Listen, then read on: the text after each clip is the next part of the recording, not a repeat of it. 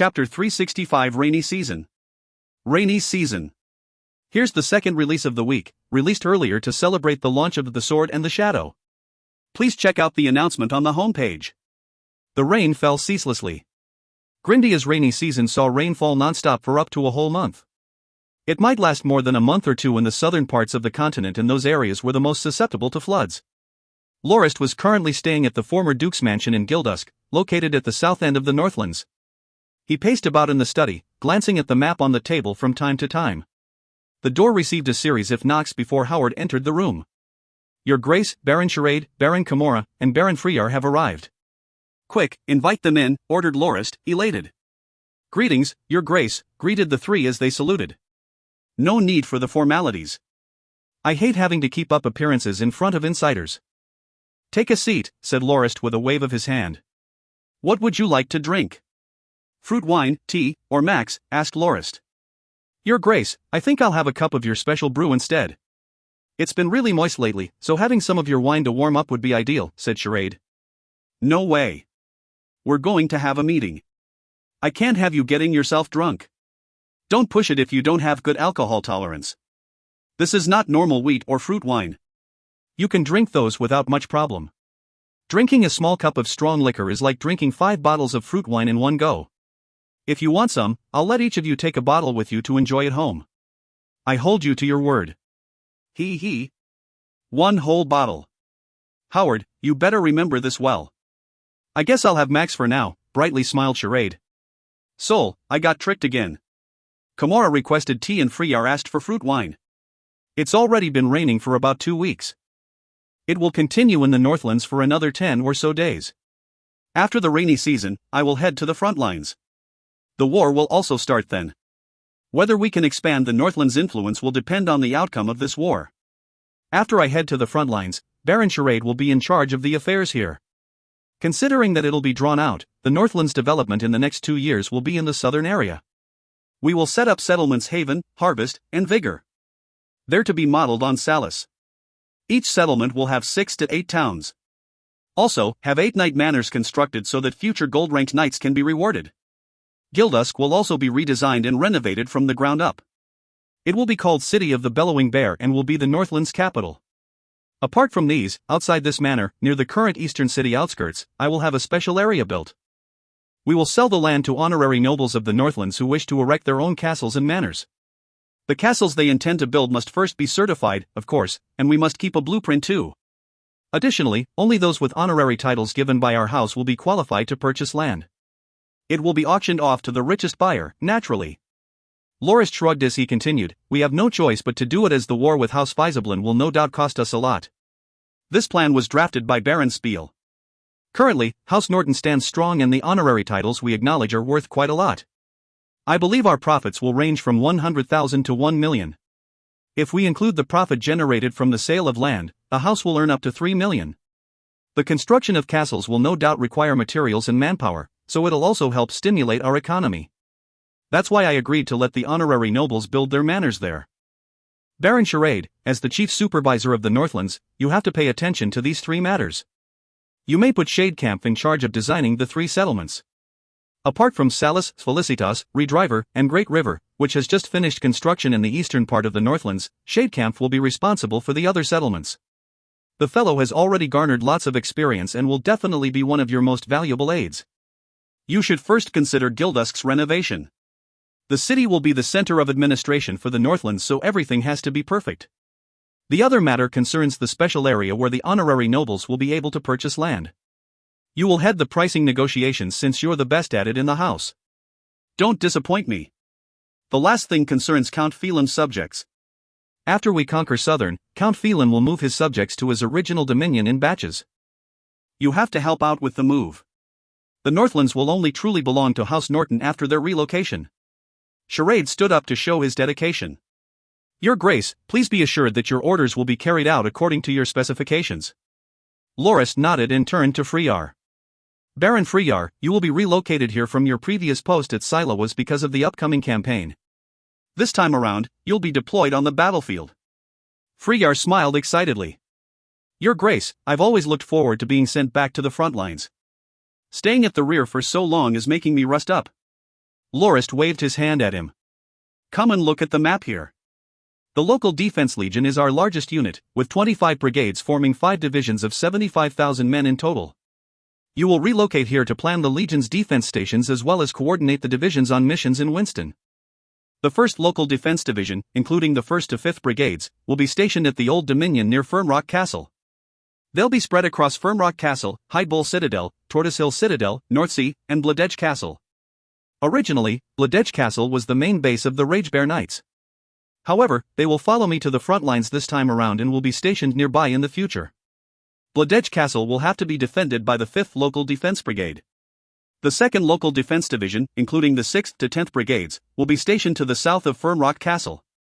More specifically, the Metal Suspension Bridge in the eastern part of the Northlands, Henliff Suspension Bridge in the south, the Floating Bridge on the Metropolis River, the Citadel in the western part of the Bladedge Mountains that connects to the internal part of the Dominion, as well as Gildusk. The 3rd Local Defense Division, namely the 11th to 15th Division stationed at Silowas right now, will be moved here and put under Gold-ranked Knight Jade's command. The 4th Local Defense Division, including the 16th to 20th Brigades, is currently stationed in Delamock. 2 of the divisions are located at Kobo and Venades, with the other 3 supervising the 100,000 plus captive laborers currently building the main highway. The division's commander will be Baron Belnick. Freyar, you will personally command the 5th Division, 21st to 25th Brigades. There are some strategic positions we have to take in as soon as possible when we invade Winston. They are Pedro, Dock, Windberry, Twilight Lake Town roughly 50 kilometers from the capital, and the mountain stronghold, Sahak, the crossing point from Winston to Southern. Apart from Windberry, the other 4 places have to be renovated into fortified citadels.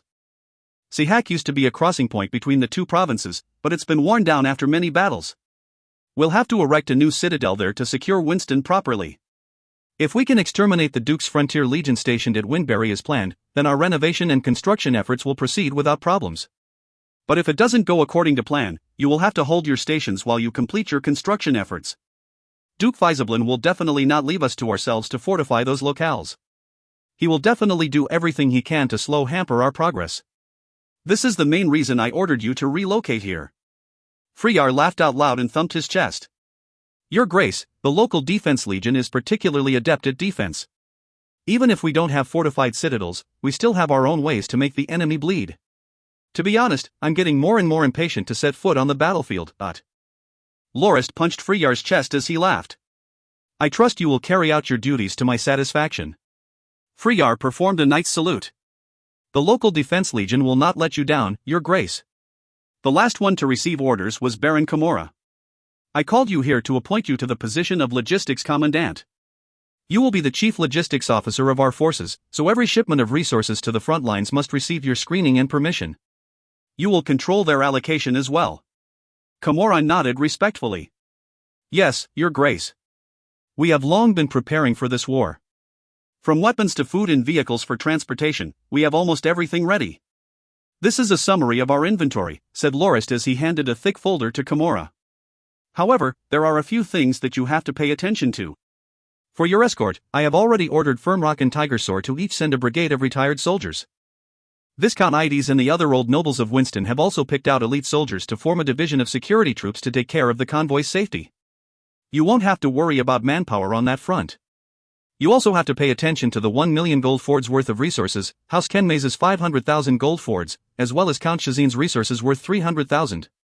Everything is support for Count Phelan's relocation to Southern to settle down in his family dominion. Since Southern is more or less a wasteland right now, they will not be able to set up a stable foundation without our aid. As this shipment is only for that, I want you to place extra care and concern on it. Our houses have more than enough for our troops, so you don't have to worry about that. The largest problem we might face, however, is the allocation of manpower. On the one hand, our house will try to stop Duke Faisablin from moving Winston's youth to his dominion. On the other, we need you to relocate the youth. I'm sure you've heard about the renovation and construction efforts following the occupation of Windberry when I talked to Freyar just now. We will no doubt require lots of manpower. I've already ordered the Dominion to mobilize 4 experienced construction units, each number roughly 100 men. That's why we still require approximately 4 units of 10,000 comprised of Winston's able-bodied youth to facilitate the construction effort. If the war turns out well and we successfully exterminate the Duke's Frontier Legion and complete the Citadel's construction, the workforce will have to head to Southern and help Firmrock set up the defensive infrastructure there. Moats will have to be dug for the implementation of our iron cage tactic. Other than that, if we have any captives, we will use them to work on the roads between Winston and Southern. All the equipment and resources will be transported to Windbury once it's secured, and your logistics operations center will be moved there as well to make it easier for you to support the war effort in Southern. The whole logistics affair will no doubt be incredibly chaotic. You're the only suitable person of which I can think. Do you have any thoughts on the matter? Kimura nodded and simply. Your Grace, I will need permission to promote and encourage those of the escort team as well as the laborers. I can only raise their morale and promote efficiency if I can do that. No problem. You may design some reward schemes and show them to me when you're done, agreed Lorist magnanimously. Then there won't be any problems, said Kimura as he accepted the post. Oh, Baron Charade, how many people have moved from Winston in the past 1 month or so during winter? Asked Lorist when he recalled another matter of which he had put Charade in charge. Your Grace, Firmrock Legion's 1st Division arrived at Viscount Ides's Old Dominion near Dock on the 10th of the 11th. The skis and sleds are functional until the 29th of the 2nd. So far the house has moved 87,000 people from Winston, 32179 of whom are youths. The house has urgently allocated up to 100,000 sets of cold-resistant clothing, reported Charade, uttering one number after another flawlessly. The youths Charade referred to were men between 16 and 35. That doesn't sound right. Didn't Viscount Ides say there are approximately 30,000 people in their dominion, and that the subjects of the other 3 houses combined only numbered 40,000? Why are there so many? Asked Lorist curiously. When they returned in the winter, they managed to convince another 7 noble houses with similar fates to switch sides as well. That's what I was going to report to you. Baron Potterfong and Baron Malak promised the 7 nobles that if they cooperated, they would also be able to receive House Norton's entitlement and be given the opportunity to become your vassals. Lorist nodded. Ah, those are the conditions I told Potterfong and Malak before they left. Winston's old nobles go all the way back to the time of the Empire. Unlike the nobles of Southern that attempted to take advantage of the Empire to extend their influence and power, the nobles of Winston sacrificed a lot for the former Empire. Additionally, they didn't involve themselves in the Empire's civil war, so I'm willing to give them a chance. You're right, Your Grace. The 7 nobles have already emptied their current dominions and are bringing all their family members to the Northlands. We have temporarily arranged for their accommodation at the former noble mansions of Gildusk. They wish to have an audience with you and hope they will be given a chance to fight against Iblia. So far, there are still approximately 10,000 commoners at Dock, most are young widows. Viscount Ides said that if there are no women in the town, Duke Fiesablin's ambassadors will notice and have their suspicions raised. Lord Potterfong also agrees and stationed a division of wheelbarrow caraballista troops and a division of heavy armored infantry, totaling 30,000 men, at the town. The rest are hiding in ambush in Baron Wade's castle. Wait, what about was the allocation of 100,000 cold-resistant clothing you mentioned? Asked Lorist. Your Grace, you're not seriously expecting the Firmrock soldiers to disguise themselves as Viscount Ides's subjects clad in the equipment of our forces, are you? I had no choice but to trade the cold-resistant clothes for the cruddy apparel of the commoners being moved here. It will also help ensure their safe travel to the Northlands in this weather. Our forces will don the beaten-up clothes of the transported commoners so they can fool the Frontier Legion scouts, explained Charade. Apologies, I forgot to take that into account. Also, notify the 7 nobles that they may meet me and have lunch tomorrow. And Baron Kimura, you may pick 20,000 men from the youths just arrived to group them up. When we attack Winston, they can travel there with Baron Freeyar's local defense legion to the strategic locations to begin construction efforts, instructed Lorist. Understood, Your Grace. If you find any errors, ads pop up, ads redirect, broken links, non-standard content, etc., please let us know. Report chapter so we can fix it as soon as possible. Chapter 366 Extermination. Extermination. Here's this week's 3rd release, guys. I have been down for a cold these past few days, mostly to the annoyance to others XD, but I still managed to get this out in time. Enjoy. Report. An Eagle message was just received. Your Grace, the 3 Frontier Legion divisions at Windbury have been deployed. They're heading to Dock and will arrive at approximately during 3 in the afternoon, said Tarkle after he rushed to the tent hurriedly to update Lorist on the military reports. Lorist smirked and said to Count Phelim, Duke Fiesablin fell for it. He might be under the impression that this is just an act of rebellion from the nobles from Dock in opposition to the order to move. It's probably due to the Frontier Legion soldiers that didn't get to conquer the town yesterday. The other noble houses' banners are hung all over the town wall, after all. The garrison soldiers there must number roughly 20,000 already. It's only normal for the 10,000-strong Frontier Legion division to lose 3 skirmishes, with about 1,000 casualties in each. That's likely why the Duke mobilized the 3 other legions. He wants to make an example of the nobles that dare resist him. Their extermination would certainly put more pressure on others considering doing the same. Stretching his hand over the map, Lorist laughed. Let's continue with our original plan. Count Phelim, your Pegasus Legion will take the left flank, Los will lead Tigersaur and attack the right flank. Turman, lead the Ragebear Knights around their rear and cut off their escape. I will join you with a guard brigade. Els, Reedy, take a squad each and deal with the Frontier Legion scouts. Don't let them escape no matter what. Understood, Your Grace, said Els and Reedy as they left. Will we press the attack after we encircle them, Your Grace? Asked Phelim. Yes. Given how far they have to travel, the soldiers will definitely need to rest when they arrive. Our ambush will catch them off guard when they are most exhausted. They won't be able to run from our ambush. It's ideal since we want to exterminate them completely. Leave cleaning the battlefield to Los. He will head to attack Pedro the day after. We will travel to Windberry through the night and take the capital city by morning. Oh, and Tarkle, did the message mention whether Duke Faisablin joined the assault personally? No, Your Grace. Word is that the one leading the 3 divisions is the Legion commander, gold-ranked Knight Himorison. He's an old subordinate of the Duke and also among the Duke's most trusted aides. He's been working for him for more than 3 decades. He's reliable and has lots of experience, replied Tarkle. In other words, Duke Faisablin is staying at Windberry? Yes. The message said he was preparing to take command of the capital and town's garrison forces that used to be under the nobles he exterminated its command. He wants to form a defense legion with roughly 45,000 men to take care of Odog, Windberry, and Twilight Lake Town's defenses. Perhaps he couldn't leave because of that, so he left exterminating the nobles to Himorison. Ha, laughed Lorist coldly, it seems the Duke still isn't aware that our attack on Iblia has started already. He's still going about his plans as usual. It's too bad we won't give him any more time. We ought to accept his gift with grace before we pay a visit to the war god himself at Windberry. I'm looking forward to seeing his flabbergasted expression. Let's depart. Immediately, Your Grace. Why do I feel uneasy? Will Doc go on badly, mused Himorison. The Frontier Legion commander looked around suspiciously. Double the scouts. Expand our surveillance area to 15 kilometers ahead. Is something wrong, sir? Doc is only 50 kilometers away from the capital. It won't take more than half a day by horse.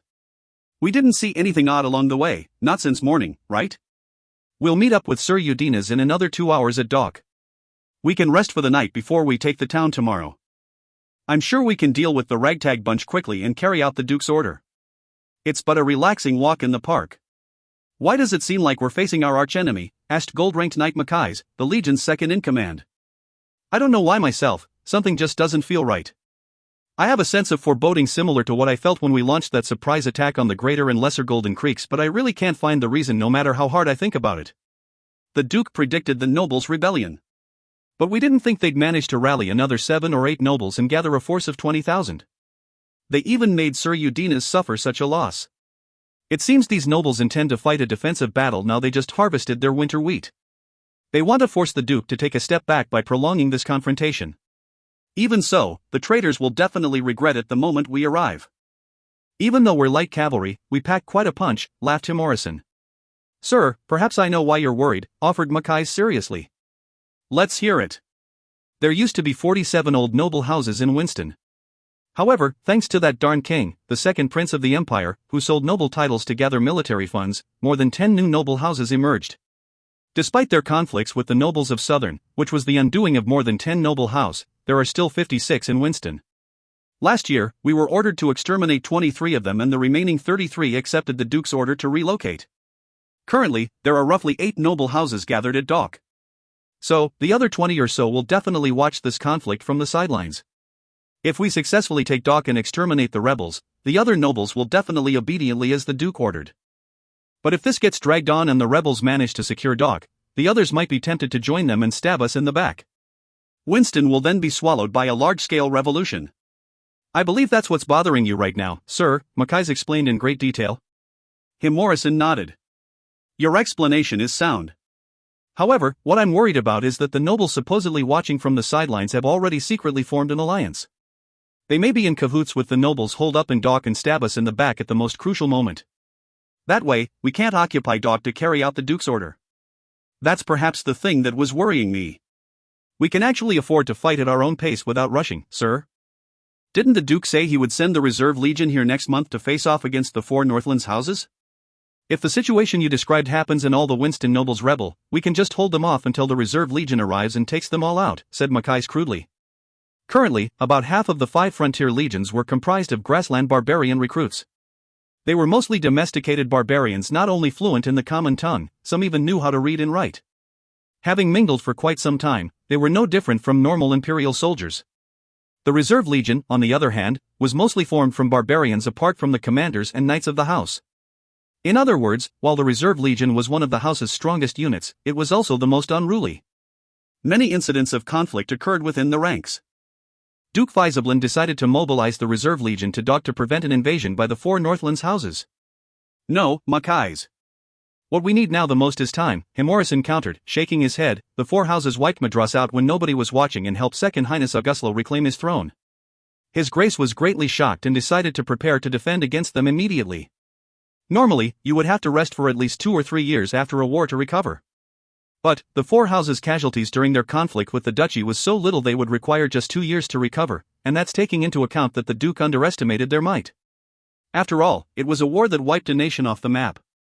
However, when we heard House Kenmays and House Shazin relocated their dominions, His Grace breathed a sigh of relief and thought they wouldn't launch an attack on Iblia within the next 2 to 3 years. Dominion relocation is no simple affair. To tempt and misguide the 4, His Grace sent messengers to the Nortons and the Salt Merchant Committee to place an order for goods worth over 2 million gold fords. That's why His Grace launched his plan to clear Winston. It was to prepare it for becoming a battlefield suited to weather their invasion. We need to build citadels at Dok, Twilight Lake Town, and Windberry. As long as we can control these 3 strategic locations, we can rely on the mobility of our forces to drag the battle out and wear them down. That way, we can force them to retreat. If we fail to take Dok, the remaining 20-plus houses will rebel and escalate the conflict. As long as this conflict persists, it might attract the 4 houses. Even if they haven't recovered their might, our house is similarly unprepared for it. Should we clash with the 4 houses right now, it will greatly affect the house's plan. What we want the least is to attract the 4 houses' suspicion and ruin the Duke's plans. Mackay nodded solemnly. In other words, we just have to crush Dok right away and let the spectating nobles preparing to rebel see us hang the noble houses hold up within right away so they can continue to head to their assigned dominions in southern obediently. We can easily reorganize the manpower in the dominions those nobles left behind and complete the mission without problems, right? Correct. Oh, the scouts are back. Let's see what they have to say. A scout rode quickly like the storm and came to a sudden stop before he reported. Sir, situation normal 15 kilometers ahead. We didn't spot anything noteworthy. Thanks for the hard work. Keep up surveillance and report anything you see right away, Himorison ordered, waving his horsewhip. Right away, sir, said the scout before he left in a hurry. Increase our pace, ordered Himorison as he turned to the orderly behind him. Around 2:30 in the afternoon, Knight Himorison and Knight Mackay's made it to Dok with their 3 divisions. The 3rd Division commander, Udinas, had long been waiting to receive them. Sir, the camp is set up. Do you want to rest now? There's no rush, Udinas. Tell me more about the situation. We can go check out Dok's fortifications afterward, Himorison said as he waved his hand before he turned to the orderly beside him. Have Sir Karichak and Sir Benbrick come over and survey the town's defenses later and discuss our plan of attack. Understood, sir, said the orderly as he turned and left. The 1st Frontier Legion of House Faizablin numbered 46,000 divided into 4 main divisions and 1 logistics division.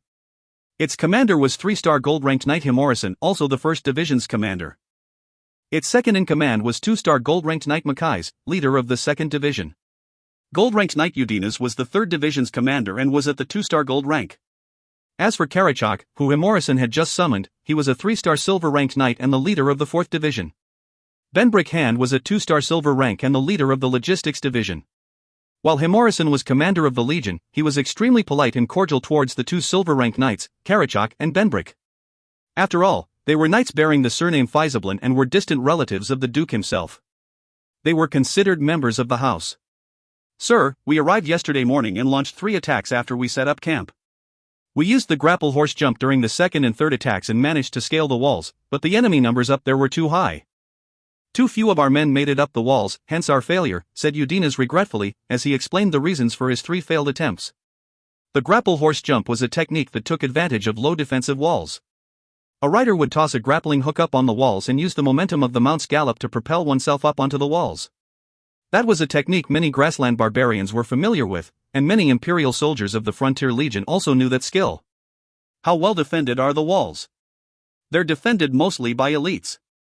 There are about 20,000 soldiers on those walls. Apart from 5,000 or 6,000 experienced old veterans, the rest seem to be the youth laborers only recently conscripted. Their weapons are all over the place, ranging from farming to sewing tools. There were even women on the walls. Most of them are not armored at all, wearing only some worn-out leather clothes.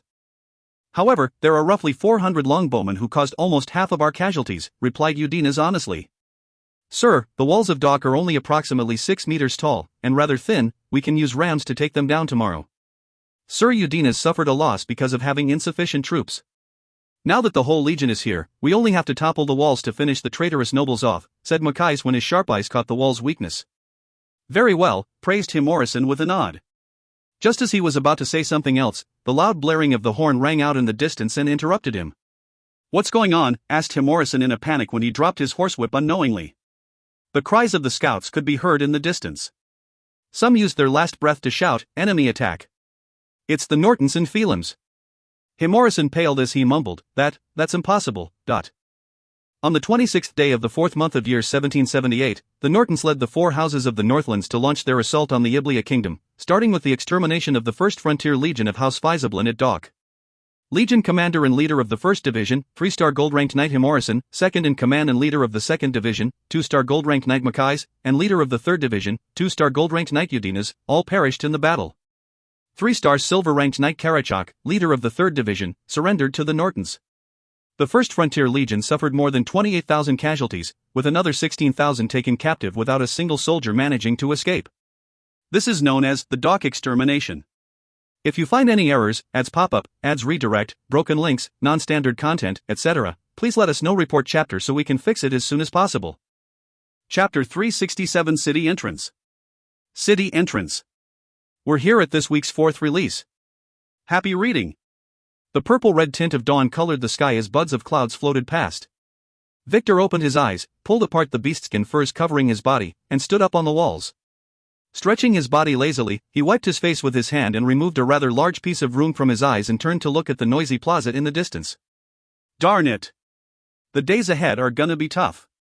I can't even get good rest with them making so much noise so early in the morning, Victor mumbled as he kicked his subordinates who were still lying on the ground of the walls asleep. Get up, all of you. Stop sleeping.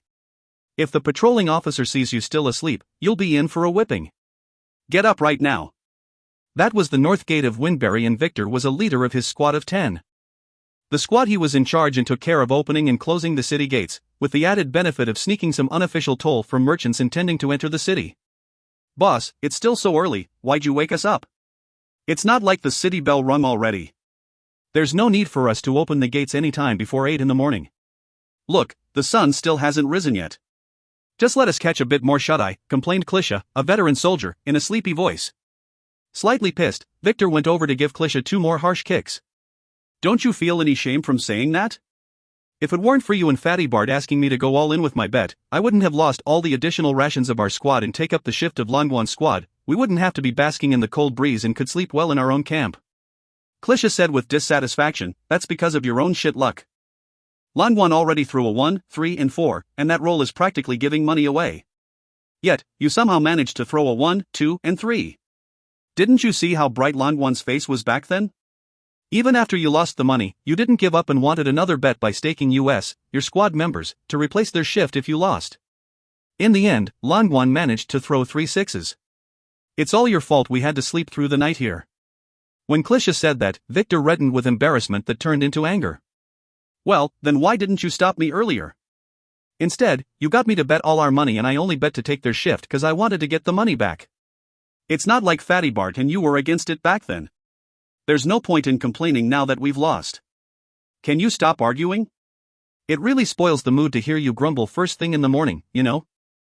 You might as well use the time to think of how we can warm up and fill our stomachs first. Those lazy bums at the camp will only send us food at 9, not to mention that they'd have to serve that master and those other idiots first. Perhaps, the food might not come before 10, said a fat old soldier who was leaning against the wall and clutching his beastskin fur tightly. Klisha turned directed his grievances to his new target and said, Fatty Bart, is eating all you can think of? You're already so fat. Annoyed, the fat old soldier barked, it's got nothing to do with you. I won't fuss over every little thing like you rascals who don't see the bigger picture. Just get over the fact that we've lost. There's no point getting hung up on it now. The only thing I regret is helping that stupid Duke out. We've never had a good day since he came. We lost our post as guards of the palace and were sent to look after the city gates. Not only did we lose our bonus pay, even our salary was cut by half. It's all thanks to that darn Duke. The fat old soldier's words struck the minds of the other soldiers, who wholeheartedly agreed.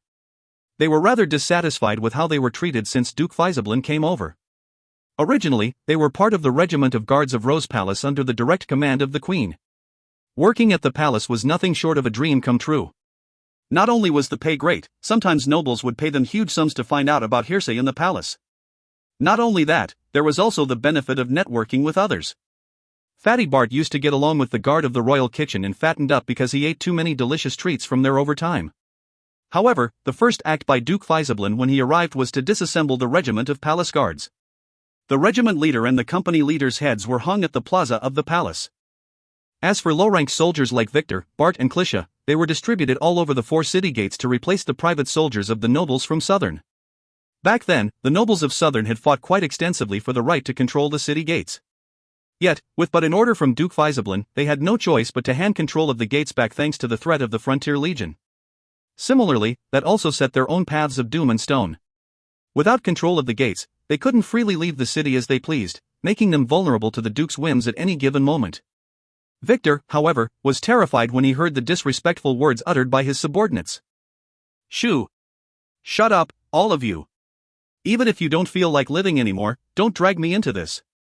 Did you forget about how many people the Duke killed during the second half of the previous year? How many of those aloof nobles are still alive right now? The pit we dug was filled with hundreds of corpses. Did you forget how many powerful nobles that were rendered into nothing but fertilizer for the soil?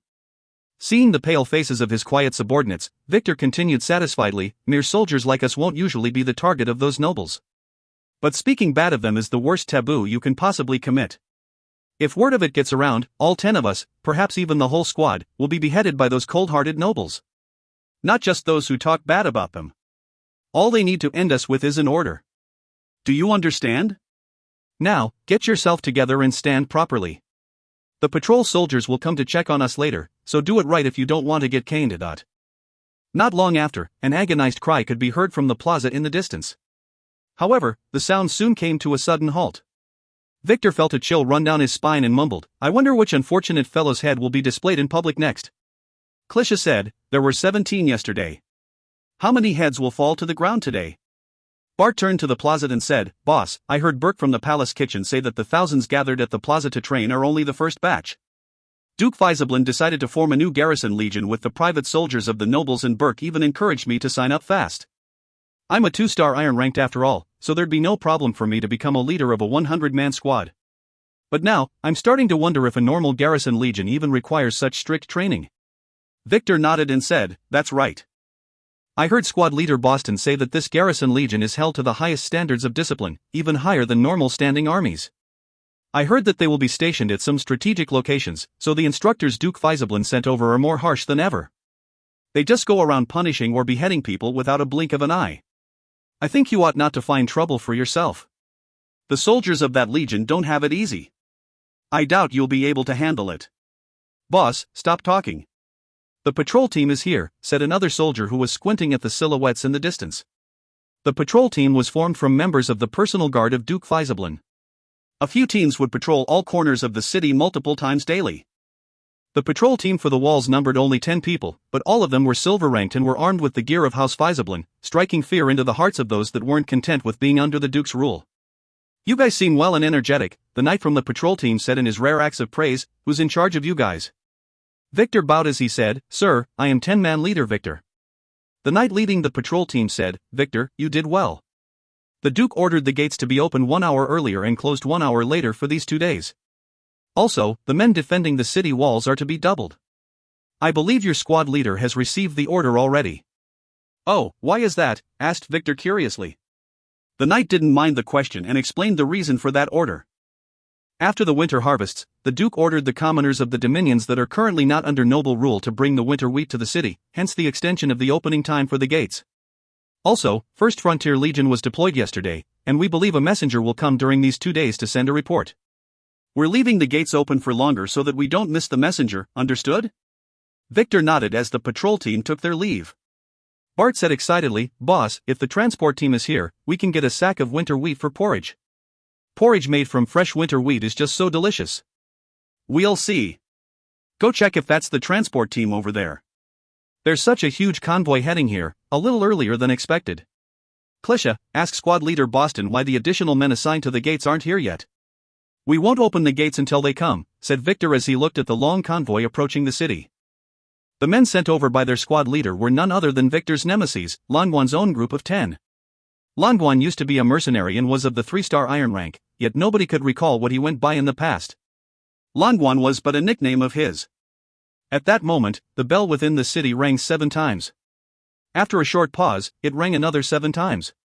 It would ring another 7 more times before the time reporting protocol concludes. "Time's up. Langwan, open the city gates." "We'll stay here since running up and down like this is just too tiring," shouted Victor from the top of the walls towards Langwan's group below. Langwan cursed, "I thought I could take some time off after winning against you yesterday, but that darned Boston sent me on another job. I still haven't had my breakfast, you know. I hope his member doesn't ever stand again even after seeing that young wife of his, Victor and the rest atop the walls laughed heartily, before Victor recalled something and shouted to Langwan, "Hey, the transport team is already here. Get a sack of winter wheat from them. We'll make some porridge at the tower over there." It wasn't know whether Langwan heard what Victor said. All he did was nod before instructing his men to open the gates. As the convoy approached the gate, a few men sitting atop the carriages filled with linen sacks jumped off and talked to Langwan before handing a sack over. Langwan stepped aside and let one carriage after another enter the city. The one who handed Langwan the sack remained at the gate and chatted with Langwan. He also handed him a water skin. "Darn, that must be wheat wine or something. Langwan really has it good," thought Victor enviously. However, he soon felt the walls of the city vibrate slightly. "What's going on?" Victor thought he imagined the feeling, but he heard Bart say with a trembling voice, "Boss. Look. Cavalry." Victor raised his head to look and froze up instantly. Countless numbers of cavalry troops could be seen swarming towards the city, and they didn't seem to be 1st Frontier Legion that left yesterday based on their armaments. Their armor and banners were different and they had to be the enemy. "Enemy attack," shouted Victor with difficulty to Langwan below, only to see the man from the transport team pull out a bloody shortsword from Langwan's body before he turned up and smiled at Victor. "It's all over. The gate can't be closed because of all the carriages down there. We'll definitely die if we go down right now. The transport team is actually the enemy in disguise. The capital will definitely fall," thought Victor as his mind blanked out. "What should I do? Oh, those cavalry came from the direction 1st Frontier Legion left in. That means the Legion is already wiped out. Who could possibly exterminate 1st Frontier Legion and still have enough men to attack Windbury with?" Victor looked begrudgingly at the cavalry approaching from the distance and saw a familiar insignia on the banner. A picture of the Raging Bear? Isn't that House Norton from the Northlands? They're here again. And there's also a banner with a Pegasus. So House Phelan is here as well. Clang. Victor discarded his weapon and kneeled down on both knees upon the walls. "Bosun, what are you doing?" asked Bart in confusion. "Drop your weapons and kneel like me now. I'm making sure that you get out of his alive. If you're still armed when those guys make it up here, they'll attack you. Quick! Discard your weapons and kneel behind me," cried Victor as quickly as he could. Lorist was the first to ride all the way into Windbury. His target was Rose Palace because Duke Faisablin was over there. As long as he could capture the Duke, the rest of the plan would be a no-brainer. House Faisablin without the Duke would become malleable as clay for Lorist's purposes. With Duke Faisablin out of the picture and Blademaster Xanthi held captive by the Second Highness, House Faisablin would have no one to lead them. Since Viscount Christoph was someone Lorist could easily deal with, all he had to do was to wait for Sylvia to come crying to him and beg for House Faisablin to be spared. She would definitely agree to any condition Lorist brought up by then. Well, that's thinking a little too far. First, I need to catch that slimy old Duke, thought Lorist as he wiped the drool off from the corner of his mouth and continued riding towards Rose Palace. Behind him, the soldiers bearing the banner of House Phelim and the Ragebear Knights were flooding into Windbury through the north gate. Els, who had pretended to be part of the crew of the transport team to jam the gates with the carriages, was busy looking for a mount so that he could join up with Lorist. After wiping out House Fizablin's 1st Frontier Legion at Dock a day before, Lorist brought his Guard Brigade, Ragebear Knights, and House Phelim's Pegasus Knights with him. They left for Windbury at 7 that night. Potterfong and Malek would follow behind them with Firmrock Legion, and Lozen Tigersaur Legion was tasked with clearing up the battlefield. At first, Lorist wanted to mount a night attack on Windbury, but he realized that his men and horses were already tired out when they were about 5 kilometers away from Windbury. Having no other choice, Lorist ordered his men to set up camp and rest. After all, even the strongest men couldn't handle fighting after a whole night of travel right after the battle to wipe out 1st Frontier Legion. Guess we have no choice but to attack head-on, thought Lorist. However, before 6 in the morning, the scouts patrolling in the distance noticed a large convoy traveling towards the capital. After asking around, Lorist was delighted that such a convenient method of entering the city had fallen right into his lap. Els and Reedy brought the guards to masquerade as those of the transport team and quickly managed to take over the North City Gate, causing Windbury to fall to their hands just like that. The loud blaring of the alert horn finally rang out, causing the city bell to ring non-stop in response to the enemy attack. The patrol teams bravely resisted their foes, only to be reduced to nothing but bloody corpses soon enough. The 2 large golden doors of Rose Palace was finally visible before Lorist. He drew his longsword and rushed straight towards the tens of soldiers standing guard at the palace entrance. If you find any errors, ads pop up, ads redirect, broken links, non-standard content, etc., please let us know. Report chapter so we can fix it as soon as possible. Chapter 368 Escape. Escape. The 5th release of the week is finally here. Hope you guys enjoy the read and CYA next week. Duke Fizablin woke up really early in the morning. With the coming of old age, his need for sleep diminished. However, he never thought of himself as old despite being at the age of 70. As a rank 3 blade master, his body was as fit as a man in his 50s. He was still so healthy he could release his pent-up desires the night before on 2 maidservants in his palace. The reason he couldn't sleep was probably due to all his worries. I wonder what happened to Xanthi. She still hasn't returned. I heard from an informant in Shabad she was hunting down that Norton child with 2 other blade masters, but she hasn't contacted me since the chase started. What was that child called again? I think he was the swordsmanship section of the knighthood tournament's champion. Poor Genuinder. For such a rare talent to die at the hands of the Nortons like that. The Duke felt his rage well up every time he thought about it. Xanthi should be fine. She's a rank 3 blade master, after all. I sure was surprised when she broke through 3 years ago. I resolved myself to attack the greater and lesser Golden Creeks thanks to her breakthrough. The Hubit tribe there aren't people to mess with lightly. They have 7 fighters on par with blade masters. Duke Fizablin had to work together with Xanthi to kill 6 of the blade master level fighters to cause panic in the tribe before the military attack could be launched. They wiped the tribe out in one go and conquered the creeks. As a rank 3 blade master, Xanthi should have nothing to fear when traveling across Grindia. All she had to be wary of were the old hidden masters.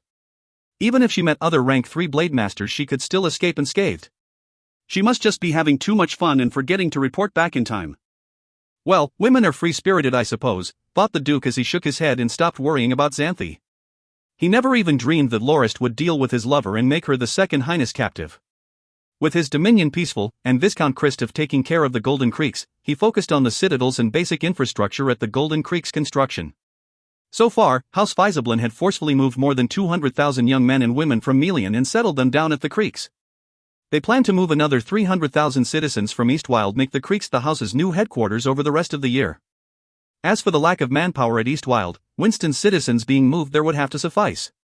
Coupled with some of the domesticated barbarians, Eastwild's population could still be maintained at approximately 500,000. As Sylvia was put in charge of dealing with the development of Eastwild's irrigation infrastructure, he hoped the Dominion's agricultural growth would make it self-sufficient within the next 2 years so they would no longer have to rely on importing large amounts of food from the Salt Merchant Committee. While House Fizablin's Dominion was not lacking in meats, it would be quite a waste to let the commoners feast on meat all the time. All they needed was a filled stomach. Currently, House Fizablin relied on their livestock to trade for resources with other nations. While the house had started to earn much more from mining gold following Gold Creek's occupation, the mining operations themselves cost quite a bit to set up. Gold could also be kept for times of need, while livestock was another story altogether. House Fizablin was provided with livestock by the grassland barbarian tribes annually, almost 100,000 animals each time. It didn't come at any cost to the house either. They were able to exchange the livestock for lots of goods from the Salt Merchant Committee, which was in turn used to trade for more livestock at a marked up rate with the barbarian tribes. The trade netted the house quite a bit of profit. The moment he thought of Princess Sylvia, Duke Fizablin's expression darkened. Sylvia was so obedient and delightful when she was younger. Why did she grow into such a rebellious woman? She actually fell for that kid leading the Nortons.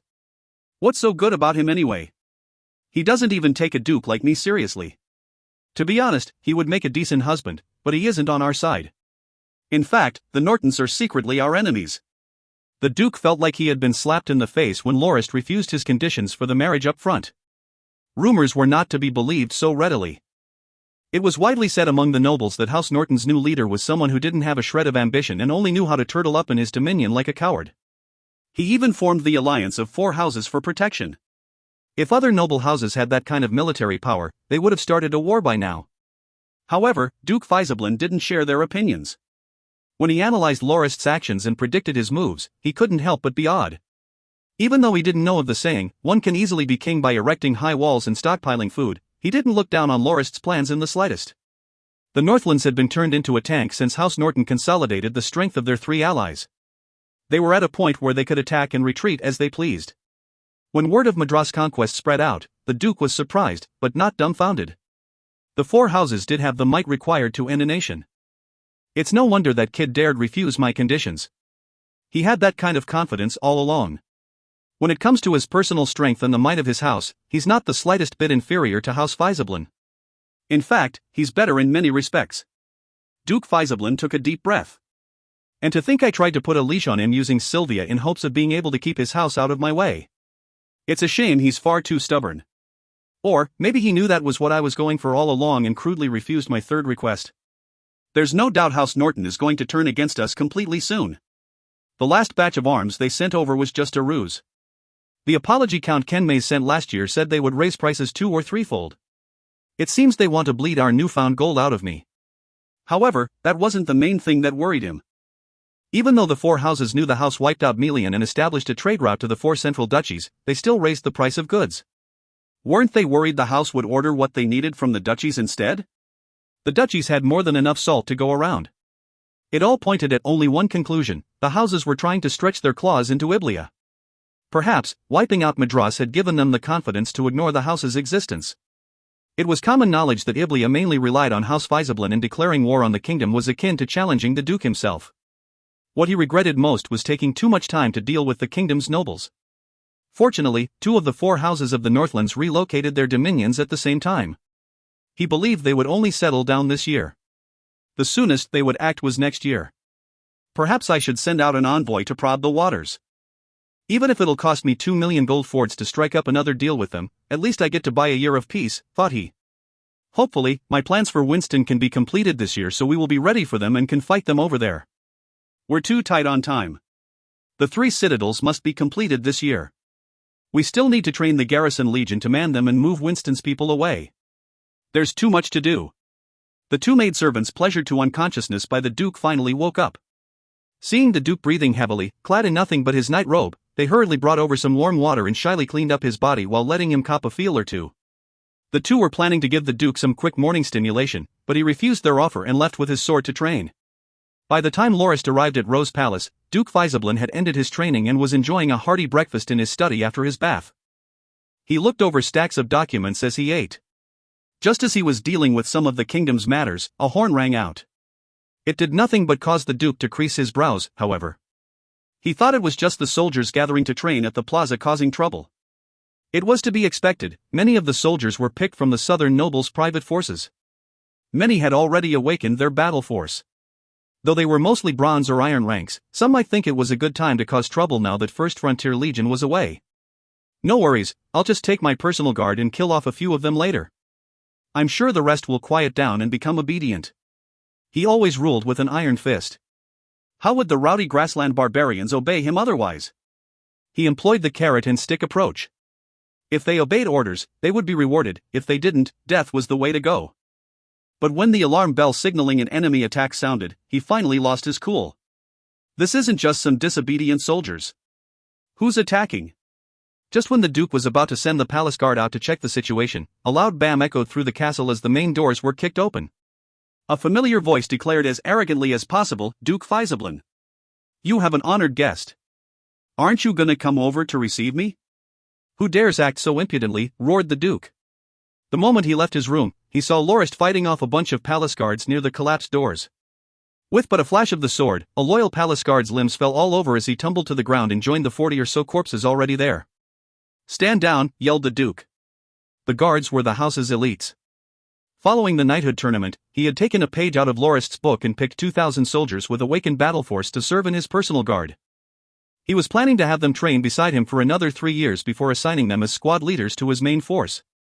It would not only increase the loyalty of his troops, but also the strength of his forces through an effective chain of command.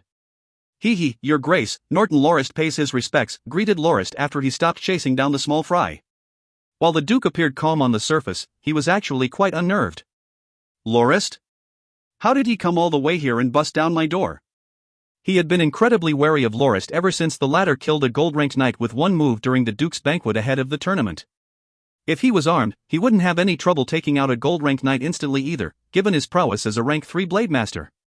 But even he wasn't confident he could do the same unarmed like Lorist. "Yo you! How did you get here?" asked he. As he spoke, he secretly made a gesture with his left hand behind him. "Ha, Lord Duke, I came to visit with my forces, of course. Since Iblia no longer has a king, it's about time the kingdom goes with it. Our 4 houses have come to help it along. Come, Lord Duke. Let us discuss what lies ahead for the 2 of us." From how he was still holding his sword, it didn't appear he wanted to talk about anything though. "Dream on. I'll not permit Iblia to fall," roared the Duke. "Oh really?" Lorist snickered. "I'm afraid it's not up to you anymore. Pops, your first frontier legion has already been wiped out completely. Not one made it out alive. How'd you think we got here? Listen to the cheers outside. That's the sound of our victorious occupation of Windbury. It's over, Pops. Drop your weapon and surrender. I'll give House Faizablin a chance for survival on behalf of Sylvia. You'd better be obedient though." "Ha ha ha." Lorist laughed heartily now that the Duke was in front of him. There was no way he could escape now. As long as the Duke was felled by his hands, all his troubles would be solved. "Bullshit," the Duke cried. "Norton brat, I'll never yield to the likes of you in the name of House Faizablin. You better forget about making me surrender. As long as I have a sword in my hand, I'll fight you to the end." "Is that so?" Lorist said mockingly. "No worries. I'll fight you until you discard your sword and kneel before me. Let's see what kind of crap you can spout then. En garde." Lorist dashed forward and launched a flurry of attacks. Clang clang clang. 3 sword clashes saw Duke Faizablin knocked backwards 3 meters. "Not bad, Pops. Your foundations are much stronger than that old hag." "It seems I'll have to break a sweat to take you down," praised Lorist. "What do you mean?" asked the Duke as he carefully circled Lorist, sword raised, as if he was trying to find an opening to attack. "Don't you get it? By old hag, I mean Blademaster Xanthi. She's a rank 3 too, right? She didn't even take 10 hits. She's currently in a cell in the Imperial capital." While Lorist appeared confident in being able to take down the Duke, even engaging in small talk, he was still extremely cautious. If he failed because of too much gloating, he would become a huge joke. The Duke had been a rank 3 blade master for a long time already and might still have some tricks up his sleeves. You're lying." Duke Faizablin messed up his footwork in a fit of slight panic. Lorist didn't take advantage of it, however. "Oh really? Do you think House Norton will let you beat us around as you wish? You knew Reedy was my disciple and even dared to chase him down yourself. Did you think I was someone you could afford to piss off? Don't mistake a resting tiger for a cat. You think our 4 houses wouldn't know what you're trying to do at Winston? How idealistic of you to think we would let you turn Winston into the stage for our battle. Dream on, Dot. You're going too far. I'll take you down here." The Duke's face flushed angrily as he prepared to leap at Lorist. "Well said," replied Lorist as he made his preparation to receive the rain of attacks. He didn't think the Duke would actually jump back instead after fainting and shout, "Fire!" The moment the order rang out, more than 100 longbowmen hiding in the corners of the palace appeared and fired at Lorist all at once. "Soul," cursed he. "I didn't think he'd do something so shameless. He's a rank 3 blade master, isn't he? How dare he ambush others with hidden bowmen? Lorist had to deal with the 100 longbowmen first. A good number were of the silver rank. The arrows they fired were quick, accurate, and powerful. He had to leap about and deflect a good number of them before he managed to approach the archers. The moment he did, he launched into a bout of massacre. However, he lost track of the Duke as a result. The loud neigh of a warhorse sounded from the outside. Lorist leaped up a beam on the main hall and saw the Duke leaving Rose Palace with tens of guards towards the south gate. Before he rode away, the Duke even gave Lorist a glance from afar. "Darn it, that old pest is trying to escape." Lorist leaped down from the beam and headed for the gate as well. If you find any errors, ads pop-up, ads redirect, broken links, non-standard content, etc., please let us know. Report chapter so we can fix it as soon as possible. Chapter 369 Pursuit. Pursuit. Hi guys. We're back with the first release of the week. Enjoy. Whap. Whap. Lorist slapped himself hard on the face and wallowed in deep regret. He didn't think a rank 3 blademaster like Duke Faisablin would run without hesitation after crossing swords only twice. He had also been far too hasty in that he didn't conquer the other 3 city gates first before coming to seek out the Duke. Darn it. It's like having a duck fly away before I even cooked it. If that old fellow manages to get away, my strategy will be greatly affected. Seeing the Duke ride away with several dozen people, Lorist realized his legs would never catch up to them. He hurriedly shouted at the Duke. "Faisablin, you asshole! Is your zodiac sign the rabbit? Why do you run so quickly? Come back and fight me if you have any guts. Don't just run away. Some rank 3 blade master you are. Wait, is your level even real? Don't tell me you're just faking it." Upon hearing those words, a number of guards were angered and turned to chase him down. Duke Faisablin shouted something as he turned around. Most stopped disgruntledly. But 3 who couldn't or didn't listen to the Duke's orders continued their charge. Duke Faisablin stared coldly at Lorist without caring about those 3 guards. He gave a few orders to the guards at the south gate and left the city. The 3 that charged at Lorist got into an arrow-shaped formation, with the guard captain swinging his silver blade glow-infused sword down at Lorist. The 2 guards behind him wielded spears that also had silver blade glows. It looked incredibly similar to a poisonous python and went for Lorist's flank. Lorist suddenly fell backwards. The sword missed his chest by a hair's breadth. The mount's hooves landed right next to his head. The 3 guards didn't think he had such a move up his sleeve. The mounts lost their target, causing the 2 spears to pass above him. Lorist leaped up and landing as lightly as a feather on the left spear. He pivoted onto the warhorse. With 3 flashes of his sword, the 3 guards were beheaded and thrown off their horses. He flicked his sword clean and sheathed it before he hooked the falling spear with his foot. He twirled it around and hooked the other 2 horses' reins. He pulled harshly and turned all 3 around. "Hiya!" cried Lorist as he rode towards the south gate, now with 3 horses in tow. He resolved to chase the Duke down no matter what. Fire! The moment the Duke arrived at the gate, he gave the order to fire. In response, several dozens of arrows descended from the top of the walls. Lorist looked up and saw a dozen spear-wielding guards firing at him while a few more were turning a sentry ballista around. He cursed and spun the spear in his hand, deflecting the arrows. Currently, the sentry ballista was almost turned around. He jumped off his mount and flung the spear at the walls like a javelin. It pierced the 3 guards, moving the ballista like lightning bolt. The 3 were nailed to the walls with audible squishes and squelches. They could only cry out in despair as the spear punctured their abdomens. The other guards looked at them with shocked expressions before they cast their bows, shields, spears, and other weapons away and ran screaming, no longer caring about manning the gate or walls. Lorist got back on the saddle and prepared to continue chasing the Duke down, only to see his mount slump from an arrow it had taken in the chest not too long ago. It was currently stumbling towards the front with hints of blood coming out of its mouth. He had no choice but to jump off. One look told him it was no longer salvageable. The arrow had pierced about a foot into it. It was already on the brink of death. Fortunately, he had 2 other mounts. He quickly decapitated the dying horse, ending its suffering, and mounted one of the others. He immediately resumed the chase. After an hour, the Duke and his cohort's mounts began to slow. Lorist switched his final mount and spurred it onward. The change let him finally close the distance a little. Earlier, the people at the front had only been as large as peas. Now, they were of the size of a thumb. He estimated he had probably closed the distance from 300 meters to about 200, and it seemed it wouldn't take too long for his target's mounts to wear out even further. He could hear horses galloping behind him. He turned around and saw forces with Count Phelim's banner coming up behind him. It was none other than their light cavalry. Much to his surprise, there were only a couple of men, but each brought with him 3 or 4 spare horses. "Your Grace! Your Grace!" A familiar voice rang out. Lorist took a closer look. It was Reedy and Els. They had 6 mounts with them besides their own. "Where did you get so many horses?" asked Lorist. "We found them at the camp stables, Your Grace. There are about 10,000. They must be the 1st Frontier Legion's reserves. Count Phelim said you went after Duke Faisablin by yourself, so he had us follow you to bring more mounts. He also sent Knight Bonawar and a regiment of light cavalry over. Count Phelim and Turman's knights are behind them," yelled Els. As there were too many horses around, much of what he said was drowned out by the galloping had he been softer. "How's the capital?" yelled Lorist. "I'm not sure, Your Grace. When we left, the 4 gates were already taken. I believe Count Phelim wants to leave the city to Sir Potterfong." Lorist didn't say any more. He pointed at Duke Faisablin's group in the distance before picking up his pace again. After yet another hour, the Duke slowed even more. No matter how they were whipped, they couldn't run any faster. The best they could manage was a decent trot. Lorist's group fared much better, but they were similarly tired by such a long chase.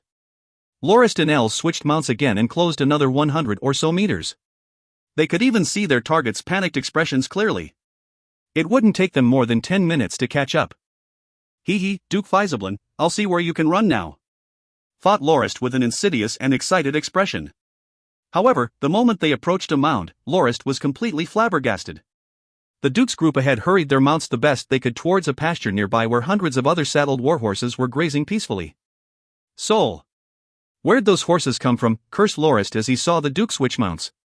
100 or so men wearing the armor of House Faisablin saluted the Duke. He didn't dally and rode away after saying a few words and pointing at Lorist. The soldiers ran at Lorist, weapons raised. The countless light cavalry troops behind him drew their swords and spears and engaged the enemy.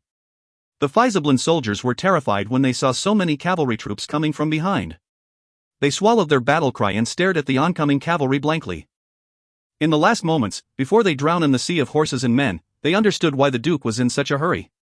They had so foolishly thought Lorist was the only one giving chase and even tried to take him down. "Why's there a patrol here?" asked Lorist curiously. "Your Grace, Twilight Lake Town is roughly 15 kilometers ahead. The patrol was probably sent from there," reported Knight Bonawar of House Phelim loudly. "Oh, Twilight Lake Town." Lorist recalled the report Tarkle sent him.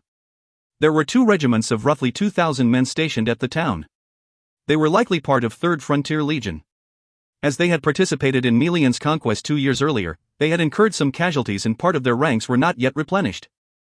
They currently numbered 37,000 men and were stationed in Southern to protect the road between Winston and the 4 duchies. Twilight Lake Town was loaded with construction materials for the 3 citadels Duke Faisablin intended to build. "Forward! Give chase after we switch mounts. Duke Faisablin must die today."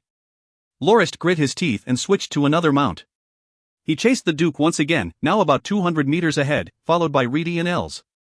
The 15 kilometers was covered quickly, and the stone and timber walls of Twilight Lake Town came into view. The guards there had already blown a horn to alert the rest to open the gates for the Duke. Lorist drew his sword and pierced his mount with it. It cried out in pain and rushed forward with every ounce of energy it had like a mad beast. He approached the group in front more and more as the seconds ticked by. When the last of the Duke's guards entered the town, the guards manning the walls quickly prepared to close the gates. Just before the door shut, Lorist appeared and pulled on the reins of his horse whilst simultaneously spurring it on with his feet. The horse reared and kicked off. It soared through the sky and rammed into the gates. A loud bang echoed out over the pane and reverberated through the walls as the gate was knocked open. The guards operating it from behind were sent flying. They coughed out blood as the crashed into the ground several seconds later. Lorist jumped to the ground and walked through the gate, his mount breathing its last desperate breaths behind him. He pointed his sword at the Duke and called out, "Old turtle! Why aren't you running? Don't tell me this is all you got. You better surrender now." While Duke Faisablin's expression darkened considerably, he didn't leap at Lorist with rage. Instead, he pointed at him and said something to his guards. The extravagantly dressed men beside him waved their hands and yelled out some orders. A few hundred cavalry clad in Faisablin armor approached him, shields and spears raised. As it happened, fighting in the midst of chaos was Lorist's favorite pastime. He calmed himself as the blood-colored world filled his vision. The cavalry galloping towards him turned into mechanical mannequins. He launched forward. Like a gentle breeze, the sword in his hand raked past their ranks with a bright glow as it claimed one life after another with startling ease. Corpses littered the ground and blood flowed in streams down the streets. When there was no one in front of him, Lorist woke from the blood world. Much to his dismay, unfortunately, apart from the Faisablin soldiers, whom now stared at him with terror, no one else was present. The Duke had once again left. Good. Good soul. Faisablin, you coward. Won't you fight me properly even once? Galloping sounds once again echoed into Lorist's ears as Els, Reedy, and Knight Bonawar approached. The soldiers, who'd faced his wrath and saw their Duke escape with a few others, intelligently dropped their weapons to surrender. They were spared in return. Should we give chase, Your Grace? Asked Bonawar respectfully. He had finally witnessed what the Duke of House Norton was capable of and understood why his lord adored him so much. Lorist had massacred the guards all by himself and even scared a rank 3 Blademaster away. Nearly half of the 700-plus soldiers of the town had been killed by Lorist alone, 297 in total. It was no wonder they dropped their weapons and surrendered the moment Bonawar arrived. He had thought he would have to fight a bloody battle first. Lorist shook his head exhaustedly. He had tired himself out with the massacre. Forget it. Have our troops occupy the town and deal with the remaining soldiers. We'll head for Southern when the rest arrive. Our men must be worn out as well. We'll achieve nothing even if we continued the chase. Let's all have a good rest. Understood, Your Grace. If you find any errors, ads pop up, ads redirect, broken links, non-standard content, etc., please let us know. Report chapter so we can fix it as soon as possible. Chapter 370 Humiliation of the Duke. Humiliation of the Duke. Enjoy the second release of the week. Happy Valentine's Day for those fortunate Enosobs and cries. 3 days later, Duke Faisablin's group rode haggardly past the crossing point at Southern and arrived at the main gates of 3rd Frontier Legion's campsite. After taking a bath, the Duke ignored the fatigue and summoned his military officers to a council meeting. The Duke told them the harsh truth: they had been attacked by the 4 houses and 1st Frontier Legion had been wiped out. They had also lost Winbury and 3rd Frontier Legion would be the next target. A substantial commotion broke out among the officers and the house's household knights. They either barked about how they would make their enemy pay, or expressed worries about the might of the Alliance's forces. After all, 1st Frontier Legion was fully drafted and armed, and was among the top 3 forces in the whole of the House's forces. If even they were wiped out in a single, the 3rd Frontier Legion would have a far harder time. Duke Faisablin also didn't explain why he only brought a select few with him on his escape from Winbury. All he did was issue a successive stream of orders. First, they would regroup, especially the patrol troops they had scattered, to fortify their military camp. The walls would be strengthened and outposts erected. Moats would be dug and supplies gathered. They had to be completely prepared for their enemy's inevitable arrival. They would send scouts and informants to Winston immediately to monitor ever enemy movement. They also had to find their missing soldiers and find out where the 1st Frontier Legion's captives were being kept. If everything really was as Lorist had said, that 1st Frontier Legion had been completely wiped out, then the House's informants had to find out how. Most importantly, they had to find out how many forces their enemy had deployed, and why. They also had to send envoys to request help from the 4 central duchies. Duke Faisablin told his envoys to inform his lies that Iblia was currently under attack by the nobles led by the Duke of the Northlands, Norton Lorist. They had already lost Winston and Winbury, and House Faisablin's forces were mounting a defense in Southern. However, their enemy was immense and they could only barely hold their ground, but not for long. The moment Southern fell under enemy control, Duke Faisablin would have to return to his dominion to defend it, and the Duke of the Northlands would probably turn his sights on the 4 central duchies. The central duchy's biggest worry was Andinak's king, Auguslo. The man previously known as the Second Highness was the Christian imperial family's heir and wasn't keen on pardoning their traitorous acts. The 4 dukes knew the 4 houses of the Northlands, who had reinstated the Second Highness, were loyal to him. The moment the Second Highness joined forces with the 4 houses, themselves were powerful enough to wipe out Madras and possibly Iblia on their own, they would target the central duchies. Duke Faisablin wasn't sure, however, whether they shared the Second Highness's goal. He knew Lorist wasn't someone loyal to Andinak, given how his forces were busy exacting revenge against the Hanayabarda kingdom so far away when the Second Highness was on the front lines waging war against Iblia. If Lorist were truly on his side, the Second Highness's throne wouldn't have been taken over by Queen Carrie either. But his suspicion wouldn't affect his excuse to get his allies to aid him in the slightest. It was mainly because the duchies were unwilling to share a border with Andinak. If they did, there would be no peace for them. It was far better for House Faisablin to tangle with the Northlands forces in Southern than having the conflict take place within the duchy's borders. So, Duke Faisablin didn't hold back. Not only did he have his envoys call the duchies to reinforce him, he also requested astronomical amounts of food and equipment. He was confident the dukes would seriously consider his request. Even if he only got half of his request, it was already enough. It was expected that the duchies would try to bargain. After sending out his envoys, he ordered his soldiers deployed. Apart from ordering the Reserve Legion set to arrive at Windbury that month to regroup with him instead, he also ordered 5th Frontier Legion, stationed in East Wild, to rush to Southern to bolster his forces. As for the defenses in East Wild, it would be handed to the Garrison Legion. With the few legions Duke Faisablin mobilized guarding Southern, their dominion was still safe for the time being. So far, 2nd Frontier Legion was defending the Greater and Lesser Golden Creeks while 4th Frontier Legion was defending Wild Husbandry. Neither could be mobilized. They were, instead, alerted of the attack and prepared to defend against them. Wild Husbandry bordered the Northlands, after all. The best way to deter an invasion was to destroy House Kenmaze's iron suspension bridge so they would have one less place to defend. That way, 4th Frontier Legion could tangle with the enemy in Winston through their citadel at Pedro. After giving his orders, Duke Faisablin stared at the map silently for a long time. Finally, he decided what else he had to do. He would conscript soldiers from the hundreds of grassland barbarian tribes in the great northeastern plains. The barbarian soldiers could prepare their own robust warhorses, weapons, and rations. And as reward for joining the war in Southern, he generously promised whatever they managed to obtain during the campaign would be theirs. The household knights and officers in the tent were shocked at the Duke's order and objected strongly. The moment they allowed the barbarian soldiers to raid during the campaign, it would do more harm than help to the house's forces.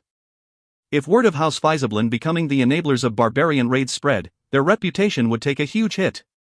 Even disregarding that, having disobedient barbarians that preferred to act on their own accord would give their forces a lot of trouble. Duke Faisablin laughed bitterly. He explained that the Northlander houses couldn't be underestimated, given how they could silently eliminate 1st Frontier even though they were just 50 kilometers from Windbury. The 2 regiments of 3rd Frontier at Twilight Lake Town, almost 2,000 men in all, were wiped out as well.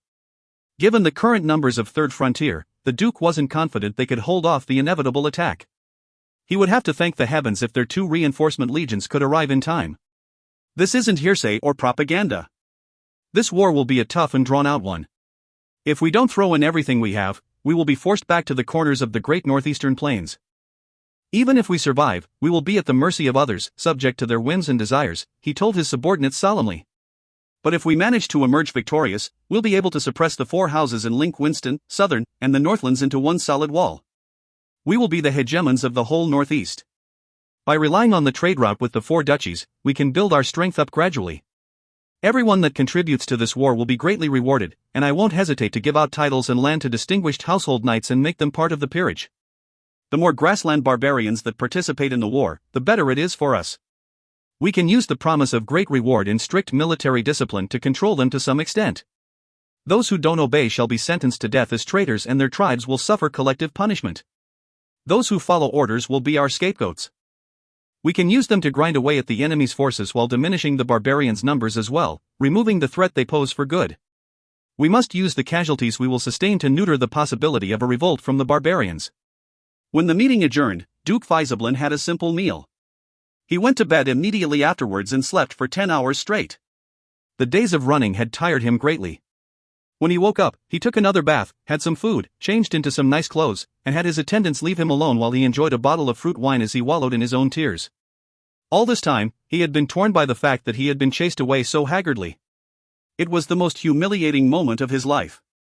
He had never had to run for his life as desperately before. Not only did he lose Windbury and Twilight Lake Town, he also lost 1st Frontier.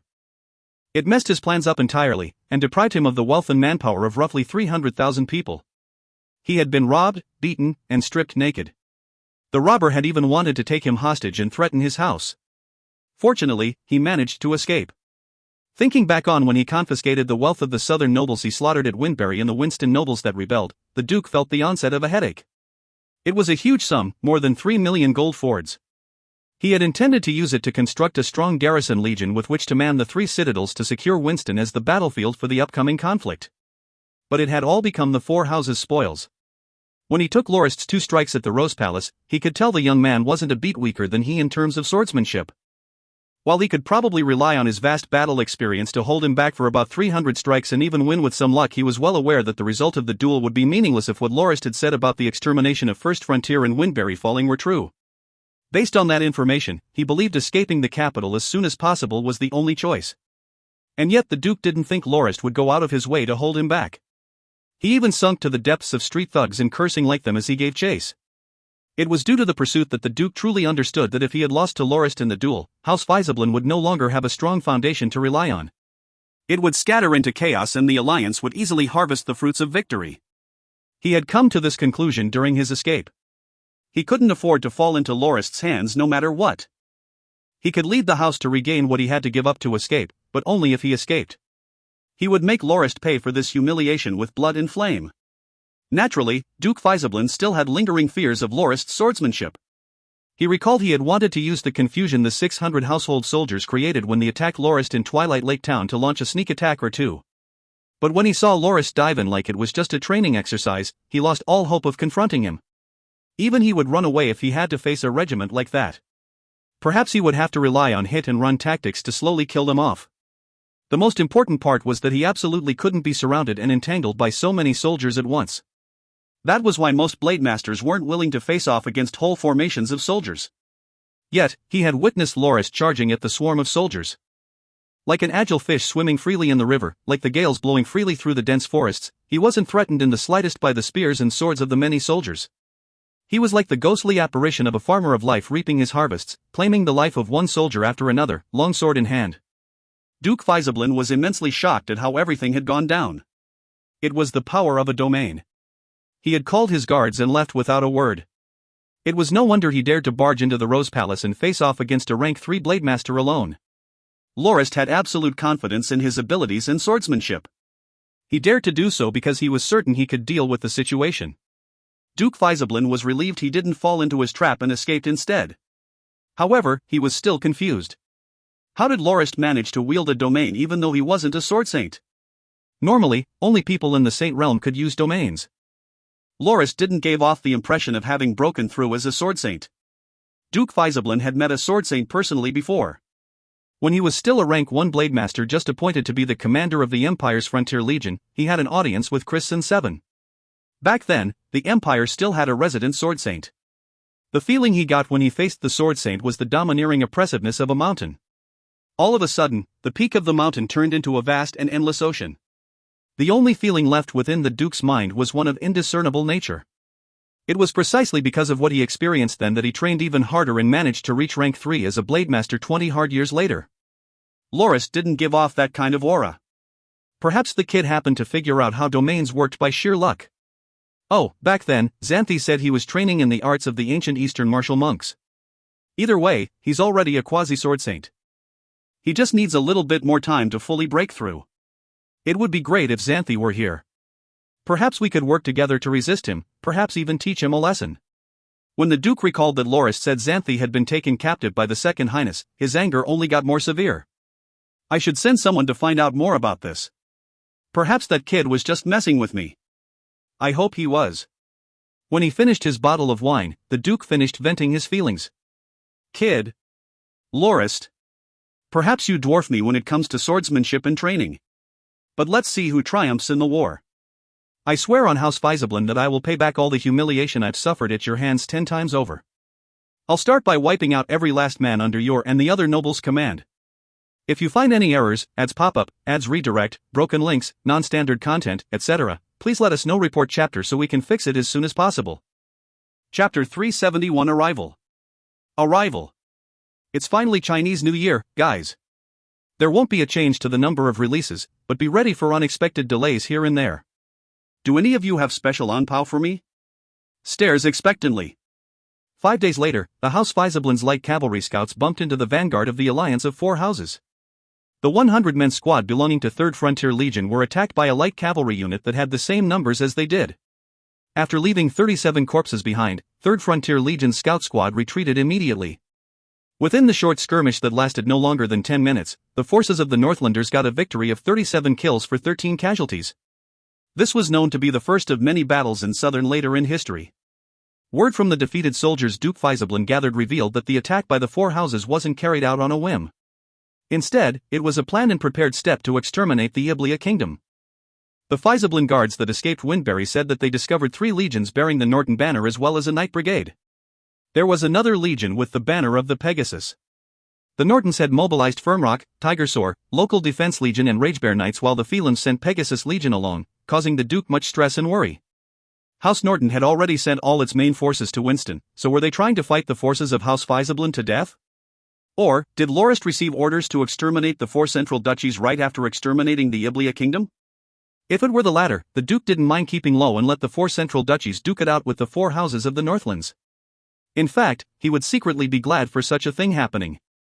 After all, the grudge the Second Highness held was common knowledge, and it wouldn't be surprising for him to order the 4 houses, who were loyal to him, to attack the 4 central duchies. House Faisablin could definitely wait until both sides were worn thin before they deployed their forces and claimed the spoils of defeating Lorist and the alliance of 4 houses. However, the Duke's wish was completely shattered 2 days later when a few riders came over to deliver 2 pieces of bad news. First, the citadel at Pedro, the only place to cross from Winston and Wild Husbandry at the Pisper Mountains, had been breached by House Norton's Tigersaur Legion. Only 2,000 of the 10,000 plus men of a division of 4th Frontier Legion stationed at Pedro managed to escape alive. Their casualties were horrible and up to 20,000 citizens had been forcefully relocated to the Northlands. For Frontier Legion commander, gold-ranked Knight Bakri was ambushed when he was leading his division in pursuit and perished on the battlefield from 3 arrow shots. So far, only 28,000 men remained in 4th Frontier Legion. After Vice Commander Knight Benlais reported all that to Duke Faisablin, he requested the house for reinforcements. As they had to defend the settlements of the commoners, 4th Frontier Legion was at a disadvantage when they faced House Norton's Jaeger Legion. Conflict broke out within Wild Husbandry and House Norton's Jaeger Legion was roaming free at the province unabated and moving droves of citizens, livestock and horses to the Northlands. House Faisablin's losses were huge. Duke Faisablin smashed the golden cup in his hand onto the ground in anger. There's no need to wonder anymore. Lorist's campaign is definitely directed at House Faisablin. It was nonsense for me to think that the 4 houses of the Northlands are loyal to the Second Highness. It's obvious that they will only deal with the 4 central duchies after House Faisablin is no longer a threat to them. This is a war for the house's survival. However, the Duke knew he couldn't afford to be distracted. During the past 2 days, House Phelim's Pegasus Legion arrived at Southern. As a light cavalry legion, they were engaged in all-out combat with 3rd Frontier Legion. There were more than 10 conflicts breaking out on a daily basis. It seemed from the reports that Pegasus Legion's light cavalry scouts had an obvious advantage. The northern part of Southern was slowly being encroached upon by Pegasus and the 3rd Frontier Legion was unable to breach Pegasus's defense lines in the slightest. Duke Faisablin found that he was being held back at Southern. The unit he was most concerned about was the Ragebear Knights. They had mysteriously stopped all advance the moment they arrived at Sihak, that was located at the border between Southern and Winston. What's going on? Shouldn't they be forcing 3rd Frontier Legion back to their camp by launching a joint attack? 5th Frontier Legion would be arriving in another 2 days, so Duke Faisablin would have a total of 2 legions under his control, approximately 70,000 men. However, the Duke really doubted the capability of 5th Frontier Legion.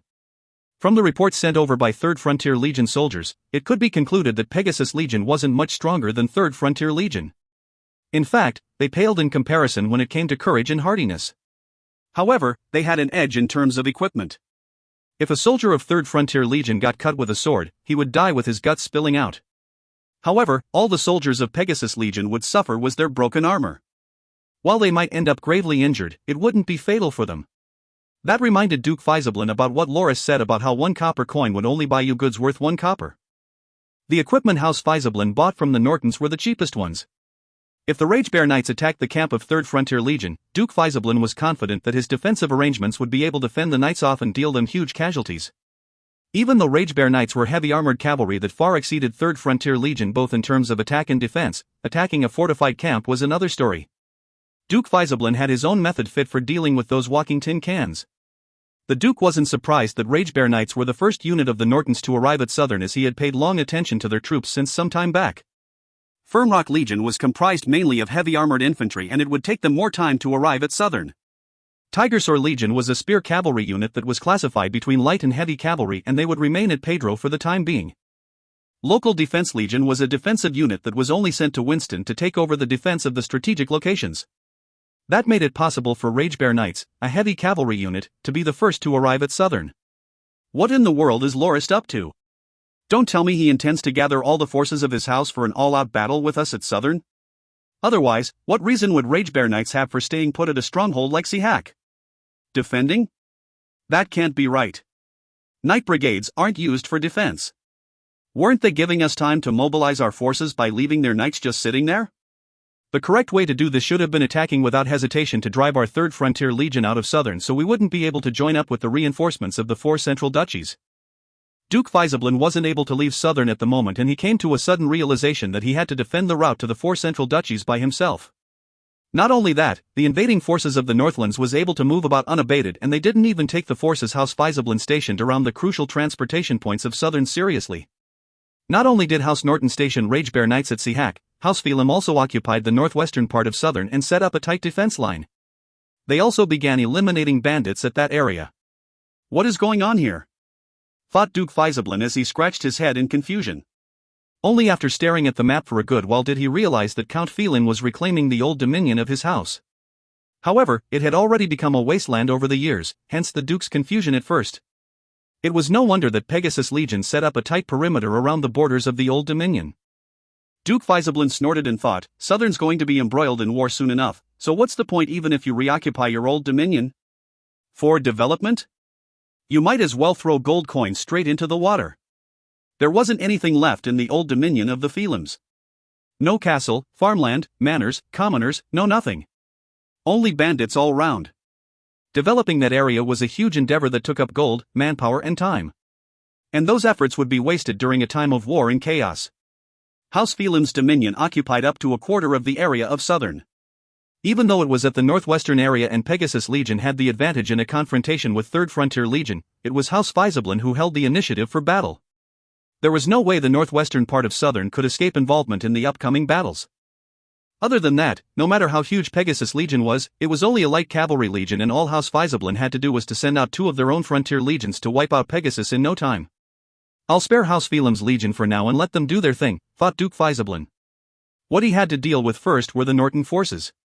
The halt of Ragebear Knights at Sihak possibly foretold the low mobility of Firmrock. It would take a few more days before they arrived. It seems that Lorist is intent on having an open field battle with me. But did he think me an idiot? Duke Faisablin would never engage in an open field battle with the Norton forces if he had the choice. Trying to ram against heavy cavalry and infantry with light cavalry was a move an imbecile would make. The Duke's original plan was to fortify the campsite's defensive facilities and drag out the battle as long as he could to wear away at the morale of the enemy before he ambushed their supply lines and harassed their advance to force the Norton forces to retreat from Southern in the end. That would leave a void for the frontier legions to fill to take back Winston and bring the conflict back there. After much consideration, Duke Faisablin decided that he would ignore the situation at Wild Husbandry for now. He penned a letter for the vice commander of 4th Frontier Legion, Benlise, to appoint him as commander as well as inform him about the situation, and that the house wouldn't be able to offer any reinforcements for the time being. If they could no longer hold on, they were to evacuate all the commoners of Wild Husbandry to the east shore of Soxius River. They could effectively hold their ground along the river while waiting for the situation to turn for the better when House Faisablin regains their advantage. Soxius River originated from Pisper Mountain and flowed across Wild Husbandry into the Great Plains. It was the main source of water of Wild Husbandry for both domestic use or livestock rearing. Both shores of Soxius River were the most prosperous areas of Wild Husbandry, but they weren't situated near the central area of the province and were closer to East Wild. The implication of the Duke's order was the loss of 2/3 of Wild Husbandry's territory. But it was sufficient as long as the incomplete 4th Frontier Legion was able to hold the east shore of the river. To the Duke, the situation at Southern was far more important. On the 32nd day of the 5th month, Firmrock Legion finally arrived at Southern. Lorist was rather troubled by how long it took. It's all that cruddy road's fault, being muddy and moist. The journey that should have taken only 12 days got extended to 26. As a result, Firmrock Legion also served as road repairers during their travels. If they didn't do so, even if they arrived timely in Southern, their supply line would be unable to effectively support them given the condition of the road. Lorist finally understood why the second prince and the nobles of Southern didn't think about going back to the province and instead moved to Windbury even if it meant being in conflict with the nobles of Winston. Apart from the fact that Southern was a wasteland, the roads were already badly ruined. While a small merchant convoy or two could barely travel there, it was impossible for a large convoy to do the same. In other words, that main highway was even harder to travel on than a pedestrian's path. However, the delayed arrival of Firmrock also brought with it some benefits. Firstly, Lowe's managed to conquer Pedro with Tiger Sore. The remains of the Winston soldiers were also wiped out at the same time. Winston was already under complete control of the house. Next, Josk, leading Jaeger Legion, managed to greatly damage 4th Frontier Legion. He even managed to kill 2-star gold-ranked Knight Bakri with a surprise attack of 3 arrows, allowing Jaeger Legion to control the pace of battle against 4th Frontier Legion, managing to beat them back haggardly. With Winston and Winberry under the house's control, the supply lines could be arranged without problem. Baron Kimura had already initiated the transport of resources from Gildusk to Winberry. Military supplies such as rations and wealth obtained at Winberry also greatly pleased Lorist. He didn't think that the wealth Duke Faisablin confiscated from the nobles he exterminated would fall into the hands of the house. It truly was a gift that popped out of nowhere. As for the 4 brigades of 5th Local Defense Division Baron Friar commanded, they were headed for Dock, Pedro, Winberry and Twilight Lake Town respectively to begin work on the construction of defensive citadels. The remaining 25 local defense brigades were headed for Southern. As Ragebear Knights was going to make Sehak their main camp, they would save lots of construction work for the 25 local defense brigades.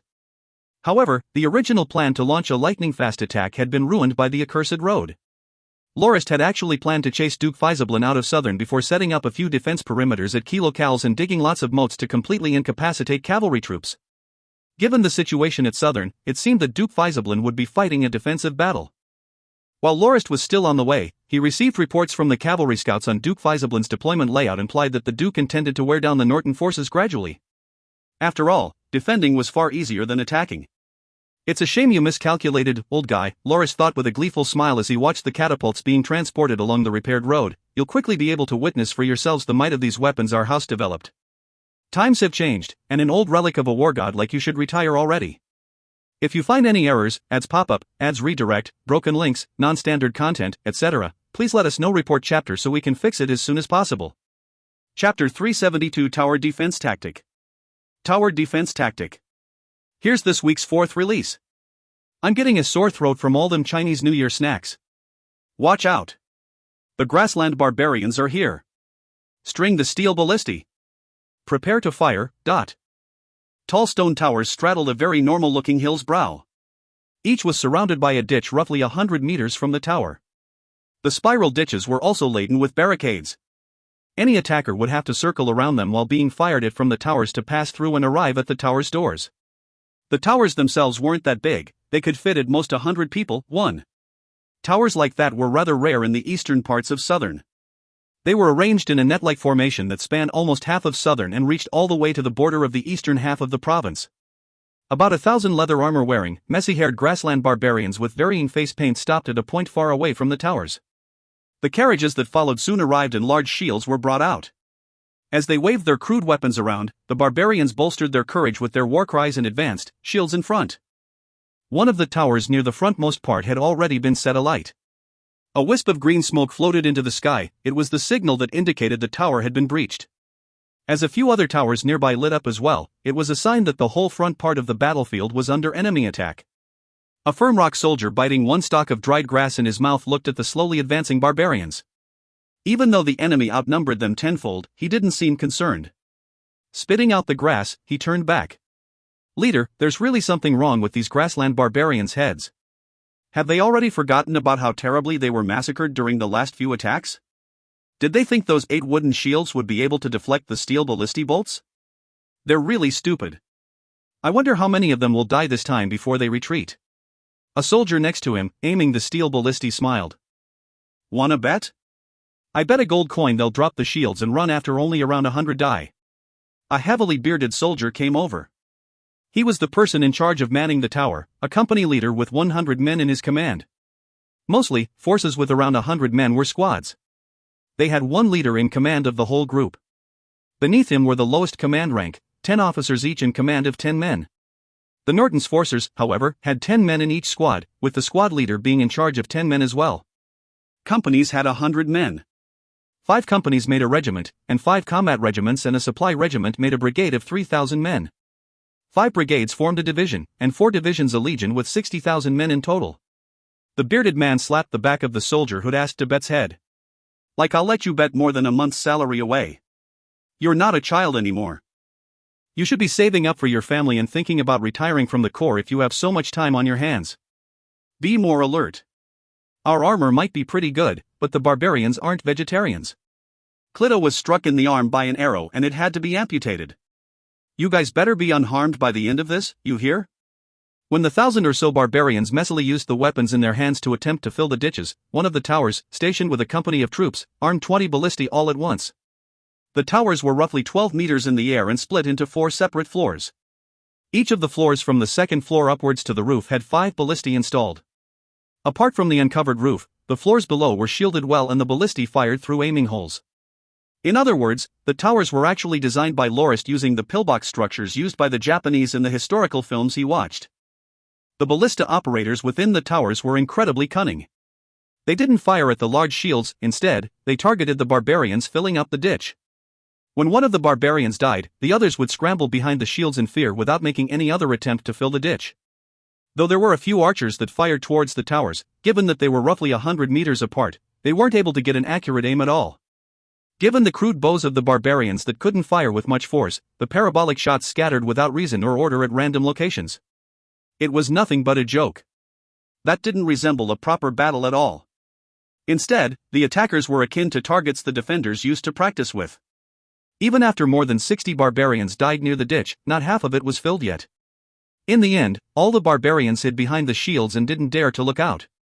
The attackers were completely stuck. Should the barbarians press their attack without regard for their casualties, they could reach a tower's entrance for every 200 to 300 men lost. If they were lucky, they might even get to break the doors down to attack the soldiers inside the tower. That was assuming the towers didn't have other tricks to react to such situations. However, the problem was that no barbarian was willing to become one of the 200. They had come to raid, not die, and let their comrades profit in their stead. The bearded man looked at the 8 still standing wooden shields and mumbled to himself as he stroked his beard. It really is quite the task for them to push shields that large up the hill. But what can they do merely hiding behind them? Leader, should we use flaming arrows? The bearded soldier shook his head. It's pointless. Those large timber shields would take far too long to burn down. It's too bad we weren't allocated any catapults. Otherwise, one fireball would be enough to take care of the shields. Leader, should we focus fire on those shields and see if we can damage them? Asked the gambling addict. All right. Let's try, agreed the bearded man. They targeted the middlemost shield and with an order from the bearded officer, 20 bolts shot out like lightning towards the shield. However, it merely shuddered for a bit without moving much. The bearded soldier said with disappointment. It's useless. It managed to hold up. Barely before he finished his sentence, the soldier's cheer could be heard from beside him. Leader, look! The shield's falling. The shield that was struck with 20 ballista bolts fell to the ground and smashed to pieces, revealing near 100 of barbarians standing behind it as well as those who were crushed by the shield itself. Seeing a chance, the bearded man yelled, "Rest ring and shoot the little rabbits." It did indeed look like a rabbit hunt. The barbarians that lost their shield hopped about chaotically. Apart from half of them that managed to hide behind the other shields, the rest were targeted by the steel ballistae. After 3 volleys of ballista fire, more than 45 barbarian soldiers fell. There were a good number of barbarians that tried to run out of the ballistae's firing range only to fail and be impaled from the back by the bolts. By the time the second wooden shield was successfully taken down, the barbarians hiding behind the other shields could no longer take it and turned tail to run, their weapons discarded. There were even some who rolled down the hill. They knew that the wooden shields couldn't protect them. Sooner or later, the shields that remained would be shot down as well, and it was far better for them to run than be sitting ducks. A bunch of horses could be seen roughly 400 meters away from the towers, out of their firing range. From their previous attacks, the barbarians had learned that it was ill-advised to ride their mounts up the hill. Despite the non-stop firing from the ballistae in the tower, at least half of the barbarians managed to leave the firing range. By the time they were only about 60 meters from their mounts, a large group of light cavalry showed up and scattered them like eagles scattering chickens. Alas, 2 legs were slower than 4. Soon, one after another fell from the riders' blades and died the foot of the hill red. Now you see it, right? Duke Shabbage, this is the step-by-step strategy employed by the 4 houses.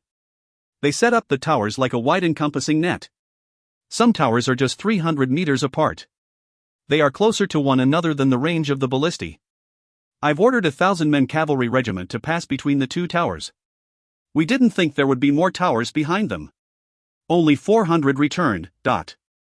Duke Faisablin was currently speaking to an old man clad in elegant armor. Not long ago, their group just stopped at a hill not far from the battlefield to witness the site of the barbarians' failure to breach the tower formation. Towers like these only have 100 men inside at most. The only question is where the four houses managed to obtain so many sentry ballistae. Based on my observations, these ballistae should be modified variants. Their firing rate is fast and they also have great range and accuracy. Even though I had more than 10,000 barbarians attack 10 towers, the results are obvious. These barbarians aren't for sieges. While they excel in field battles, they have no way of defeating these towers. If we want to eliminate them, we will have to use disciplined infantry. House Fiesablin's forces are mostly light cavalry, so we have no way of dealing with them. In fact, our mobility is greatly limited. Lord Duke, I hope you can hurry the other duchies to send their troops as soon as possible. Since we're in the same boat, we'll have to drive the four houses away and stop them from conquering Southern. Otherwise, no of us will have peace in the days to come, said Duke Fiesablin frankly. It was the 12th day of the 7th month on Grindia, and it had already been almost 50 days since Firmrock arrived in Southern and faced off with Duke Fiesablin. The moment Firmrock arrived, they began to set up camp near the Duke's defenses. He didn't mind and decided he would first set up his defenses well before launching his attack. That was but common sense. He just ordered his 2 legions to prepare for a defensive battle. What the Duke didn't expect was that Firmrock would take so much time setting up camp. After 3 days, he finally felt something was off. When he took a look at the camp with his own eyes, he realized they weren't actually setting up camp at all. Instead, they were working on defensive fortifications as well, fortifications far more defended than the Duke's. Not knowing what was going on, the Duke thought, what the heck is going on? Who's supposed to be the defender? Even after Firmrock finally finished setting up their defenses, they didn't launch an attack. Instead, they began construction on the tower outposts. Under the protection of Ragebear Knights, they managed to finish the tower's construction in 10 short days. The construction materials shipped non-stop were used to fortify the towers. Most of it was green glue. When Duke Fiesablin realized the towers would become a huge obstacle for light cavalry, he immediately ordered for the reserve legion that had just arrived to attack. But he, regretfully, came to realize that even the ferocious reserve legion wasn't able to do much against those tower outposts. Instead, they returned with huge casualties. The moment he ordered them to retreat, Ragebear Knights launched their attack from hiding and caught them horribly off guard. In the end, they were only able to retreat after losing half their numbers. Duke Fiesablin currently faced a huge dilemma. He realized the light cavalry he had used to storm the grasslands had lost all their potency in Southern. The net of towers constructed by the four houses had greatly limited what light cavalry could do.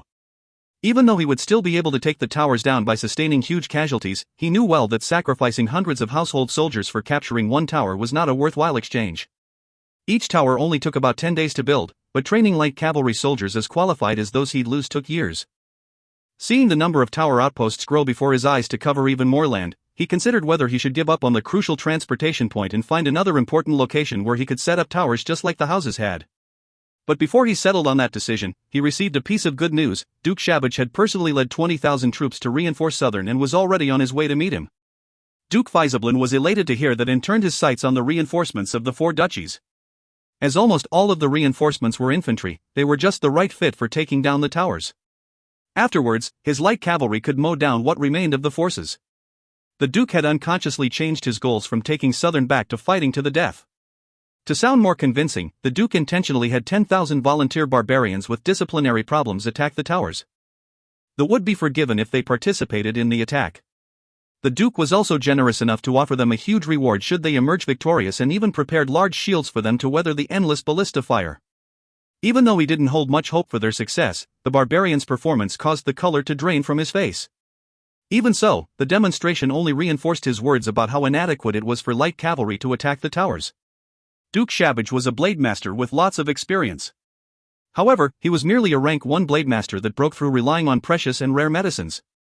Seeing the barbarians attack, he laughed. Lord Duke, the 4 central duchies are paying lots of attention to what is happening here in Southern. This matter is of utmost importance to our peace, and we have decided to not let this province fall into the hands of the Andanak Kingdom's alliance of 4. Apart from the 20,000 troops I brought with me, the other dukes will arrive soon with their own 20,000. Not only that, we also brought you a lot of resources you can use. Since we're allies, we will definitely uphold our due responsibilities. We definitely won't sit by and watch the forces of the Andanak Kingdom invade the territory of your house. As for how we should take down the towers, we'll have a discussion when the others arrive. We'll stand by your house no matter what and drive and Index claws back. 1. I don't know exactly how a tower that can fit 100 people is not that big. It's absolutely huge. I call CNSS, Chinese Novel Scale Syndrome. If you find any errors, ads pop up, ads redirect, broken links, non-standard content, etc., please let us know. Report chapter so we can fix it as soon as possible. Chapter 373 Onset of a Great Battle. Onset of a Great Battle. This is the 5th release of the week. CYA guys next week. Lorist kept sighing in his tent. The situation in Southern seemed to be building up to a huge conflict unlike what anyone had expected. He regretted that he didn't attack Duke Faisablin to stop him from constructing his own fortifications the moment Fernrock arrived at the front lines. That way, even if he had sustained huge casualties, he could have driven House Faisablin's Frontier Legion out of Southern instead of merely standing off against them like he was now. As the enemy reinforcements increased, he could only take a defensive stance. The tower outposts tactic was something he deployed by drawing inspiration from the tower defense games he played in his past life. Originally, he merely wanted them to encompass the area he controlled to stop enemy messengers from passing through to limit their communication. However, he had not foreseen how effective they would be against cavalry. So, he continued to build more and more and covered the area he controlled with a network of towers. Ragebear Knights and the 3 Tigersaur divisions he moved over were like the spiders perched on a net, they would devour anyone caught instantly. The tower's construction was relatively simple. First, the foundations had to be secured, then the ground filled with rocks. Green glue would be poured into the seams to secure them in place. Thereafter, evenly cut rocks would be stacked on top of the foundation until a tower was built. As the northwestern area of Southern was rather hilly, rocks were easy to come by. Given that the silver-rank Knights of Fernrock were already used to using their blade glows to cut rock, one day of hard work by 10 silver-rank Knights was enough to gather the rocks required to build the towers. It would also train their battle force, so it killed 2 birds with 1 stone. All that was left was to fill in the seams with green clay again, and a tower that could defend an area with a radius of 100 meters around it was ready. Given that it only took 10 days to build one, towers were erected day after day and the area Lorist controlled expanded. A third of Southern was already under the 4 houses' control. However, as the number of towers increased, Lorist realized that something was wrong. What he was doing was unlike the tower defense games he played. Each tower he built had to be manned. So far, there were a total of 170 towers, but a little more than 1 division's worth of men from Fernrock had been sent to man them. That was more than 17,000 people. A month ago when he arrived with Fernrock, they were faced with House Faisablin's 2 legions of 70,000 men and a further 30,000 grassland barbarian soldiers, as well as a greatly fortified camp. If they were fighting a field battle, he didn't fear the Duke's 100,000 troops. However, leading 60,000 soldiers of Fernrock and 10,000 from Ragebear Knights to attack a heavily fortified camp was a rather foolish idea. So, he ordered 3 divisions from Tigersaur sent over to bolster his forces. By the time the 3 Tigersaur divisions arrived, House Faisablin's reserve legion had also arrived. The number of the Duke's troops was still about 30,000 above Lorist's. House Phelan's Pegasus was still exterminating bandits in the province's northwestern area. Since he couldn't afford to have his rear so chaotic on the front lines, Lorist decided to wait for Pegasus to clear the area up first before ordering them to reinforce him. However, he didn't think so many grassland barbarians would answer Duke Faisablin's call. Their numbers neared 70,000. Lorist began to build his towers in response. It was not until he had built too many that he had split up Fernrock. Duke Faisablin, on the other hand, gained even more reinforcements, the 20,000 Shabbage infantry. All Lorist could do was look on as the enemy's numbers slowly grew to double his own. Frustrated and annoyed, he had no choice but to continue his tower tactic. If he didn't have enough soldiers, he would have to send an envoy to Count Kenmaze and Count Shazin and request each send a division or 2 so they could man the towers instead of Fernrock's soldiers. That way, Fernrock's forces could remain consolidated and ready for an enemy attack. How'd it turn out this way? I should have been the attacker, but now I'm playing a defensive game. I wanted to wipe out the Duke's forces and the 4 duchies separately at first, but it seems they have now joined up against me.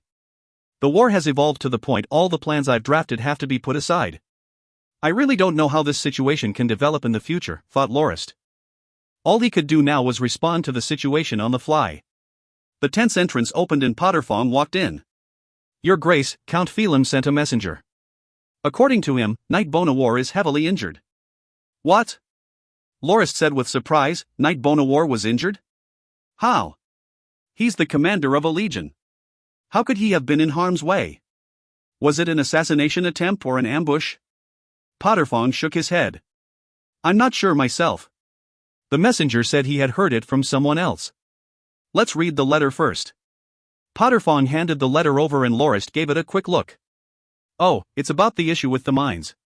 I see I'll have to make a trip there to solve the issue. Mine?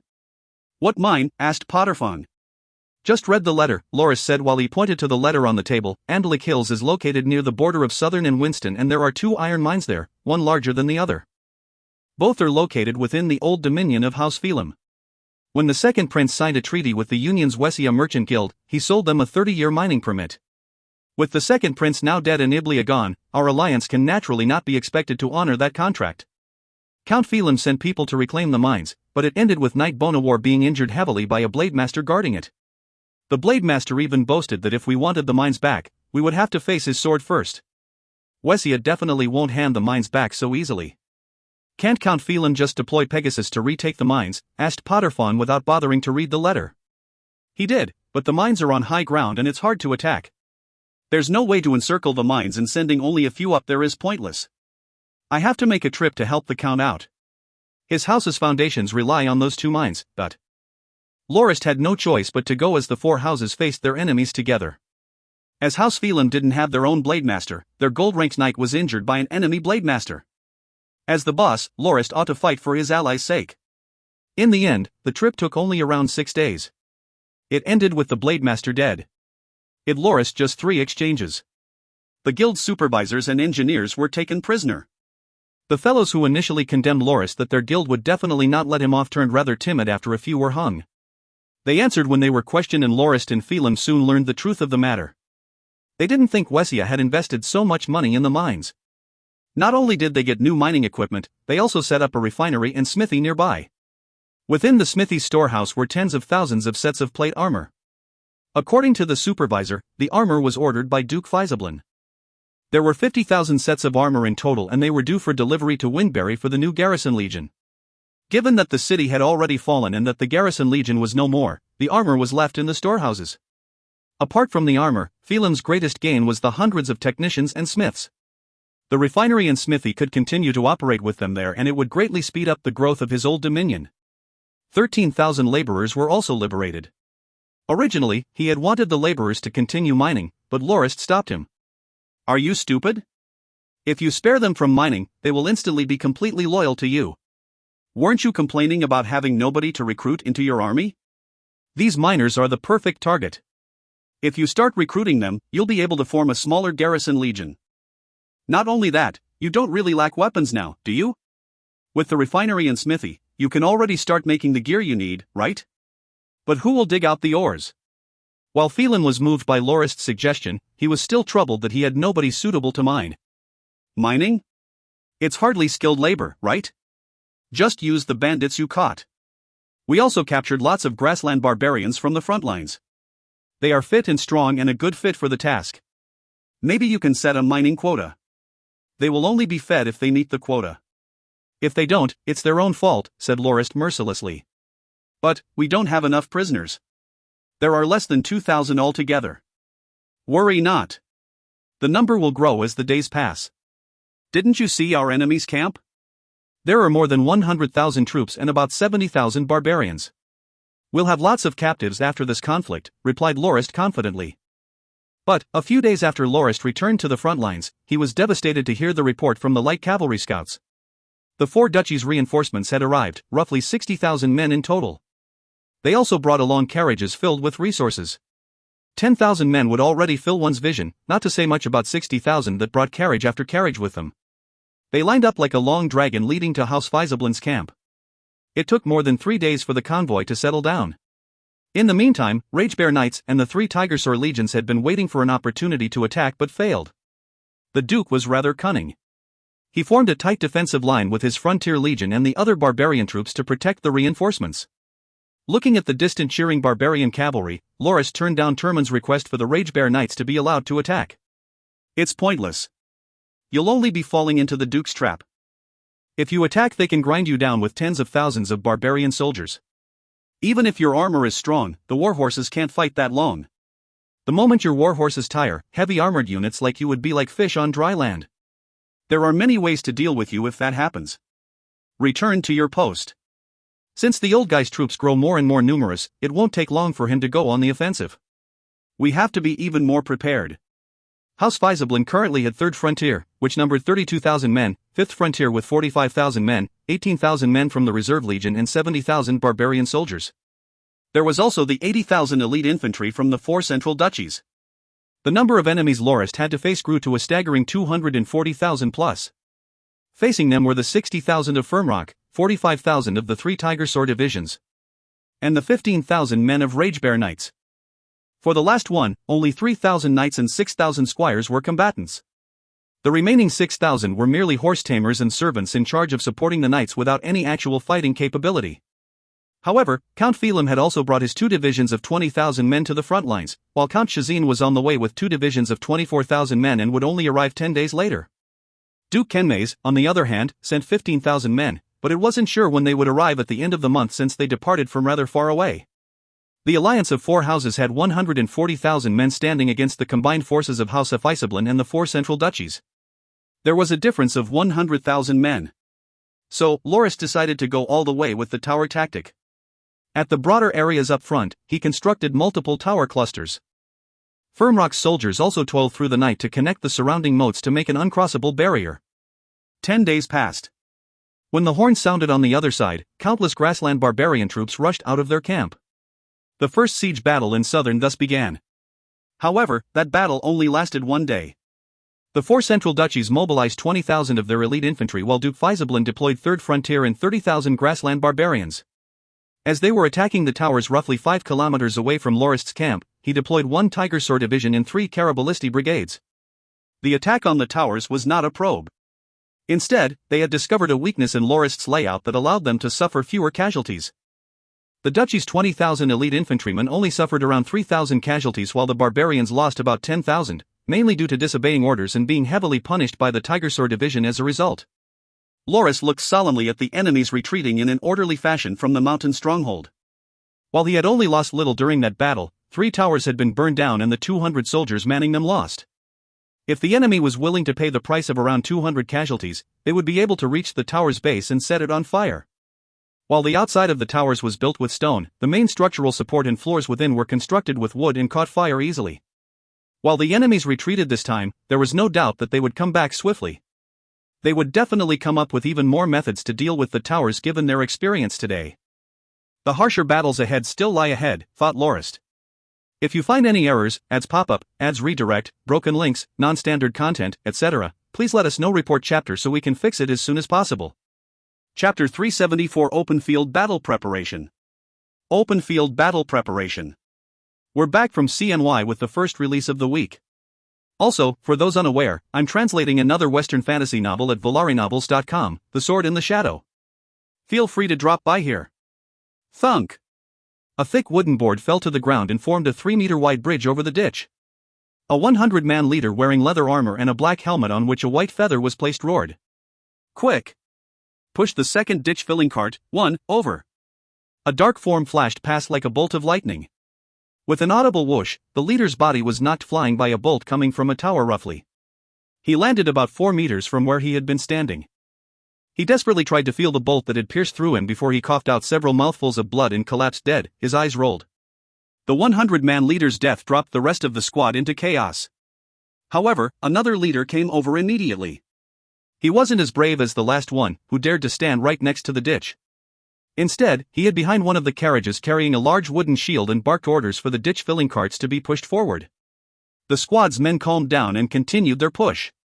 At the same time, the leader had his own squad, 100 longbowmen, fire at the tower. This was the second siege battle of Southern. It took place on the 4th day of the 7th month, year 1778, more than a month from the first battle. During the past month, House Faisablin and the 4 central duchies forces had cleared quite a number of forests in the area to construct large numbers of siege engines and the 2-wheel shield carriages. They only launched their attack against the 4 houses after properly preparing and getting a good rest. From the fortified camp defended by Firmrock to the flatter expanses of land roughly 5 kilometers to its left were nothing but fire, smoke, clashing blades, blaring horns, cries of death, and thumping drums. Whether they be the attacking or defending soldiers, they shared one desire: victory against the enemy for the survival of themselves. From a tall viewpoint, the elite infantrymen of the 4 central duchies seemed like waves in a rising tide.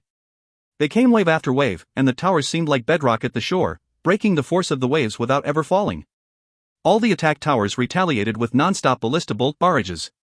Droves of enemies died bloody deaths at a time.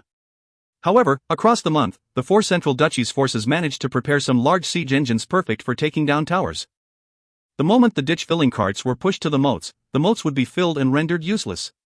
As the 2-wheeled shield carriages of the duchies blocked defenders' attacks, the soldiers hacked down on the tower's wooden doors. Fighting soon ensued at close quarters within the towers. Battering rams were also deployed on the battlefield, and with only 2 or 3 knocks, holes would be made in the towers. Some of the soldiers within rushed out to fight their enemies to the death, only to end up falling one after another. The ones who attacked Fernrock's fortified camp were none other than the grassland barbarians. Not only did more than 20,000 of them dismount and turn into infantry, they also pushed similar ditch-filling carts. Originally, the 2-wheeled shield carriages and the battering rams were going to be escorted by House Weisablin's third frontier before they could be used. However, the infantry from the 4 duchies were far more compatible of operating those engines. After 3 attacks and 2 or so hours of effort, not much was done apart from the 3,000-plus corpses and 5 ditch-filling carts left at the 3 frontmost ditches. Lorist observed the barbarian infantry march forward towards the defensive formations atop a small hill in the middle of the main camp. The troops retreated after leaving another 100 or 200 corpses behind.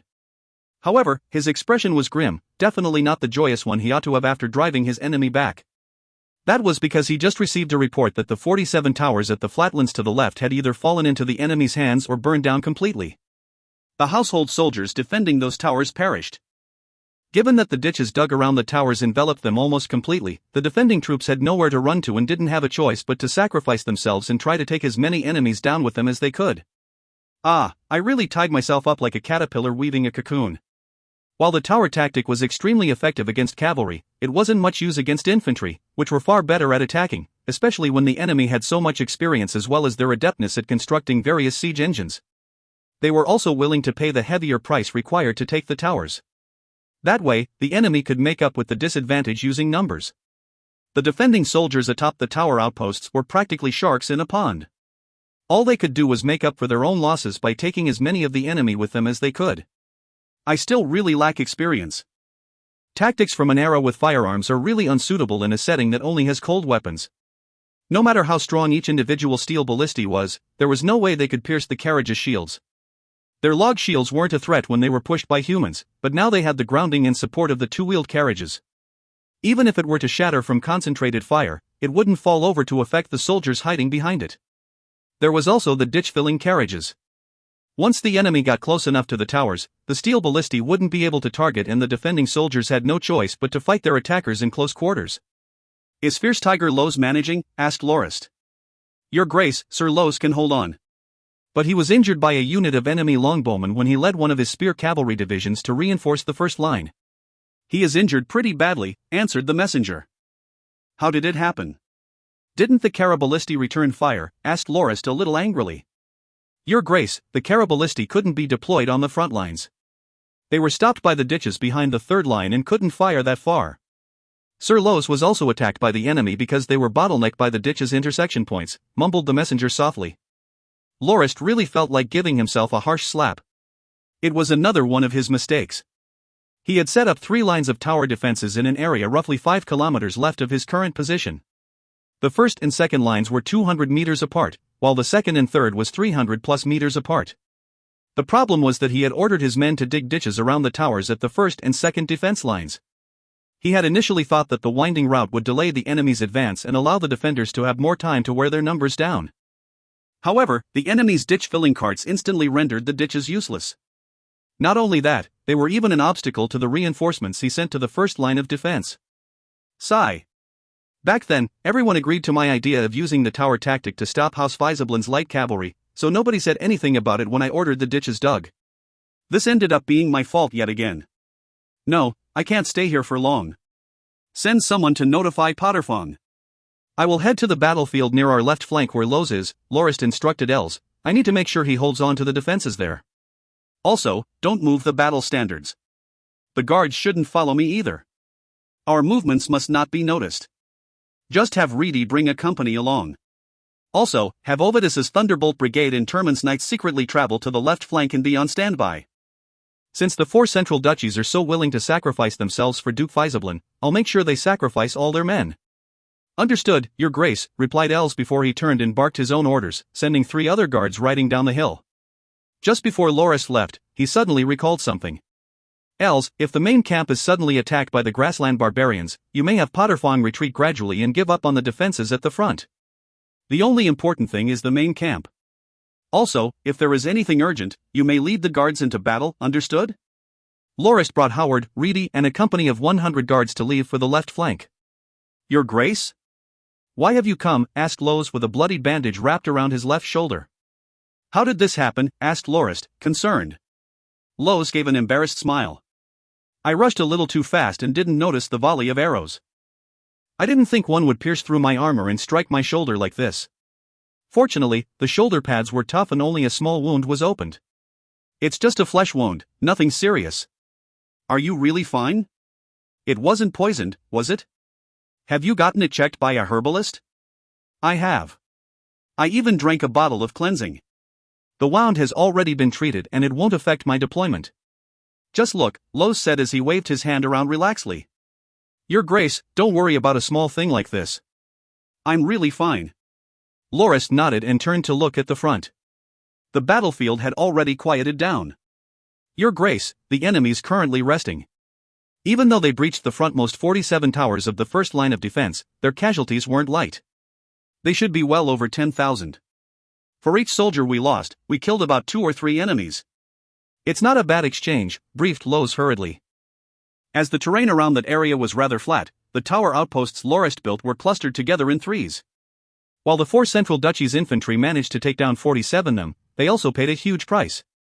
Looking into the distance with his telescope, Lorist could see the soldiers of the 4 central duchies busy cleaning up the battlefield and moving one corpse after another onto carriages before shipping them back. There were some others who were resting, as well as others from regiments behind transferred over to maintain the siege engines. One could probably hear the sound of hammering as they repaired the log shields. Lorist looked at the position of the sun. It's still roughly 10 or 11 in the morning. The enemy might still attack after lunch. The 4 central duchies must be planning to push through the tower's lines here at the flatlands and use their numerical advantage to occupy this place.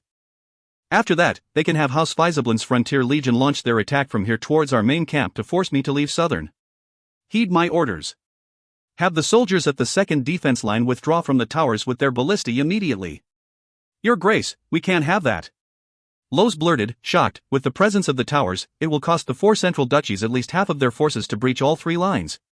While we would sacrifice more than 10,000 soldiers defending all 3 lines to do so, the enemies that remain would be much easier for us to deal with. Lorist shook his head. Our house doesn't make our soldiers fight suicidal battles just to grind away at the enemy forces. Even if the kill-death ratio is 1 to 10, it's still too huge a loss for me. Also, I believe it will be House Faisablin's Frontier Legion's turn once they breach our 3 defense lines. The enemy will definitely not give us a chance to exact revenge on the 4 central duchies' forces. The moment we allow their light cavalry to advance to our rear through this hole, we would lose the initiative on the battlefield. Recalling our soldiers from the towers doesn't mean we won't engage in battle. Instead, giving up on the towers will be advantageous to us. Advantageous? Lowes said as he blinked, Your Grace, what sort of advantage do we have? Lorist laughed. Even though our numbers can't compare to theirs, we are definitely more advantaged in field battles and taking an offensive position. Have you forgotten? Look at the area between here and the second line. There is a distance of 340 meters.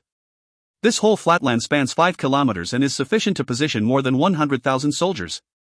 My plan is to position our soldiers in a horizontal formation along the third line. If the enemy wishes to breach this line, they will have no choice but to fight a field battle. When it comes to those, who do we have to fear? Lorist's plans were simple.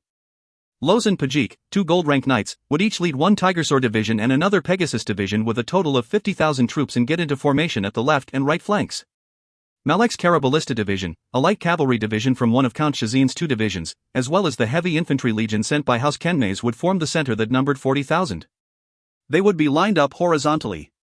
The soldiers of the 4 houses preparing for a field battle numbered a total of 90,000 men. Coupled with Count Shazin's light infantry division and the retreated soldiers from the second line that would be in charge of manning the towers of the third line, their force numbered 100,000 in total. The second line soldiers' retreat shocked the enemies resting at the first line. When they realized, they hurriedly occupied the empty towers and let out cheers of triumph. It was apparent that the second line's occupation was a great morale boost. However, they quickly caught on to the enemies positioned in the manner fitting of a field battle at the third line and quieted their cheers gradually. Perhaps, it had occurred to them that even though they were spared a grueling siege, an even bloodier field battle awaited. The enemy also reacted quickly. The enemies that occupied the second line used the tower outposts as a means of preventing ambushes. A large group of tool-wielding soldiers began to fill up the ditches before shield carriages were lined up at the front of their forces one after another. Finally, the infantry regiments began to position themselves in battle formations. It seems the enemy is ready to engage in a field battle. But it looks like it'll take them a number of hours to get ready. Blow the horn, how our men take a break. We'll let everyone get some rest. Have the logistics cook up something delicious so we'll have enough energy for the coming massacre, instructed Lorist. As you wish, Your Grace. 1. Check it out at this link, https://en.wikipedia.org/wiki/file:/wagon_and_for_motes_wjzy.jpg. If you find any errors, ads pop up, ads redirect, broken links, non-standard content, etc., please let us know. Report chapter so we can fix it as soon as possible. Chapter 375 Victory. Victory! Enjoy the second release of the week. Things sure are building up in the story, huh? Afternoon at 2, Lorist stood atop a tower in the middle of the third line of defense. He looked at the four central duchies and House Feisablen's forces as they gathered under their banners following horn after horn. Gradually, they got into formation for the upcoming field battle. Your Grace, aren't they a little too slow? It's already been 2 hours since lunch, yet they're still not done arranging their troops. Look, our men already took a short nap, complained Howard as he pointed to the lazy-looking household soldiers who had just woken up. Reedy patted his shoulder with a smile. That's why His Grace had everyone rest well after lunch. Weren't you against it at first? You thought we were being a little too careless, weren't you? You even said we'd suffer heavy losses if we aren't able to react in time. But look at how it turned out. They're still getting into formation after we took our nap. If we had the soldiers stand at attention for 2 whole hours, they'd be worn out before the battle even started. Howard hurried to find an excuse. Well, I was just saying that we should be ready just in case. If everyone dismounts and rests and the enemy suddenly launches an attack, then we'd be too late. The distance is only 300 meters and it won't take them a few minutes to reach us. I'm curious why they didn't launch a sudden attack like I thought they would, though. Lorist laughed. If we were facing that old fellow Duke Feisablen himself, I wouldn't have allowed the rest. It would have been far too risky. But we're faced with the 4 duchies. When we got into formation for a field battle, even if House Feisablen's cavalry wanted to attack, the duchies would object. Just look at our enemy. They've placed their heavy infantry in the center. They intend to use their numerical superiority to crush us and win. However, infantry troops like those travel really slowly.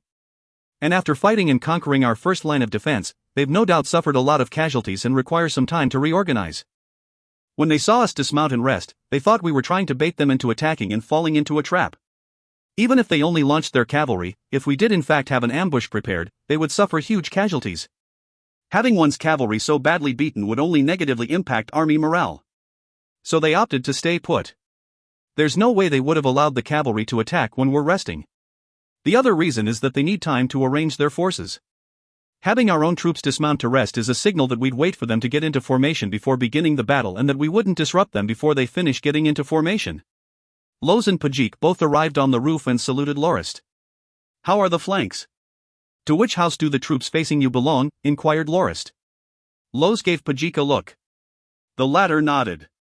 Your Grace, the troops on both our flanks are the same. They're the divisions from 5th Frontier. On my side, they are the 1st and 3rd Division, on Pajik's, the 2nd and 4th. They brought 20,000 barbarian cavalry along. We each face around 40,000, replied Loz. 24 to 25,000 faced with 40,000, huh?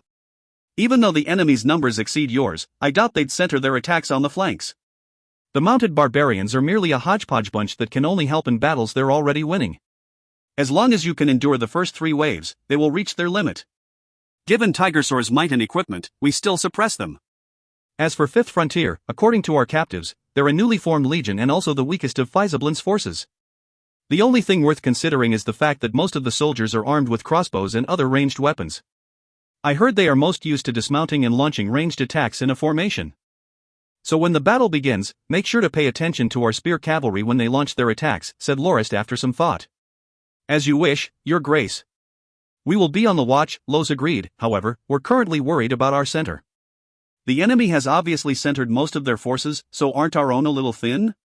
While both flanks of the enemy number approximately 80,000 troops combined, the center had 60,000 Duchy's forces and 20,000 from House Faisalblin's reserve legion, adding also to a total of 80,000.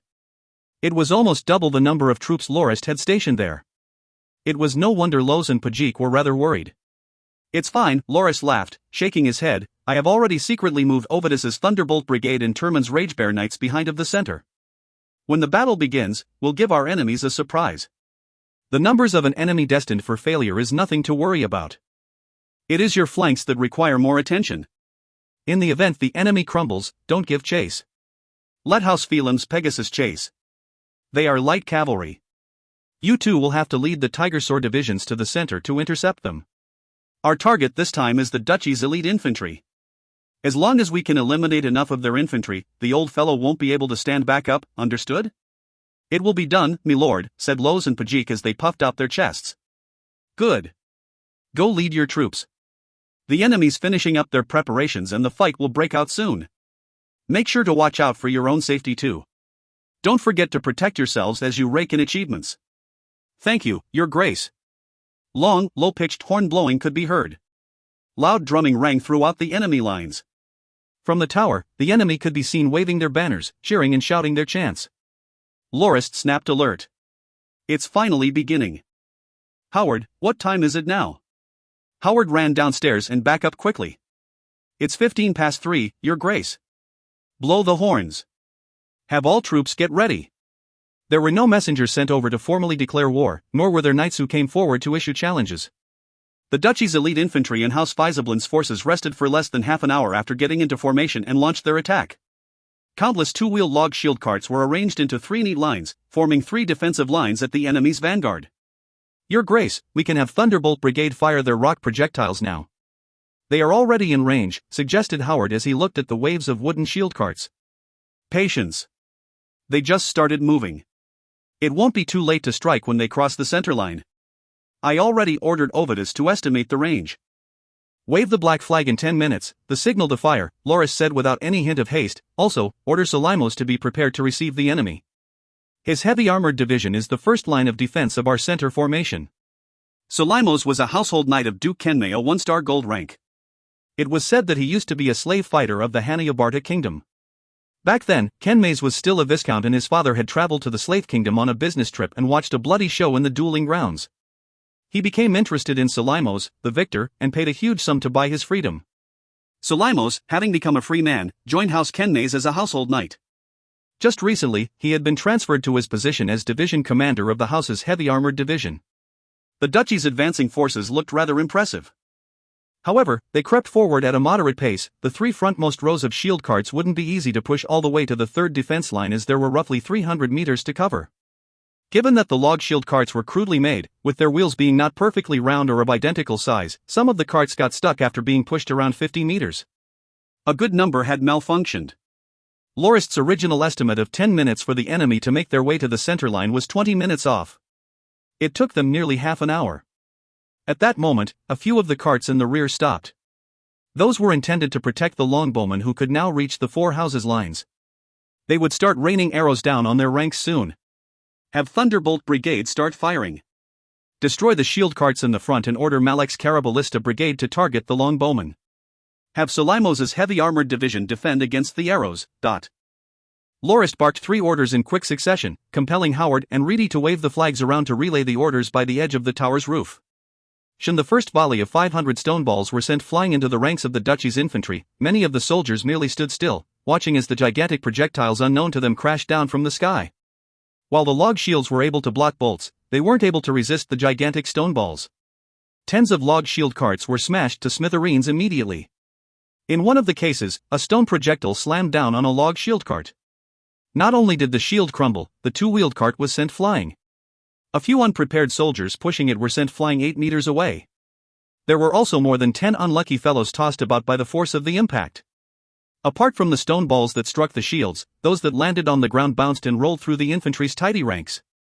In mere moments, their formation was completely destroyed. None were able to stop the gigantic balls.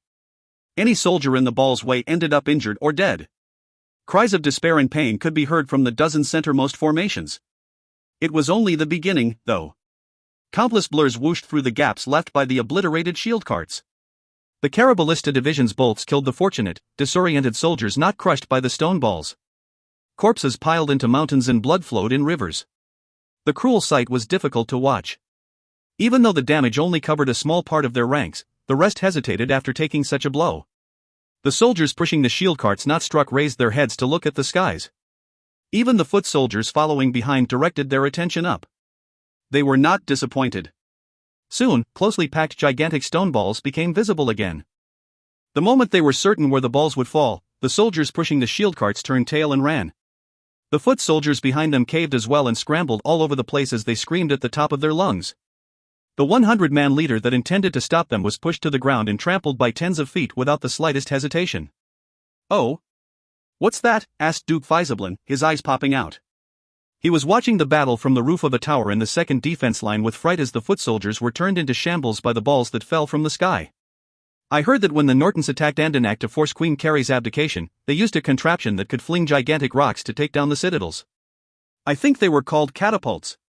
"Those stone balls should have been fired from one of those," said Duke Shabbage with a grim look. "What should we do now?" asked Duke Handra anxiously. The ones being smashed were his duchy's most elite forces. "Signal the retreat." "We'll retreat for now while we figure out how we should deal with the catapults," suggested Duke Farkle. "No!" Duke Faisablin exclaimed, "You saw how messy the lines are right now. The moment you call a retreat, they'll crumble completely and the enemy will give chase. Your foot soldiers won't be able to outrun their cavalry. We should signal a charge and fight to the death. Our forces still outnumber theirs and our losses aren't that heavy yet. We still have hope if we launch an all-out attack." "What crap are you spouting?" Duke Handra cried, "Just look. The lines are already falling apart. There's no way they can launch a frontal attack now. We'd best retreat while more than half of our forces can still hold on. We should quickly retreat and reorganize. The enemy won't give chase because of our superior numbers." As the dukes argued, the situation devolved beyond control. With most of the shield carts destroyed, the Caraballista division gave the four duchies a taste of their ballista firestorm. The incessant stream of ballista bolts penetrated the dozen 1,000-man formations in the front. One duchy soldier after another fell to the ground. Thanks to the rain of gigantic stone balls and ballista bolts, a dozen more infantry formations. The soldiers discarded their weapons and ran. The remaining formations in the rear fizzled with commotion. Have Ragebear Knights attack. House Kenmaze's heavy division will follow. Have Malek's Caraballista division advance and support them. Thunderbolt Brigade should advance as well. Have the catapults fire as far as they can and stop the enemy from retreating, ordered Lorist once more. The attack of Turman's Ragebear Knights accelerated the enemy's crumbling. The sight of the heavy armored knights cleaving away at the backs of the retreating soldiers was akin to the sight of a light assaulting a herd of sheep. However, the enemy also reacted quickly. House Faisablin's reserve legion hurriedly charged forward to tangle with the knights and protect the infantry as they retreated. Lorist was getting rather impatient. If more than half of the infantry were allowed to retreat, his victory was still in question. Even if he managed to gain the upper hand for now, if the retreated soldiers regrouped and were sent into battle again, the enemy could still use their numerical advantage to turn the tide. He had to crush them completely. It would be great if my guards were here. I could lead them into battle myself. Ready the horses. Let's join the fray. He needed all the forces he could muster right now. The moment he descended from the tower and mounted, loud cheers echoed from the battlefield. "Your Grace, we've won." "We've won," cried Howard full of excitement. Lorist looked up and saw Tigersor's banners on both flanks. Fierce Tiger Lows and Pajik didn't let Lorist's hopes down and ordered their cavalry to cut off the enemy's retreat from both sides. Lorist smiled. "Yes, we've won. Blow the horns and have everyone engage. If you find any errors, ads pop-up, ads redirect, broken links, non-standard content, etc., please let us know. Report chapter so we can fix it as soon as possible." Chapter 376 Retreat. Retreat. Hier kommt das Drittkapitel der Woche. It's the third chapter of the week. German speakers, was I correct? Apologies in advance if I screwed up XP. The Second Battle of Southern was the only time House Faisalblin's and the four Central Duchies forces faced those of the four houses in a field battle. Near 160,000 soldiers were pitted against the Northlands. After House Norton unleashed their secret weapon, the catapult, the elite infantrymen of the four Central Duchies crumbled in the face of the gigantic stone balls falling from the sky. The Nortons unleashed a storm of ballista fire, inflicting more than 60,000 casualties on the four Central Duchies' men. They were utterly defeated. Had it not been for House Faisalblin's reserve legion that intercepted the pursuing Ragebear Knights, the four Central Duchies might have been massacred as they ran. Extract from Chronicles of the Grindia continent, records of the rise of the Bear Battles of Southern. Lorist finally let out a breath of relief after the battle's victory was decided. The tide of war in Southern was finally under his control. However, he was quite troubled by his massive casualties. 30,000 of their 100,000 troops were incapacitated, much more than what Lorist initially expected. The greatest losses were in Low's and Pajik's Tigersor divisions. They had crushed the three assaults by the barbarian cavalry and even launched a counterattack and defeated House Faisalblin's fifth frontier. They rushed with what cavalry they had left into the enemy's two flanks of the enemy and managed to break them, building a firm foundation for the victory that followed. However, less than a third of the original 30,000 spear cavalry troops remained. Not counting the injured, there were more than 10,000 dead. Up next was the Ragebear Knights. 3,000 silver-ranked knights and 6,000 knight attendants fought against the 20,000 of House Faisalblin's reserve legion.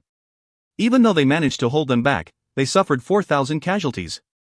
Count Phelim's two Pegasus divisions were in charge of aiding the Tigersor divisions led by Low's and Pajik.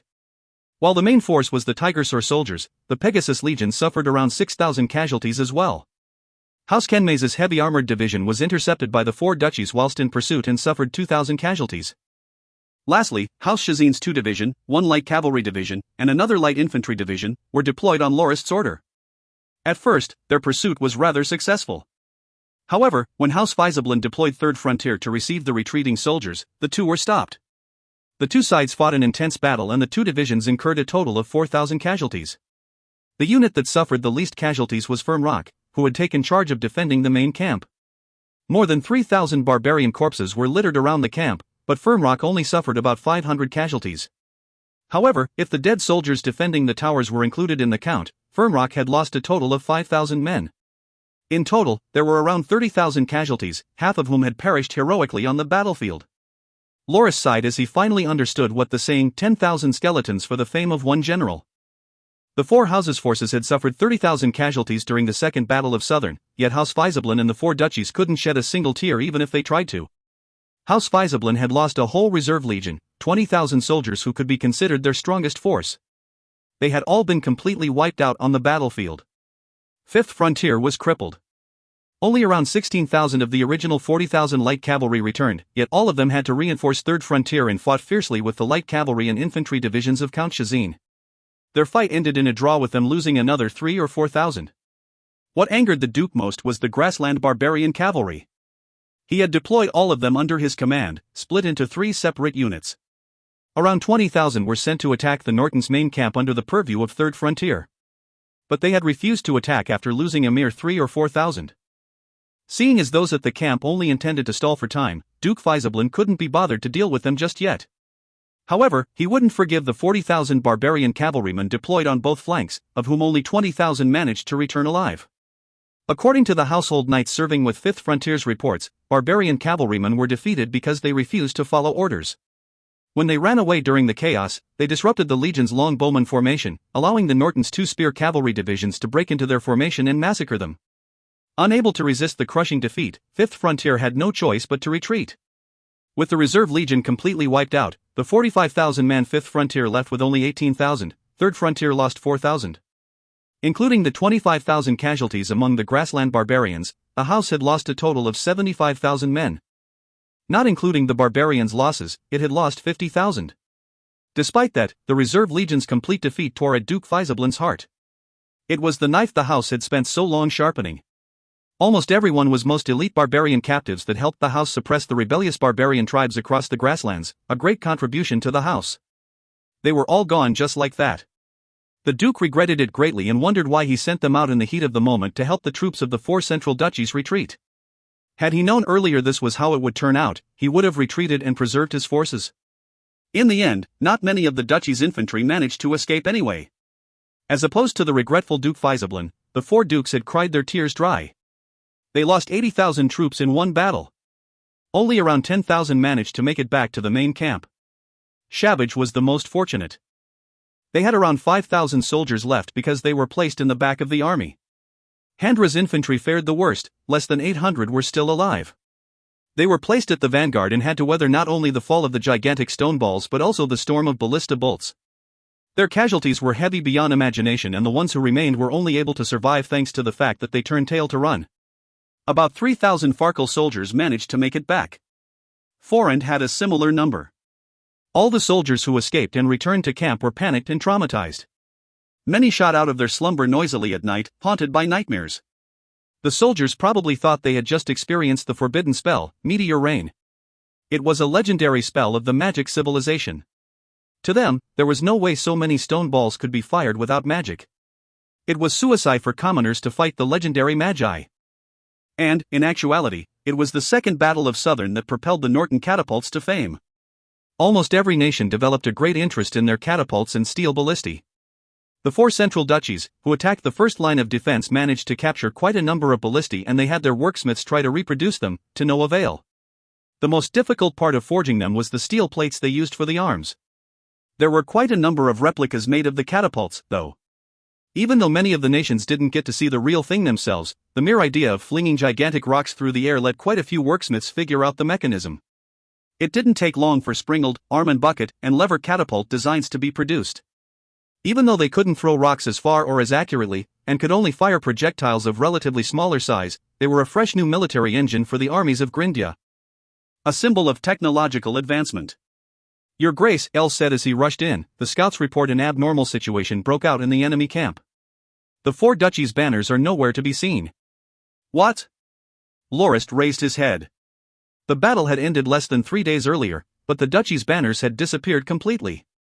What was going on? Did they turn tail and run? Send people to search the highway to the duchies immediately. If they really escaped, they must have left some traces, instructed Lorist. By 3 in the afternoon, the scouts returned. They brought word of fresh carriage and horse tracks along the highway heading for the duchies. They were presumed to have been made around 5 at dawn. It was obvious they had given up on fighting the four houses in Southern and retreated with what remained of their men. Currently, all that faced them was House Faisablin and its forces. "Your Grace, should we send a unit to chase them down?" asked Howard. Lorist stroked his chin in thought. He eventually shook his head. "There's no need to care about the duchies.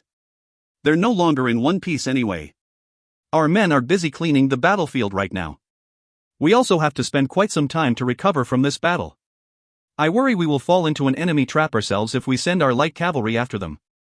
It's best we don't spread ourselves thin." After pacing around in the tent for a bit, he asked, "Are there any other oddities at the enemy camp apart from the four duchies' banners disappearing?" "No, Your Grace," Els replied. "The scouts report House Faisablin's forces are forcing the barbarian cavalrymen to dig ditches and set up defensive fortifications. Our men couldn't circle around to the rear of the camp.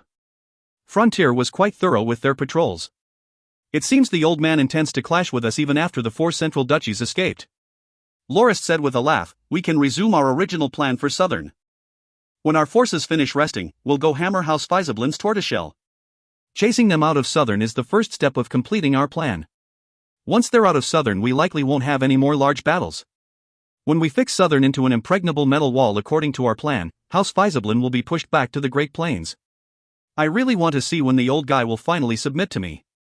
With House Faisablin's reserve legion gone, 5th Frontier neutered, and 3rd Frontier pushed to their limits given that they weren't even fully manned at 30,000 men as well as the duchy's withdrawal, Lorist had the advantage. As long as House Faisablin could be chased back to the Great Plains, Southern would fall into the four houses' hands and the trade route with the duchies would be cut off. Salt Merchant Committee could then monopolize the market and mess around with House Faisablin however they wished. No matter how much gold they managed to mine, it would inevitably fall into the four houses' hands. However, Lorist still had to remain patient for now. There was much to do after the battle. There were more than 30,000 casualties on the duchy side, another 30,000 plus captured. In all, the duchy lost 70,000 elite infantrymen. This was why Lorist didn't care about the duchy's escapees. They were just troops in shambles on which he didn't have to keep an eye. Apart from the duchy captives, there were also another 8,000 plus barbarian captives. Lorist sent them all to Count Phelim for his mines without a second thought. As for the 30,000 captive foot soldiers and 10,000 plus injured captives, Lorist put them in Baron Comora's care. They were young, strong laborers that could contribute much to the repair of the main highway between Winston and Southern. As for the injured captives, they were given treatment and would be released in 3 years after their recovery. On the 28th day of the 7th month of year 1778, the Third Battle of Southern began. However, this time, it was started by the 70,000 soldiers of the Four Houses. They faced 50,000 Faisablin troops and 40,000 barbarian cavalrymen. Even though the numbers of Duke Faisablin's men exceeded those of Lorist, the latter grasped the initiative and the enemy could only react passively. Lorist proudly snorted, "What I have is time. I can take everything as slowly as I wish." The snort obviously sounded rather horrid, as evidenced by Howard, who clasped his ears tight after hearing the annoying sound. However, the other guards didn't notice what Howard did as they watched the gigantic stone balls fall from the sky on the enemy's defensive formations. Thunderous sounds rang out non-stop, accompanied by showers of dust. Thunderbolt Brigade, under Ovidus's command, had smashed all that obstructed them. Potterfong and the soldiers of Fernrock, together with Solimos and the heavy armored troops of House Kenmays, focused their efforts on making makeshift bridges with the ditch-filling carts. As for the forces of House Faisablin, their efforts of countering the attack were straight-up laughable. Malek's Carabalista unit waited hungrily for prey. Any of the Faisablin soldiers who fought back were either crushed by the falling stone balls or skewered by incoming ballista bolts. Lorist didn't mind spending a few days taking down the defensive formation set up by Duke Faisablin. However, the Duke wasn't willing to stay and keep on playing. He pulled his army back during the third night. When Lorist realized he had done so noon the next day and wanted to give chase, the last few knights who remained at the camp set it on fire.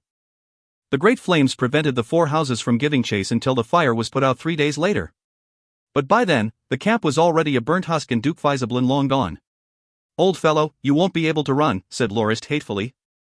"If you find any errors, ads pop-up, ads redirect, broken links, non-standard content, etc., please let us know. Report chapter so we can fix it as soon as possible." Chapter 377 Boblige Mountain Range. Boblige Mountain Range. Here's the fourth release of the week, albeit a little late. Enjoy. Lorist thought Duke Faisablin had no option but to withdraw his army. After all, the border between Southern and East Wild was not far past the camp being burnt down. He was not rushing in the slightest. He had his scouts go ahead to find out where Faisablin's forces had gone while he allowed the rest of his forces to prepare to pack up and leave in another 2 days. Maybe I should even send troops straight into East Wild while I'm at it, all the way to House Faisablin's headquarters. I wonder if old Faisablin will finally face me or lower his proud head in submission if I really razed his precious castle. Just as he was lost in his thoughts, a scout came returned. "Lord Duke, House Faisablin's forces didn't retreat to East Wild. They set up camp at the Boblige Mountain Range in the south of Southern instead." "What?" This surprised Lorist greatly. The name sounded rather familiar. Map. Howard quickly opened the map of Southern and laid it on the table. Lorist took a look. Indeed, his doubts were answered. In his original plan, after chasing the Faisablins out of Southern, he'd have set up a defense line along the border of Southern and East Wild. Part of the plan involved building a citadel at the Boblige Mountain Range, which would serve as the defense headquarters and seal off the border. The border between Southern and East Wild was not only long, its terrain was also really flat. The grassland barbarians had mainly relied on the route from Southern to the inner lands of East Wild to conduct their raids.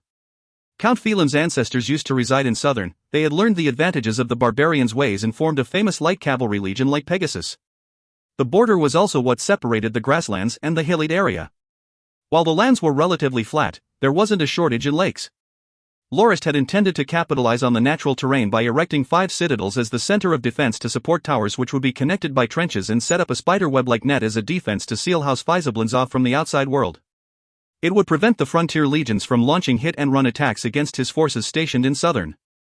What does the old fellow intend by bringing his forces into the Boblige Mountain Range? Why didn't he retreat to East Wild? It's his dominion, his playing field. The lands are wide and flat, perfect for the tactics the frontier legions use. House Faisablin would be like a fish in water. It seems the Duke isn't aware of this. He's even left the way to Crouch Tiger Castle wide open. What does he intend by stationing his troops there? Isn't he worried I would send my catapults to destroy his new camp? After staring at the map for a good amount of time, Lorist still couldn't figure out the Duke's intentions. However, it seemed he had no intention of returning to his dominion. Perhaps he's venting? If he can't defeat me, he wants to piss me off just because he can by leaving 80,000 troops in my yard so my rear is constantly under threat? I would have to delegate a number of troops to watch him. It would limit my moves. After scanning the area around the Boblage mountain range, Lorist realized he would have to control 3 points around the mountains to be able to effectively keep Faisablin's forces quarantined. It would require he build a citadel and station at least 60,000 people. Sol, this old man is trying to spread my forces thin, cursed Lorist hatefully. He was starting to understand why Duke Faisablin had done what he did. If he left the route into Eastwild undefended by stationing the troops at the Boblage mountain range instead, Lorist couldn't afford to leave them unattended. If he intended to attack Crouch Tiger Castle, there was a chance Duke Faisablin could interfere. The consequences could range from having his supply line disrupted to causing chaos in the entire southern. There were only 2 ways to keep them in check. The first was to deploy troops to defeat them and chase them out of the mountain range. The other was to station troops to guard a few vital transportation routes and build temporary forts, which was both costly and time-consuming. Stationing 20,000 people to guard one spot was only good for defense and not for offense. After all, House Faisablin's forces numbered 80,000. Just like a fist, they could be flung wherever they wished. Defending 3 locations by stationing each with 20,000 men to control the situation in the mountain range effectively took 60,000 men off Lorist's roster. The move also prevented him from taking the initiative and attacking as the enemy's numbers were quadruple that of the troops stationed at each location. Even though it was only a small part of southern, the mountain range was a range that could be reached from quite a number of paths from both southern and Eastwild. Many roads crossed it. By occupying it, House Faisablin's frontier legions could leave southern and retreat to Eastwild any time he wished. It was a place easy to defend and convenient to use to launch attacks. I have to take the mountain range and chase House Faisablin out of southern, thought Lorist resolutely as he decided to make a trip to check the mountains out for himself. Duke Faisablin knows I have the advantage of catapults and steel ballistae. Why did he choose to occupy the range? Where did he find such confidence? Lorist couldn't calm down until he surveyed the mountains with his own eyes. He left for Boblage mountain range with only Reedy, Howard, Els, and 1,000 of his personal guards with the light cavalry scouts as his guide in spite of his household knight's objection. The moment he saw the mountains, he understood why the Duke had chosen to occupy the location. Unlike other mountains, the mountain range's outer area was surrounded by cliffs at least 40 to 50 meters in height. The routes to the central part of the range were either valleys or sides of a cliff. The scouts caught an old bandit who gave them a brief introduction to the range.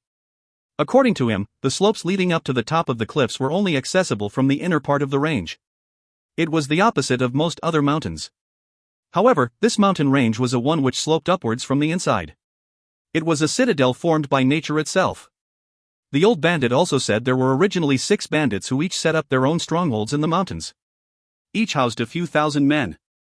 But last year, Third Frontier came over on the Duke's order to have the bandits surrender.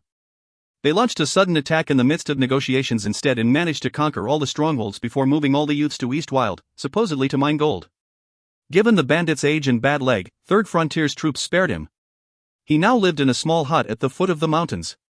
He farmed a small plot of land for a living. Before he had time enjoyed his freedom for long, he was captured by a different group of soldiers. Given that the bandit had lived all his life in the mountain range, he was really familiar with the terrain and routes. He told Lorist that, while its cliffs sealed it off from the outside world, there was a nice valley, forest, and even a stream within. It was a wide and scenic location. Apart from the 3 routes that led into the mountains, there was no other way to enter the range. Milord, while it might seem like there are a lot of small paths you can use along the cliffs, they all lead to dead ends. You won't know it until after half a day of travel. Basically, roads where there is thick grass are all dead ends. The other paths meet up at this main route over here, which is the same one that stretches into the mountain range. The other 2 routes are roughly 25 kilometers to the south. The other is roughly 2 kilometers to the west. As the old bandit didn't know who Lorist was, he went with Milord to be safe. Is the terrain around the 2 other roads like this as well? Asked Lorist while he pointed at the cliff. They're all like that, Milord. The mountain range is rather weird. The outer region is mostly like that, whether it be the end near southern or Eastwild. Legend goes that its name actually means giant stronghold. It really does seem like a gigantic stronghold, replied the old bandit confidently before he snuck in the little factoid about mountain range's name. The problem now was that Duke Faisablin had occupied the gigantic stronghold with a force of 80,000. Taking the mountains would require forces were sent in from 3 paths towards the main peak. Lorist didn't think Duke Faisablin would give him that chance. According to the old bandit, it would take about half a day to reach the center along any of the 3 paths. All Fizablin's forces had to do was roll a few large boulders from higher ground to bring about a tragedy for those attempting to invade. He brought out his simple telescope and inspected the tallest peak. A Fizablin banner fluttered in the wind on the edge of a cliff along the way there. It was apparent attacking via this particular path wasn't an option. The enemy had also built fortifications along the way. Though they were only rock and wood, they put great pressure on him. The bastard really picked a good place. This range renders two of our most advanced weapons useless. Lorist believed Thunderbolt Brigade's catapults couldn't lob their stones over the 50-meter tall cliffs. As for the steel ballistae, firing at an angle couldn't achieve any results either. With the enemy hiding beyond the cliffs, the catapults and ballistae weren't a threat. If there was no way to attack, he had to consider how to defend. After much thought, the only reliable solution he could come up with was to construct 3 forts, one at each of the paths into the mountain range. He was really bitter about it. Constructing 3 forts handed the initiative to the enemy. The project would consume lots of funds. Following their completion, each fort would also have to be manned by 20,000 soldiers. In other words, 60,000 of his troops would be held back just to defend against the enemy here. On the other hand, if Boblage mountain range was under his control, he only needed 20,000 men to secure the border. He continued to scan one peak after another using his telescope. Oh! What are those soldiers doing? It took quite a while to understand that House Fizablin soldiers were setting up a suspension bridge that connected the two cliffs. It would allow them to move their forces around much faster. The Duke soon emerged. It was indeed the Duke. His face was clearly visible through the telescope's small lens. The old man seemed to have aged quite a bit and no longer looked as domineering as he had in the past. Nevertheless, he still oozed pride. He must be monitoring the soldiers constructing the suspension bridge. Lorist only got such a clear look because the Duke faced him directly. The old man must have realized Lorist's forces had arrived and was checking them out. Lorist and Duke Fizablin were looking at each other from a distance of about 500 meters. However, Lorist could see better with his telescope while it took quite a while for the Duke to realize the one standing at the foot of the mountain was Lorist. His expression tensed as he said something. Lorist felt they must have been curses directed at him. It didn't take long for the low sound of a horn to echo down the valley between the cliffs. The old man actually deployed his troops. Not long after, hordes of grassland barbarian cavalry gushed out of the route leading into the mountain. Good soul! This bastard's far too shameless. He actually sent his grassland barbarian cavalry to apprehend me, cursed Lorist. He felt completely humiliated. Even though he had managed to chase a rank 3 blademaster like the Duke away, the Duke actually thought grassland barbarians were enough to apprehend him. It was clearly an act of mockery. Your Grace, we ought to leave. Els didn't hold the same opinion. 30 of the Duke's 80,000 men were grassland barbarian cavalry. The rest were the remnants of 3rd and 5th Frontier. As Lorist only brought around 1,000 guards to check out the mountain range, Els didn't dare to be careless. After all, even elephants could be bitten to death by swarms of ants. All right. Let's retreat. Bring the old bandit along. He's a living map and will be useful, Lorist ordered as he turned his horse. Either the barbarians were bored to death staying in the mountain range or Duke Fizablin had placed a ridiculous bounty on his head. The barbarian cavalrymen numbered close to 10,000 and showed no sign of giving up the pursuit. Frustrated, Lorist ordered Howard to head back and make a report with a few other guards while he brought the rest up a small hill to take a defensive position. After battling on the hill for more than 2 hours, the barbarian cavalry didn't manage to bring anything back. Instead, they left behind more than 2,000 corpses. Lorist faced the 10,000 troops alone. He occupied the path leading up the small hill and slaughtered the barbarian soldiers till they lost every ounce of their courage. Bathed in blood, he managed to vent his frustration. It didn't take long for Pegasus to arrive and disperse the remaining enemies at the foot of the hill. They escorted him back to the camp. He changed into new armor after he'd washed up and entered the tent.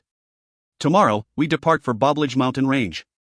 I want everyone to come up with an idea that could allow us to take the enemy camp, he said with a glum look to his commanders. If you find any errors, ads pop-up, ads redirect, broken links, non-standard content, etc., please let us know. Report chapter so we can fix it as soon as possible. Chapter 378 2 Pieces of Bad News. 2 pieces of bad news. We're at the end of the week once more. Here's the 5th release of the week in CYA guys next week. Faced with a place with such unique terrain, no one could come up with a way to attack it. Lorist was prepared to gather the house's skilled fighters and launch a swift attack in the night while Fizablin's men were off guard. He wanted to bust through the defenses along the path between the cliffs and kill all the forces he encountered while his main force made it to the insides of the mountain. Unfortunately, the plan was objected to by his higher-ranking subordinates. None of them wanted Lorist to take such a huge risk. Putting aside the cliffs approximately 50 meters tall, which would cause everything to go south with the slightest mistake, as well as the question of whether it was even possible to scale the mountain in the dead of night, even if the group were able to get up the cliffs, how many enemies would they face? 80,000.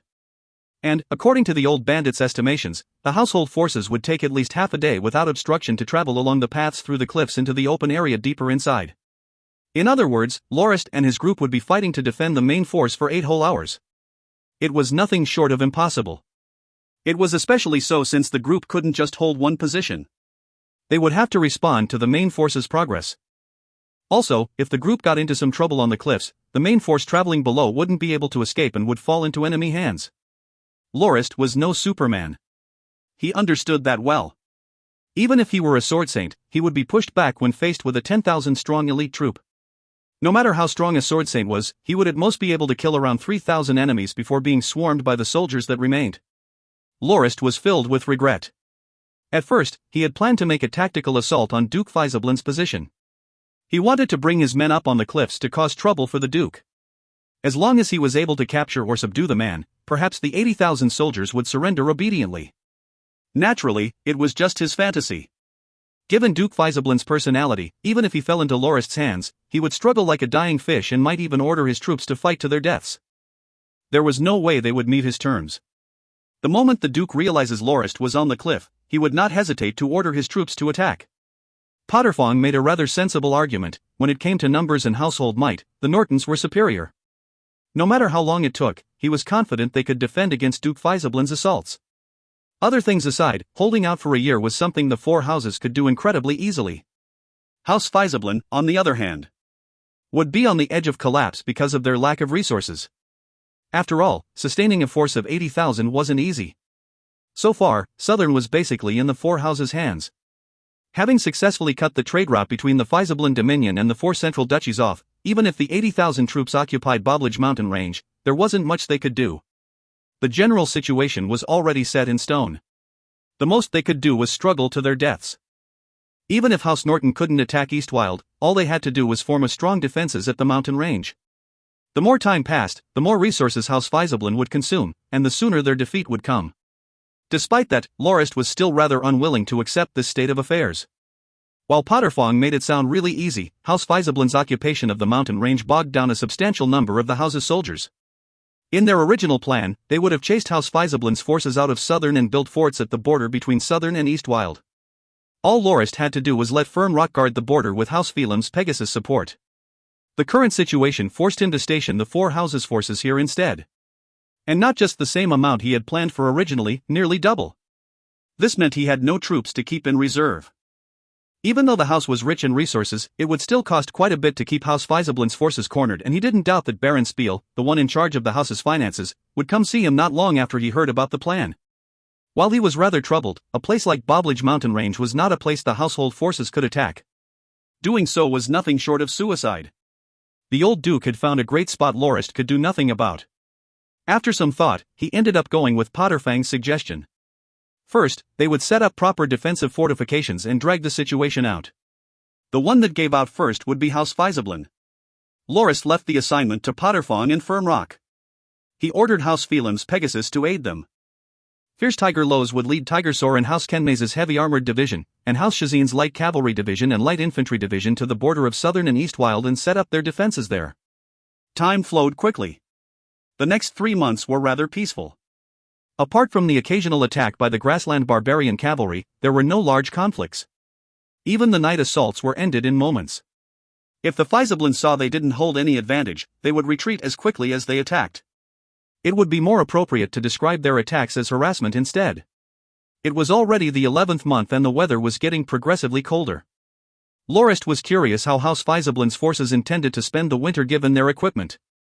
The mountains were definitely much colder than below and the winter could freeze people to death. Lorist had inspected them closely on a few occasions and didn't discover any signs of timber felling. When he questioned the old bandit about it, he was assured there were no large caverns within the mountain range. Perhaps House Fizablin had set their camp up on the other side of the mountain. Then again, launching a surprise attack in the winter was a rather good idea. He believed House Fizablin's soldiers wouldn't stand on the cliffs like idiots when it was snowing, so their guard on the routes stretching into the insides of the mountain range might not be as well guarded. When the snow covered the mountain roads, they could use skis to launch a sudden, swift attack. The House's forces had always insisted on training in the winter after all. Perhaps they could even mount the steel ballistae on sleds and take the mountain range with only one division. The more he thought about it, the better Lorist felt about the plan. Just as he was about to gather his generals for a discussion, he saw Howard enter the tent frantically. "Your Grace! Your Grace! Clam down. What's there to panic about? It's not like the sky's about to fall. You must always keep your calm, even when a mountain is about to collapse." "Where did all your training go?" rebuked Lorist, dissatisfied. "No, Your Grace. Look. These are 2 secret reports from the Dominion. It's incredibly urgent." Howard put the 2 pieces of silk cloth, thin as a moth's wing, on the table. The cloths were covered with tight rows of words and were probably delivered by the messenger eagles. Lorist took a look and felt his head blur for a moment. He read the messages and paled right away. "Sol, we've been had. Fizablin, you old fox. How did you manage to spirit yourself away all of a sudden? I thought you were still in the mountain range, but you got back to wild husbandry?" There were 2 heavy attacks launched on 2 critical locations, yet Lorist couldn't move his troops to respond. The 2 silk letters brought over by Howard were fraught with bad news. The first letter reported that Jaeger had suffered heavy casualties in wild husbandry. Their commander, Divine Marksman Josk, and vice-commander, Yuri, sustained heavy injuries. The 3rd Division commander, Pete, perished. The 3 divisions suffered more than 30,000 casualties and Jaeger had been neutered completely. They were retreating to the eastern area of the Northlands. The huge territory they occupied in the province had been completely reclaimed by House Fizablin. Had it not been for the 7th Local Defense Brigade that guarded the iron suspension bridge with their steel ballistae, the bridge might have been destroyed as well.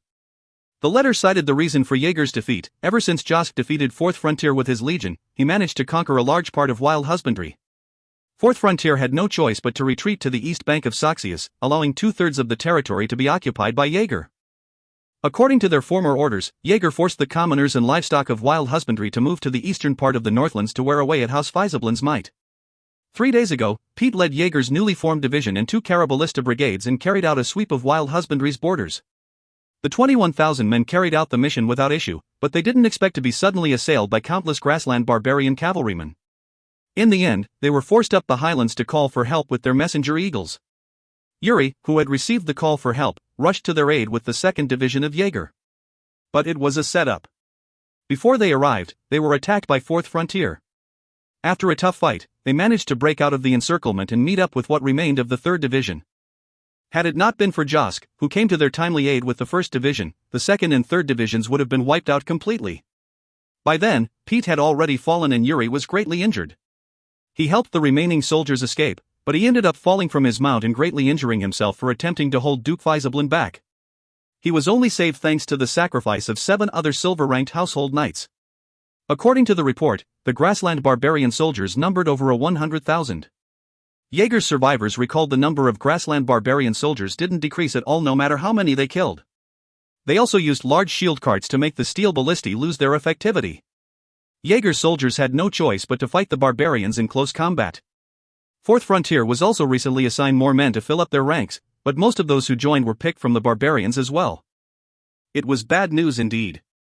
Without wild husbandry and with Jaeger neutered, Pedro, the citadel located at the crossing point through Pisper Mountains, which was the border between wild husbandry and Winston, would lose all protection. If Duke Fizablin led his grassland barbarians to besiege Pedro and conquered it, Winston would be a shivering and helpless girl before an assailant. The effort the 4 houses had expended conquering Windbury would also go to waste. There was nothing they could do but recall all their soldiers to Winston and launch a counterattack. Should that happen, the situation in Southern would revert to how it was previously, with House Fizablin and the 4 central duchies' connection restored.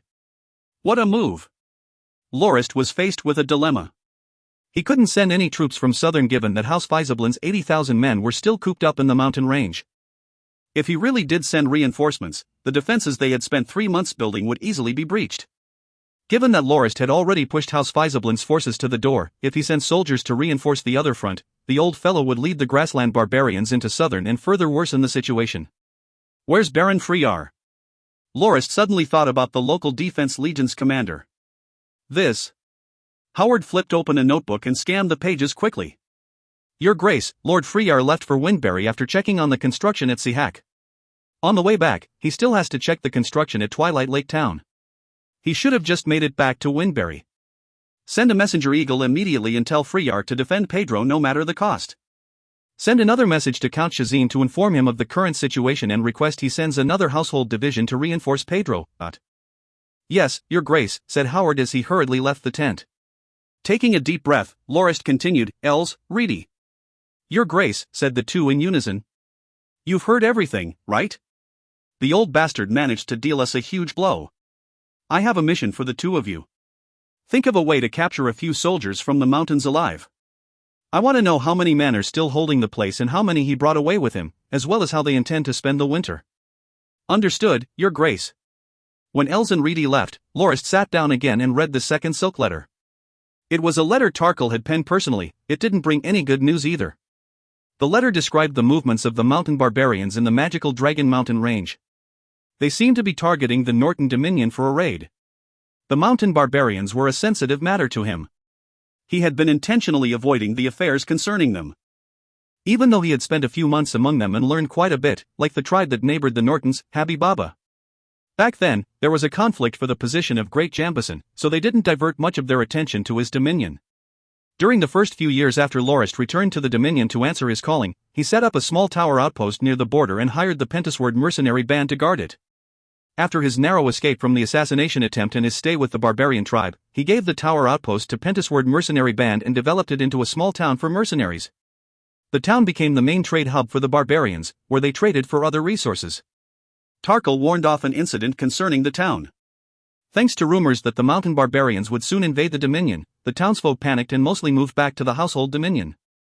Not only that, the person in charge of the Salt Merchant Committee's trading post there sent over a secret correspondence. The barbarians who had good trade relations with the trading post revealed that a group of grassland barbarians traveled into the mountains hoping to join up with the mountain barbarians and attack the Dominion together. Needless to say, it was a move made by Duke Fisablin. One move after another, as expected of the war god of the plains. Lorist deliberated whether he ought to return to the Dominion to calm the people there down. The mountain barbarians were no threat given that there were so many local defense brigades in the Dominion. The only thing he worried about was whether he could keep Pedro. It was the key factor which would determine whether House Fisablin could turn the tables completely. If you find any errors, ads pop up, ads redirect, broken links, non-standard content, etc., please let us know. Report chapter so we can fix it as soon as possible. Chapter 379 Idlewoke. Idlewoke. Here's the first release of the week. My brain's not working quite so properly cause I've been missing lots of sleep, but enjoy nevertheless. Good morning, sir, greeted the patrolling soldiers. Idlewoke nodded before he ascended the stairs to the roof. They were in Pedro. Centuries ago, a count named Pedro built the first castle here to defend against the grassland barbarian raids in hopes he could stop them from entering Winston. It had been destroyed and rebuilt numerous times of the subsequent centuries. The moss-covered stone platforms still had lots of blade marks. Some were even rust-colored as a result of blood draining into their clefts, signs of the cruel sieges the castle weathered. Pedro only saw peace after the Christian Empire was formed and the barbarian territory now wild husbandry was conquered. Afterward, it became the connection between Winston and wild husbandry. As Windbury became the largest livestock trading area, the path through Pedro became more and more important for wild husbandry's herders, who had to travel to Windbury. They would often rest there in the middle of their journey. The merchants soon saw an opportunity to trade there. Over many years Pedro gradually grew into the city it was today. The conflict between the three princes, which eventually led to the 7-year civil war, didn't disturb Pedro's peace. However, the livestock market at Windbury's ruin did land Pedro a killing blow. Herders no longer traveled to Windbury with their livestock, so the merchants' trading posts eventually closed down. When the second prince founded Iblia, the heavy taxes he levied caused the population to dwindle even further. It was further exacerbated by the second prince's expedition against the Melian Duchy, who moved the last garrison force away from Pedro, abandoning it for good. It didn't take long for the city to become a haven for deserters and bandits. It became a lawless paradise. Duke Fisablin deployed his forces to eradicate the bandits that frequently caused trouble for the herders in wild husbandry and took it under his personal control. In contrast to the ignorant and incompetent second prince, the Duke regarded the city with great importance. He considered it a strategic location that could put pressure on the prince and control Windbury. He ordered his eldest disciple, Viscount Christophe, to guard it with 2 divisions of the Frontier Legion soldiers. When House Kenmays built the iron suspension bridge in the East Northlands, connecting their dominion to Wild Husbandry, 2 trade routes formed to East Wild and Winston respectively. The various goods produced by House Norton was marketed in droves to the 2 through the Salt Merchant Committee, which was operated by Duke Kenmays, who was a count back then. The products were really popular. As a result, merchant convoys began to see Pedro as a fitting place to rest, and the city recovered a bit of its former merriness. However, when House Norton wanted to pay the second prince back for sending Blademaster Zerinen to assassinate their leader, they mobilized their soldiers to conquer Windbury and captured the second prince. Viscount Christophe, stationed at Pedro to guard the city, led its 2 divisions to stop their forces and ended up a captive following his defeat. While Duke Faisablin resolved the tense situation between the 2 houses with the arms deal and ransomed the Viscount and his 2 divisions, he nevertheless became aware and wary of the 4 houses. Even so, Duke Faisablin never imagined the 4's attack would be so sudden and savage. The sole division from 4th Frontier stationed in the city only lasted a night under Tigersor's fierce assault. 4th Frontier was badly beaten by the Nortensjäger soon after and forced to retreat to Saxia's east bank. At the same time, Pedro was being rebuilt into a citadel with even stronger defenses. As the leader of the 23rd Local Defense Brigade, Idlewoke was currently rather disturbed. He had taken in around 10,000 of Jaeger's remaining forces 3 days ago, and they brought him a piece of bad news: Jaeger had suffered a great defeat. All the soldiers said the barbarians were all over the place. They had fought for a full night and still lost. In the end, they were separated from the main force and had no choice but to retreat. The last order they received was to break out of the encirclement. The worst part was that the 23rd Local Defense Brigade wasn't assigned any messenger eagles. There was no way to send word out. After all, messenger eagles were incredibly hard to train and were only given to the main combat units and the Oceanic Legion. For the Local Defense Legion, communication was only established between the divisions and they had to rely on mounted messengers. While it had been approximately 6 months since Pedro was conquered, it was currently defended by only the 3,000 soldiers of the 23rd Local Defense Brigade. There were another 10,000 laborers working on construction. Only half of it had been completed in 6 months. The only thing Idlewoke was happy about was that the completed half was facing Wild Husbandry. In other words, when the grassland barbarians launched their attack, the 23rd Local would have complete battlements to rely on. After receiving reports from the soldiers about Jaeger's defeat, Idlewoke immediately sent someone to Windbury with a call for reinforcements. He had a strong feeling that House Faisablin and the grassland barbarians would soon attack Pedro. Thinking back to the soldiers' looks of despair, he didn't think he could hold the city with only 3,000 men. He had to get more reinforcements. Unfortunately, the messenger that returned the next day with more bad news. The Legion commander, Baron Freyar, wasn't present in Windbury. Only Baron Camorra and the city governor nominated by Lorist, Viscount Ides, was there. When they received word from Idlewoke, Baron Camorra was of the opinion that Pedro had to be held no matter what. However, only 21st Local was defending Windbury and Baron Freyar wasn't around to mobilize the soldiers. Despite that, Baron Camorra and Viscount Ides gave Idlewoke 2 pieces of hope.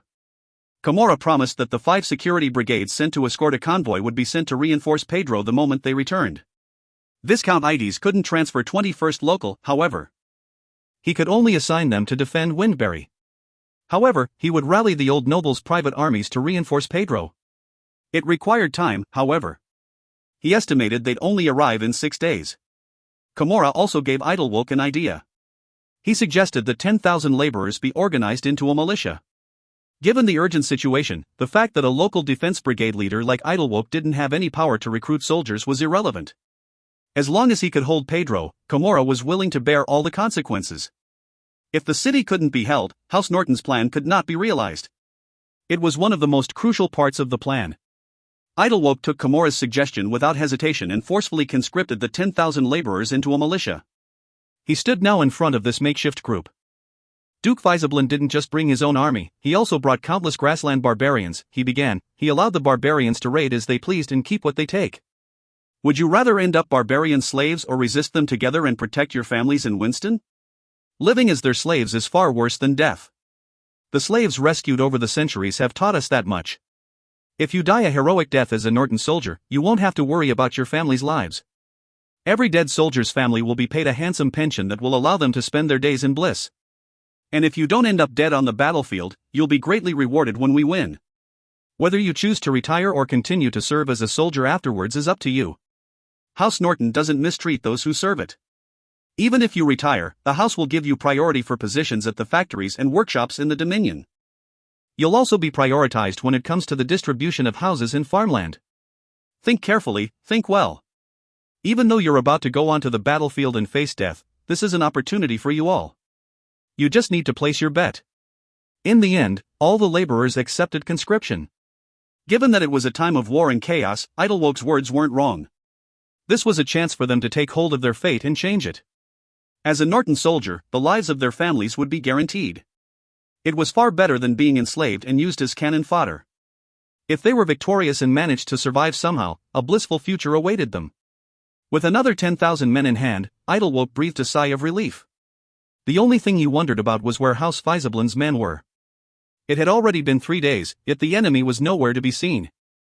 Their tardiness allowed Idlewoke the precious time he needed to have the 10,000 laborers dig more than 10 deep ditches in front of the city to defend against the swift barbarian cavalry. It would be great if Tigersore's logistics and support division were here. The city would be more secure at the very least, and someone my superior would be responsible for everything, thought Idlewoke as he leaned on the roof's railings. It was too bad Tigersore had been transferred to the front lines in Southern 3 months earlier. While it was very successful during the Second Battle of Southern, they also suffered heavy casualties and required the support and care of the Logistics and Support Division. At that time, it had still been sweeping through wild husbandry with great success. While Pedro was a strategic location, it had always been rather peaceful, sizable conflicts rarely broke out. It was out of anyone's expectations that Jaeger would suffer such a huge hit, making the city the enemy's next target. Time really flies, huh? It's already been 10 years, mumbled Idlewoke. Looking at the ditch-covered ground, he was at a complete loss at how to defend the city. This was the first large battle he would face. It was also the first actual siege since his appointment as 23rd Local's leader. It wasn't a training session or a drill, but an actual siege. He could still remember when he first saw Lorist 10 years ago clearly. He had been just a small carpenter in the household Bastide back then. His greatest responsibility was to gather sawdust for his mother, the kitchen head. The sawdust would be mixed into flour to bake bad-tasting black bread for the servants. He had asked his mother why they mixed sawdust into the flour. It's household tradition, his mother had said. Those were the most difficult times the house ever faced. The first young master perished on the battlefield, the third young master died, and the old master passed after heading into battle with sickness. Even though the old master was his biological father, he didn't feel much grief following his passing. Instead, it was his mother who grieved the most. Not long after, House Kenmays caused trouble for them and encircled the Bastide with their troops for 3 whole months, only to withdraw after running out of food. At the time, everyone had been panic-stricken. Without the house's leader, everything fell to the old and sickly chief butler, Glaze. Pesha had wanted to raise the first young master's illegitimate son to household leader, but many objected. Mullesink and Wellickson's mothers came out and said their sons were more closely related to the old master given that they were his illegitimate children and claimed they had the right to inherit the position. Naturally, his mother didn't want to lose out and also claimed he was a rightful heir. But he knew better than anyone he was but a consequence of the old master's advances when he was drunk. His mother was young and his personal maidservant, one of the 8 at least. Which hadn't lain with the old master. His mother was only made head of the kitchen because she became pregnant. His mother loved the man dearly and didn't marry anyone else, unlike Mullesink and Wellickson's mothers, who married other servants. Lorist had come then. While he had been exiled by the house, nobody contested his right to inherit the position and the peerage. He still recalled the first day after the succession ceremony when Lorist taught the bad-tempered Pesha a huge lesson and asked him why he was sawing wood every day. When he told him it was tradition, Lorist simply said it was a tradition not worth keeping. Already out of a job, he asked Lorist what he should do. Lorist suggested he join the household forces and serve the house. He must not let the Norton blood in his veins down, he had said. In the short 10 years since, the house had soared to the skies. Thinking back to the difficulties they faced when they initially tried to develop, he was incredibly thankful that Lorist ended up the leader. A clueless, illegitimate child like him even ended up a 2-star silver-ranked knight. He now even bore the proud Norton name and was a member of the family. Nowadays, Mullesink and Wellickson served as division commanders of the garrison in Hanna-Yabarta. He himself had a position as the leader of 23rd Local. Maybe this is where it all ends for me. He looked at the raging bear flapping in the skies above the city. His face eventually settled into a resolute expression. I am a Norton. I will not let my family's honor down. I will not sully our name. As long as I breathe, Pedro will not fall. A waft of black smoke rose from a peak near the city. The scouts were sounding the alarm. "Blow the horn, ring the alarm. Everyone to attention. The enemy is here," yelled Idlewoke at the top of his voice. "If you find any errors, ads pop up, ads redirect, broken links, non-standard content, etc., please let us know. Report chapter so we can fix it as soon as possible." Chapter 380. 100,000 Barbarian Cavalry. 100,000 Barbarian Cavalry. Seeing the smoke signal from the distance, Duke Faisablin waved his horsewhip around. "Send someone to survey the location. Prevent the Northland's lookouts from observing our activities," ordered he. "By your command, Your Grace," responded a guard, nodding. He turned to inform the others of the orders. A few moments later they set out. The Duke tugged on his horse's reins. The horde of grassland barbarian cavalry stopped their mounts as well. The mass of men and horses stretched beyond what the eye could see. Poles grew out of the sea of heads. On them, banners of different designs rustled in the wind. He took out a telescope. It was part of the spoils he got from defeating House Norton's Jaeger Legion, and inspected Pedro, where the alarm bell rang. On both ends of the city, cliffs approximately 10 meters high cut off any route around the settlement. Right in the middle between them ran a steep slope, about 1.5 kilometers from cliff to cliff. On the horizon above the slope, towering over the city walls, stood a huge stone castle. It marked the crossing point of Pisper, Pedro, part city, part citadel. Pisper lay between Winston and the northeastern grasslands, a natural border. A wall thousands of meters tall and about as wide. There was, however, a large gap in the mountain range that allowed the opposite sides to be connected. If one stood on top of the mountain, perched on the peak of the slope, one should be able to see the grassy plains beyond. It was precisely because of this hole in the wall that Count Pedro decided, all those years ago, to erect a fort at the slope's peak. He hoped it would stop the grassland barbarians' raids into Winston. The citadel that peeked into the Duke's vision, however, had changed its appearance greatly. It was far more than just a frontier fort. It was a full-fledged man-made mountain, complete with extensive defensive fortifications. It's only been 6 months. House Norton is very reckless with its spending. They actually managed to completely reform Pedro's fort into a full-fledged citadel. That kid really thought this through. His moves are firm and leave no gaps for me to exploit, the Duke mumbled to himself as he lowered the telescope with a slight tinge of regret. I should have ignored the squabbles of the grassland barbarian chiefs and forced them to go south and attack Pedro after defeating Jaeger 3 days ago. At least, I would have been able to capitalize on the element of surprise. Now 3 days have passed. Pedro must be prepared for me. I guess there's no choice. We have to force our way in. Well, I don't really mind since the troops to die aren't from my house, he sighed after a moment's thought. It's about time those arrogant barbarians were taught a lesson. They all think they're at the top of the world. Did they think they could really conquer the realm with only 100,000 cavalrymen? The more idiots perish, the better it'll be. When he had left Boblage 2 months ago to return to his dominion, he gave the conscription order to the various tribes across the northeastern plains. However, he didn't employ force. Instead, he presented himself as the one who would help and guide them across the realm of civilized man. They would raid together and profit together as partners to satisfy their respective needs. He managed to gather 150,000 cavalrymen quickly. After spending a month to instill the smallest amount of discipline required in them and filling Fourth Frontier's ranks again, he set his sights on House Norton's Jaeger, which had swept across wild husbandry. After a series of schemes and plots, he successfully ambushed the Legion and inflicted great damage on it, eliminating a large part of its forces. Only a small number managed to escape to the Northlands. However, he realized there were many situations beyond his control during the attack that ultimately cut him short of eliminating the Legion completely. The main factor was his soldiers' insubordination. All the barbarian chieftains wanted their tribe stationed in the rear for fear of suffering heavy casualties. The chieftains' lack of confidence filtered through to their men, many of whom broke rank and tried to preserve their own lives when the situation looked unfavorable. There was nothing he could do about it. He was no different. He, too, had tried to preserve Fourth Frontier.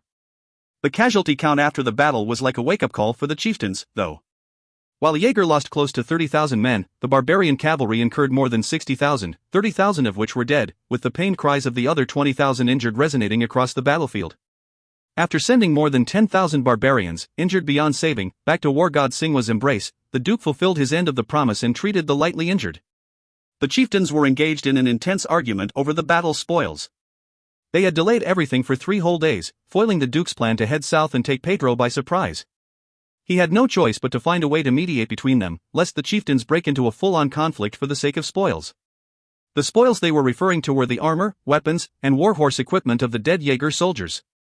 There were also the steel ballistae left behind by the Karaballista Brigade, as well as the 1,000-plus soldiers and 5,000 lightly injured personnel that were taken captive. The heavily injured ones had already been beheaded. There were approximately 16,000 complete sets of equipment stripped from the captive and dead soldiers, as well as near 400 undamaged steel ballistae. Those were the main cause of the chieftain's arguments. Even the spoiled equipment or ballistae were not spared, as metal was most scarce on the plains. Duke Faisablin made the magnanimous sacrifice and gave up his right to distribute the goods and only demanded the captives and lightly injured personnel as well as 200 undamaged Karaballista. His self-sacrificing move won the barbarians' praise. The Duke suggested another idea. Half of the spoils would be divided according to the respective casualties incurred by each tribe. Naturally, the tribes that were too impatient and ended up losing most of their members were ignored, since it was only a matter of time before they were assimilated into other tribes. The other half would be distributed evenly to all of the barbarians. In other words, while the strong would get most of the reward, the weak would also have something left. The tribes were finally placated. The plentiful spoils attracted even more barbarians, and their numbers soon rose back to 100,000. The chieftains quickly forgot about the heavy casualties they had previously incurred. When the Duke got to know from the captives that only a brigade of 3,000 defended Pedro, the barbarian chiefs were already clamoring to go south. To the naive chieftains, Jaeger was the most impressive enemy they had to face. Given that they had already paid such a huge price to defeat such a great enemy, they believed what remained were merely weaklings to be picked off, nothing worth mentioning. In their minds, 100,000 barbarian cavalrymen were enough to sweep the whole of Winston. Perhaps, they would even restore the honor of their ancestors and get to water their horses at Egret Lake.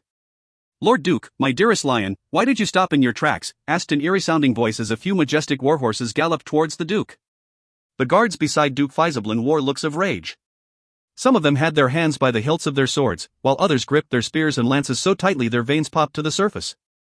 With one word, they would not hesitate to storm the northeastern plains. Even though all the chieftains addressed Duke Faisablin as Regal Lion Duke or Your Leonine Grace, the person that just showed up called the Duke my dearest lion in a way he would his pet.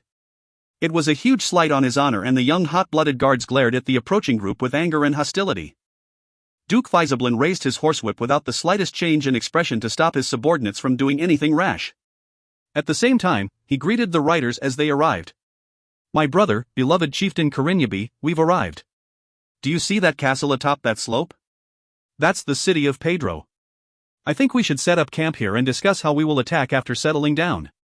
Grindia was a great grassland barbarian tribe that had a population of approximately 100,000. They were able to call on 30,000 battle-ready cavalrymen and were not among the tribes that had submitted to the Duke. Instead, Grindia had always maintained a trade relationship. This time around, Duke Faisablin prepared a lot of gifts to convince the whole of the tribe to head south together, with raiding Winston their goal. The chieftain was a short, thin man of 40 or 50 years. He looked rather martially challenged, but no one doubted his cunning. Duke Faisablin always felt really tired after dealing with Grindia's chieftain. He wondered how such an oddity managed to surface in the Great Plains where martial prowess was paramount. All Grindia chieftains were named after the tribe. It was part of their tradition. After inheriting the position, they would cast away their former name and be addressed only with the name of the tribe. Chieftain Grindia completed his mission during their attack on Jaeger perfectly with his 30,000 cavalry. Their mission was to harass the enemy at range and not engage in close-quarters combat at the front lines. In spite of their relatively removed role, they managed to obtain most of the spoils. In the southward march that followed, the tribe also absorbed 4 smaller tribes and expanded their numbers to 40,000. Perhaps because of the increase in the men under his command, Chieftain Grindia relaxed his attitude towards the Duke. The Duke had only brought 10,000 men on the march. After all, he was only there to guide the way. The main force was the 100,000 barbarians. There was no need for him to bring along a lot of men. He would also get the least spoils this way, and everyone was happy with the arrangement. Setting up camp? Chieftain Grindia looked at the sky and smiled rather exaggeratedly. "It's still early. Why don't we just rush straight at Pedro and attack? We won't have to set up camp that way. We can celebrate our victory in the city itself." "My dear chieftain, if we can have 100,000 soldiers encircle Pedro immediately, I don't doubt it will fall in half an hour," Duke Faisablin said as he pointed at the city with his horsewhip, "but please take a look. That's the only way through Pisper, and it's rather small. Those cliffs resemble a horn, it gets narrower the higher it goes. Pedro also occupies most of the space in between. We can only have about 3,000 men effectively deployed at a time. There's no way we can attack all at once. The city has already made its preparations. I believe it's best we discuss our approach beforehand.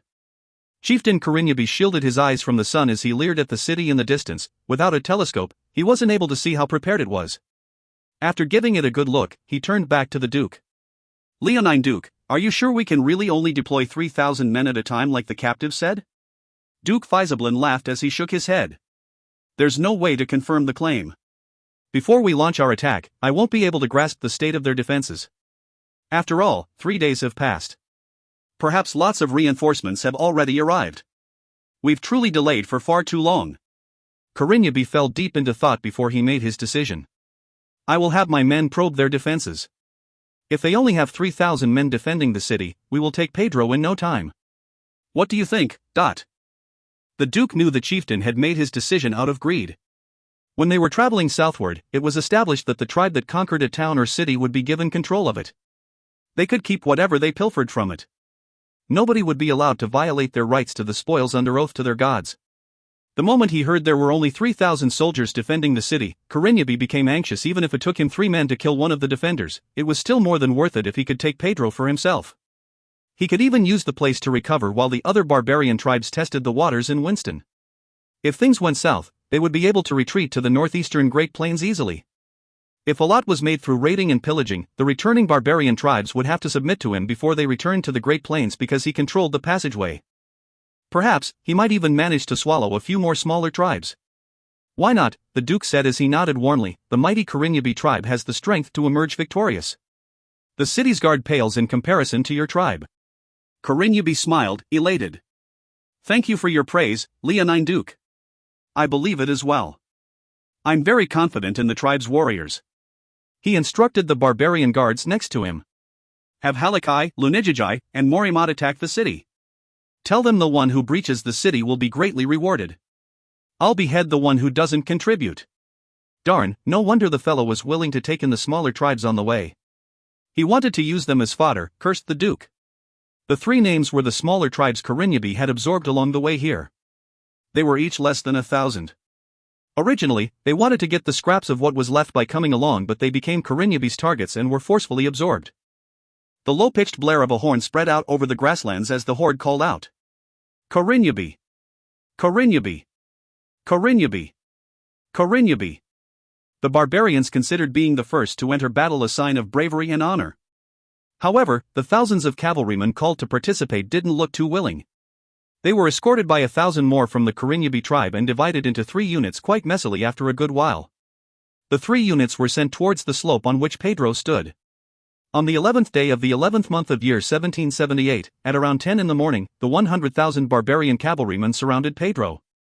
The bloody siege battle had begun. If you find any errors, ads pop-up, ads redirect, broken links, non-standard content, etc., please let us know. Report chapter so we can fix it as soon as possible. Chapter 381 The Bloody Battle of Pedro, 1. The Bloody Battle of Pedro, 1. Here's the 3rd release of the week. Sorry for the delay. It completely slipped my mind. People and horses rolled down the slope. The first wave of attacking barbarians, around 2,000 riders, were crushed before they even scaled half of the slope. Of the riders flung off their mounts, the fortunate ones were still not beyond salvation, while those less fortunate broke their necks and suffocated to death. The second and third waves of barbarian riders following tightly behind them stopped their mounts immediately and began to rescue the rest. After a lot of effort, they turned tail and ran. The cheering barbarians all seemed to have been given a face slap and no longer uttered a sound. They made no further movements on the city. Chieftain Grindia's expression was rather sour. He felt like he lost a lot of face for stopping his attack halfway.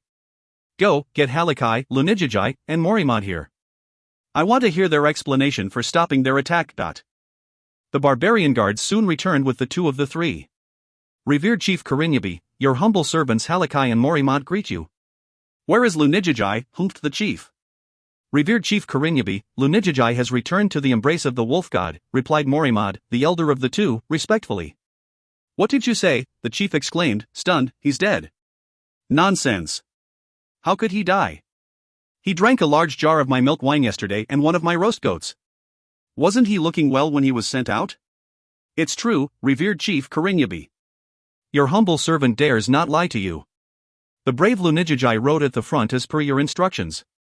However, the cowardly Flatlanders dug lots of horse pit traps on the slope. His steed stepped into one of them and broke its right front leg. Lunijiji was flung off forward. He broke his neck and returned to the wolf god's embrace, described Morimod in detail. What?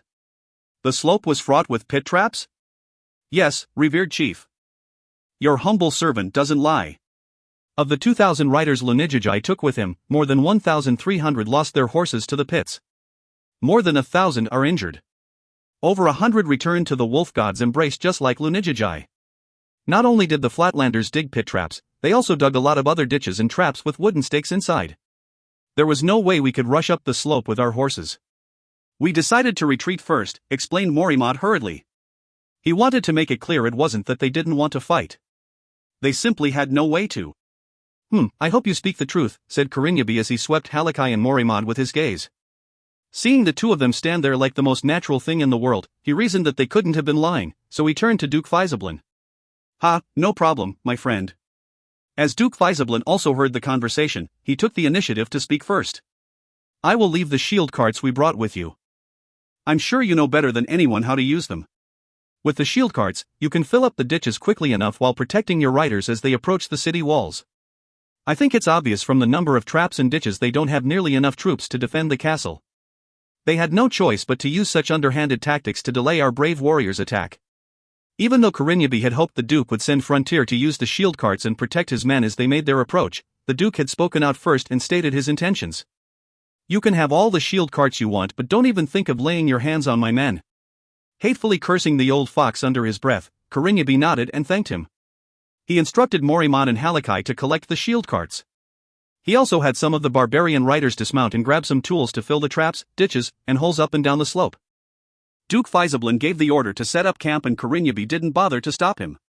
As pushing the shield carts up the slope would take who knew how long, and filling up the traps and ditches would require lots of manpower and time, there was no way they'd let the 100,000 barbarian cavalrymen wait like idiots on their mounts. Grindia postponed the attack by a day and stuck with establishing a method for the attack for what's left of the current day. At 4 in the morning, they'd managed to push the shield carts 300 meters up the slope. As the people in Pedro didn't seem to respond at all, the tool-wielding barbarians dropped their guard and focused their attention on filling up the traps and ditches. Grindia had given the order for one route of attack to be established by the end of the day. As not one of the barbarian soldiers wanted to be punished, they only thought of completing their work as soon as possible so they could rest when they returned. Without anyone noticing, the 23rd Local Defense Brigade, led by Idlewoke, formed an assault unit around 1,000 strong. It left through the rear gate and circled the moat, approaching where the barbarians were. When they were less than 10 meters away, they leaped and rushed into the crowd of busy soldiers. It was a complete massacre. The 4,000 or so barbarian soldiers filling up the ditches were caught completely off guard and met tragic ends. When their enemy showed up, they panicked and forgot where they put their weapons. The tools in their hands were broken by a single slash before they felt a cold glint and lost consciousness, seeing nothing but darkness. The 100,000 soldiers who'd settled down in the camp stared wide-eyed at the massacre atop the slope. All of the working barbarians were slaughtered easily like chickens. Only a fortunate few managed to run down the slope, crying for their parents. However, they were not so lucky in the sense of having left the shield carts behind. Due to the inactivity of Pedro's defenders, they didn't feel the need to push the heavy shield carts up the slope, so they proceeded without them. Currently, the carts were obstacles to their escape. The groups weren't able to squeeze between them as the barbarians behind began to let out pained cries. The local defense brigade soldiers that caught up were able to pierce 3 enemies' chests with only one thrust of their spears. The barbarians in the camp finally snapped out of their stupor and reacted. They let out beastly cries and got onto their mounts without caring about anything else. They rode for the slope. At that time, the city's bell rang out once more. The local defense brigade soldiers that came out to launch a surprise attack didn't pursue their enemy. Instead, they took out the leather sacks slung on their sides and splashed the fuel contained within on those huge, wooden shield carts before they ignited them. More than 50 bonfires were lit on the slope. Following that, the local defense soldiers stayed to loot the dead barbarians before returning to Pedro. Only around 700 of the original 4,000 barbarians managed to make it back. They left approximately 3,000 corpses on the slope along with the 50 shield carts that were all set alight. That was a huge and harsh slap to the faces of all the grassland barbarians. The riders rode to reinforce their comrade with fervent anger. They had just received the other 700 plus who managed to escape and stared red-eyed at the corpses of their fellow tribesmen that littered the slope. The mocking laughter and cheers from Pedro sounded ever so ear-piercing. One of the grassland barbarians cried loudly in a crazed manner and rode speedily upwards the slope. Countless other riders joined him in his endeavor with similarly pained cries and launched their attack on Pedro. The riders' skill seemed to improve thanks to their anger. They rode speedily up the slope, almost seeming like they were flying up the uneven terrain as they passed the burning shield carts and avoided the corpses of their tribesmen, approaching the walls at breakneck speed. But they ran into some trouble when they were less than 300 meters from the walls. The ditches and pit traps began to slow them down. Some riders would fall from time to them from the traps or ended up in ditches because of riding too quickly. However, those whose heads were filled with wrath and felt no fear. Those able to get back up after their mounts collapsed continued running at the city while waving their weapons around as they called out loudly to plead for the protection of the wolf god. Fire! Seeing the grassland barbarian troops appearing within 200 meters of the walls, Audiobook finally gave the order. Following the subsequent twangs, the first volley of the 200-plus steel ballistae mounted on the walls blanketed the battlefield, skewering the approaching barbarians, mounted or otherwise. Many of them were nailed to the ground by the bolts along with their mounts. Cries of pain and agony reverberated throughout the slope. While the 200 or so bolts gave the grassland barbarians quite a harsh blow, even more barbarian cavalrymen took their place. They ignored the skewered bodies in front of them as well as the incoming ballistae attacks as they rode onwards towards Pedro, shouting to raise their morale and courage while they were at it. Steel ballistae, fire at will. Longbowmen, stand by. Fire when the enemy is 100 meters away. There's no need to wait for further orders, instructed Audiobook once more.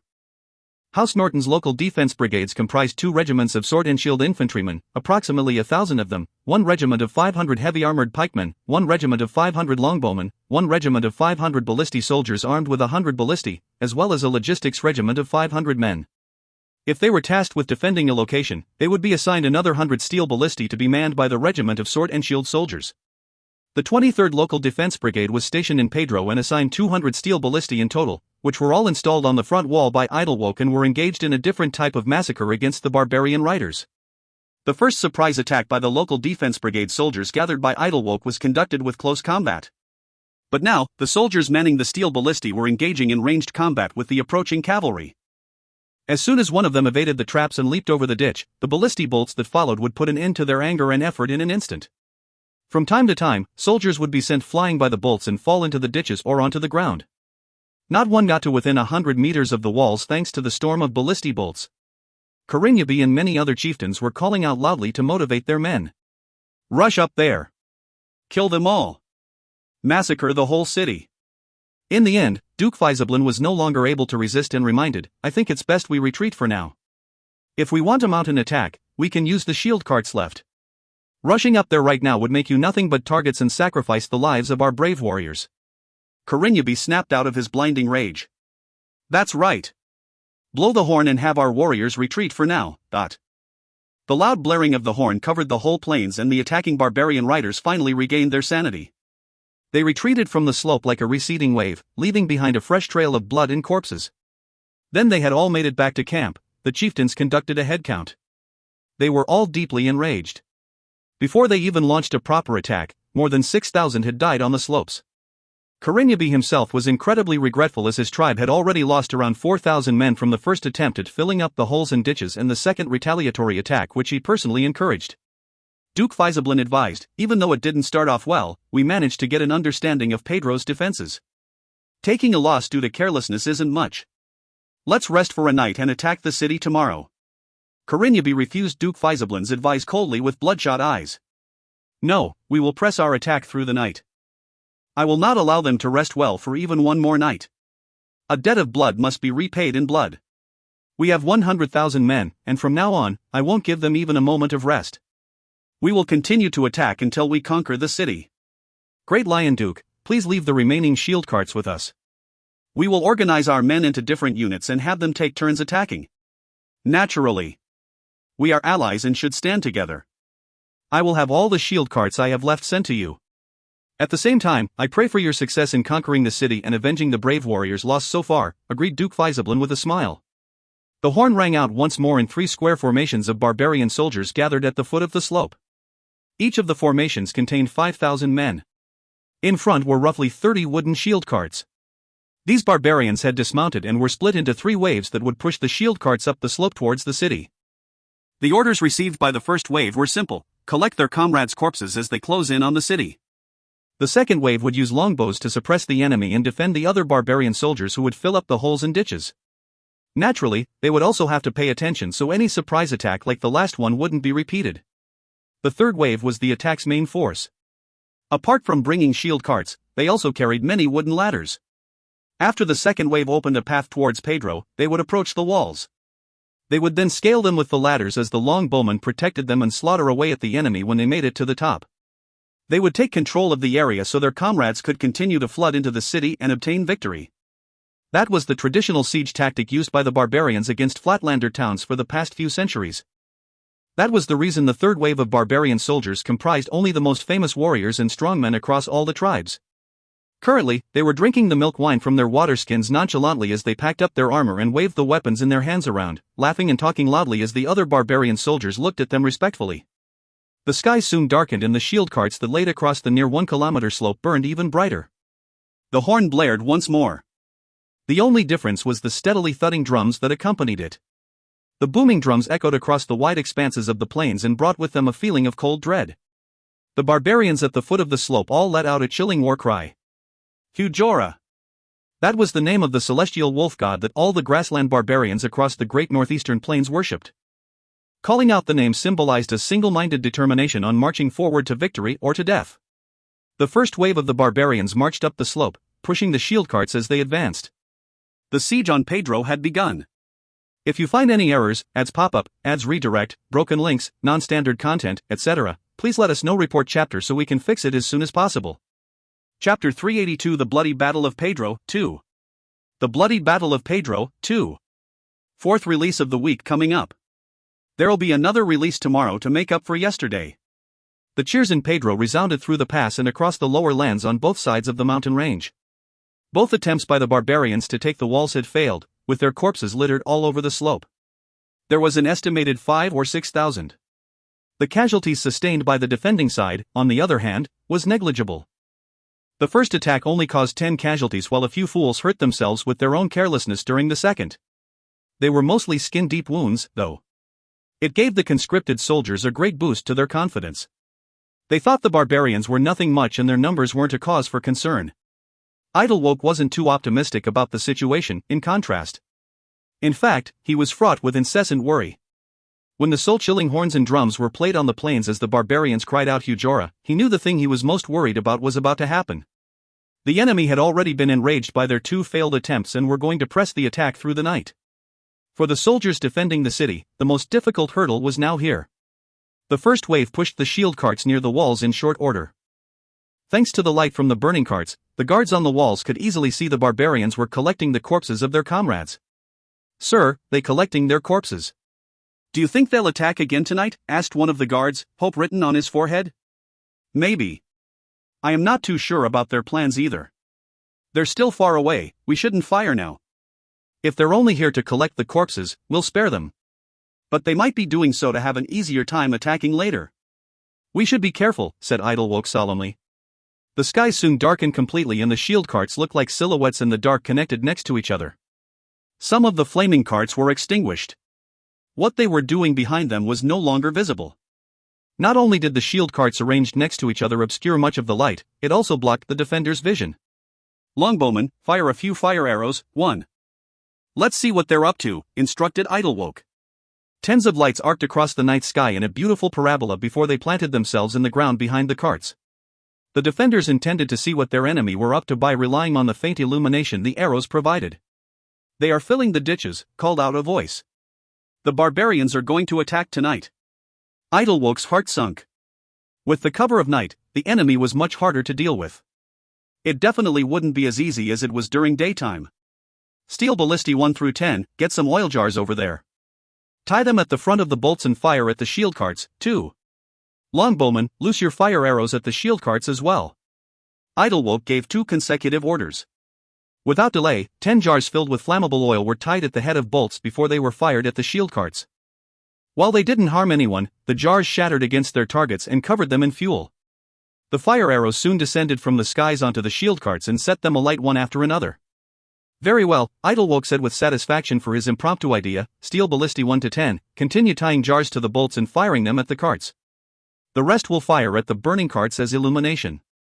Your targets are the enemies trying to fill the ditches. Longbowmen, continue to rain arrows down on them. The soldiers toiling away below had already noticed the fires on their shield carts. As the ones that hurried to put the fires out were taken out, the rest pushed the burning carts away from the ones not yet set alight. The others ignored the rain of arrows by raising their shields over their heads after each volley was fired and continued to fill up the ditches in the intervals at an even greater speed. They were less than 100 meters from the walls at the moment, but they'd run out of options. All the remaining carts that protected them were burning. The ground below the walls was bright as day with all the fires. Less than 2 hours after the first wave retreated, however, another closed in. Each soldier had a sack of mud on his back. Under the cart's protection, they emptied their sacks into the ditches and soon established a way through which they could pass. All the longbowmen changed from firing arc shots to firing directly at their targets. The ballistae also fired non-stop. However, there were far too many enemies on the slope. In the darkness, the shots weren't that accurate either. No matter how many casualties the barbarians suffered, they kept swarming forward. They filled the ditches and fired back at the men on the walls from the safety of their carts. The guards' casualties started piling up. One of the ballista operators cried in pain and collapsed, his hand clasping an arrow sticking out of his right eye. After his hands and legs twitched, he stopped moving altogether. The soldier reloading the ballista shouted "brother," before he hatefully pulled the trigger with the ballista aimed at the man responsible for his friend's death. The walls hissed and clinked as hundreds of arrows bounced off them. 10 laborers busy rescuing the injured were caught in the middle of the volley and collapsed after taking tens of arrows each. Unlike the local defense soldiers who were equipped with good armor, they suffered huge casualties. Over there! One of the soldiers quickly noticed where the barbarian longbowmen were gathered. They were standing behind a flaming shield cart. A dozen ballistae fired in that direction. Hujora! Yet another group of barbarians pushed more than 10 shield carts up the slope swiftly. Have the ballistae and longbowmen pay attention to the barbarian archers. Suppress them! Idlewoke just gave an order that he would soon come to regret deeply. Pedro's walls were 6 meters tall and their gate was reinforced with a layer of iron, with another huge portcullis behind. What could the barbarians do even if they managed to reach the entrance? It would take them far longer to breach the gates with the weapons they wielded, so Idlewoke decided to target the barbarian archers instead, as they were the only ones who posed a threat at the moment. He didn't expect that the barbarians who rushed over to be so agile and swift. They rushed to the foot of the walls and drew out many long ladders from behind their carts and laid them against the walls. Some of them even used grappling hooks to ascend the walls by flinging them between the crenels of the wall. Others thrust battle-force-infused spears into the walls to use as makeshift ladders. The barbarians have scaled the walls. Idlewoke was startled by the cry. When he turned back, he saw a number of barbarians on the walls flinging their weapons against the defenders as they roared unintelligibly. Not far away, another barbarian made it onto the wall. With but the cold glint of a blade, the ballista operator who was taking aim had his head lopped off. His neck fountained blood as he collapsed. Before the 3 soldiers next to him could react, they were taken out as well. Filled with rage, Idlewoke drew his sword and rushed forward. The moment the barbarian saw Idlewoke's blade, which didn't have a blade glow, he let his guard down and fought the man a mere guard. He swung his short sword up to parry as he thrust the dagger in his right at Idlewoke's throat. Before he could react, Idlewoke's longsword shimmered the moment it clashed with the barbarian's sword. The man could only look at the shimmer as it cut through his sword, his shoulder, and the rest of his body on its way to his abdomen. Kicking away the bisected corpse, Idlewoke followed up with a strike that sent another barbarian just about to scale the walls back down. He got some jars and smashed them against a nearby ladder. He held a torch against the 2 legs. His breathing only resumed once he saw the flames chase the other barbarians down the ladder. Have the close combat forces come to the walls immediately. Have the reserves armed with pikes and stand by as well. It was too bad the order was given too late. More and more barbarians made their way up the walls with every passing moment. The 5-man ballista teams couldn't deal with the savage assault. Many ballistae stopped firing and the number of barbarians beneath the walls increased as well. Idlewoke realized his mistake. He had allocated most of the space on the 2-meter-wide walls to the steel ballistae, longbowmen, and laborers to supply more ammunition. So, he wasn't able to station any close combat forces on the walls. He had thought the enemy couldn't get up the walls in the first place, so he allowed the pikemen and other foot soldiers to rest in their barracks. Who knew the barbarians would actually scale the walls so quickly? Retreat! retreat to the towers and shut the gates. We'll keep firing at them from there, yelled he when he noticed the number of barbarians on the walls increasing. After Pedro was renovated into a defensive citadel, its structure was thus: the towers extended outwards from the city's walls and were 2 meters taller. On both sides of the central tower, walls about 100 meters long stood. Both ends were fitted with towers again, which served two functions: to go up and down the walls and to keep situations like the current one from becoming worse. Even if they lost the walls, they could still hold the towers so the city behind the walls wouldn't be compromised. Idlewoke grabbed a soldier nearby. Sink, go assemble 50 steel ballistae on the second wall. Fire at the enemies on this wall, quick. The second inner wall was 2 meters higher than the outer and was roughly 50 meters away. It was the final line of defense for the citadel, besides the keep. The citadel would only truly fall if the second wall and the keep were conquered. Sink knew how urgent the situation was and left hastily without hesitation. You guys should follow, ordered Idlewoke the longbowman on the top of the towers. They had already tried their best, none had fired less than 40 arrows. But the enemy was far too numerous. They attacked before the longbowmen were even allowed to rest and recuperate. During the time the steel ballistae suppressed the barbarian archers, some of the barbarians scaled the walls and they lost up to 100 men. Currently, the part where the battle was most heated was at the 4 towers on the walls. Each tower only had 6 openings for arrows facing the city walls, so only 6 arrows could be fired at a time, and that was not the least problematic for the barbarians, who were filled with frenzy and excitement for conquering the outer walls. They ignored the projectiles fired from the towers completely and attempted to use the shields and weapons in their hands to bash down at the tower's metal doors. Under the constant abuse, a large hole had been made in the metal door at the foot of the tower. Quickly, 4 to 5 pikes poked out from the hole with lightning speed, piercing the barbarians in the chest. Within the tower, the dozen heavy-armored pikemen stood in a semicircle with their pikes pointed at the entrance, thrusting and taking their enemies' lives when they caught sight of them. But from time to time, the dying barbarians would unleash their final attack and cause the pikemen great harm. The injured would soon be replaced by the other pikemen behind, though. Corpses soon piled up at the tower's entrances, almost sealing it completely. However, the number of barbarians that made it up to the wall only increased.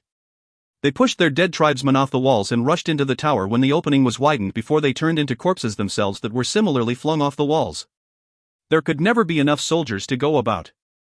Each heavy-armored pikeman regiment only numbered 500, so each of the 4 towers were only stationed with a little more than 100. As more and more pikemen were injured or killed, they were soon replaced by the sword and shield soldiers. However, they suffered even heavier casualties. Though they managed to hold on for a little longer, they were quickly pushed to their limits. Idlewoke had no choice but to order the reserve soldiers into the fray. Even the reserve soldiers were mostly laborers, they didn't receive even an ounce of training, nor were they properly armed. The most they could do was to push back at the enemy with their pikes. Their numbers diminished even faster than the 2 units before, approximately 5 or 6 of them died before one barbarian soldier could be killed. This time around, the corpses that piled up once more were those of the reserve soldiers. When the dead or injured were dragged away to be replaced, some of the reserve soldiers crumbled and ran all over the place in panic after discarding their weapons. Idlewoke could do naught but form an enforcement unit with the 60-odd remaining sword and shield soldiers to get rid of near 100 deserters on the spot. Only after their heads were lopped off and mounted on the pikes was the situation back under control. Just as the reserve soldiers were being sent to the meat grinder that was the 4 towers, the steel ballistae and longbowmen were finally in position at the second wall. They soon dealt a huge blow to the barbarians who thought that the city was finally within their grasp. There were no shield carts to protect them on the outer walls of the city, and the skewered barbarians soon fell from the walls like leaves from a tree. The walls were filled with so many corpses that there was almost no space left for walking around. The amount of blood gathered there pooled up to one's ankles. Ballista bolts and feathered arrows decorated the corpses all over. From a distance, it looked like there was a small neat forest growing on the walls. The depressing horn tune of retreat could be heard as the barbarians at the slope began their retreat. The drums that seemed to have rumbled throughout the night had already quieted down, and the bloodshot-eyed Idlewoke, who was covered in blood, stood up with much difficulty by holding onto the railings of the walls. He looked down at the slope and only saw the silhouettes of a few retreating grassland barbarians who carried longbows. The enemy finally retreated, and Idlewoke finally let out a breath of relief for having defended Pedro. However, the pain from his injury made him moan uncontrollably. He had got that when he was fighting off a dozen of barbarian warriors with 10-odd other local defense soldiers. The casualties they suffered were intense, and Idlewoke himself got hurt by 3 sword strikes and 1 axe strike. Fortunately, those hits weren't fatal, and he was still able to command the troops to defend the castle after wrapping his wounds up. "Sir, reinforcements." "Reinforcements are here," cried Sink, who was in command of the second wall. He rushed to the wall and held onto the wobbling Idlewoke and said, "They're flying Lord Frear's banner. The Legion commander has finally made it." Idlewoke suddenly felt the urge to laugh when he recalled a joke that was passed around in the household forces about how reinforcements only ever arrived after the battle was over.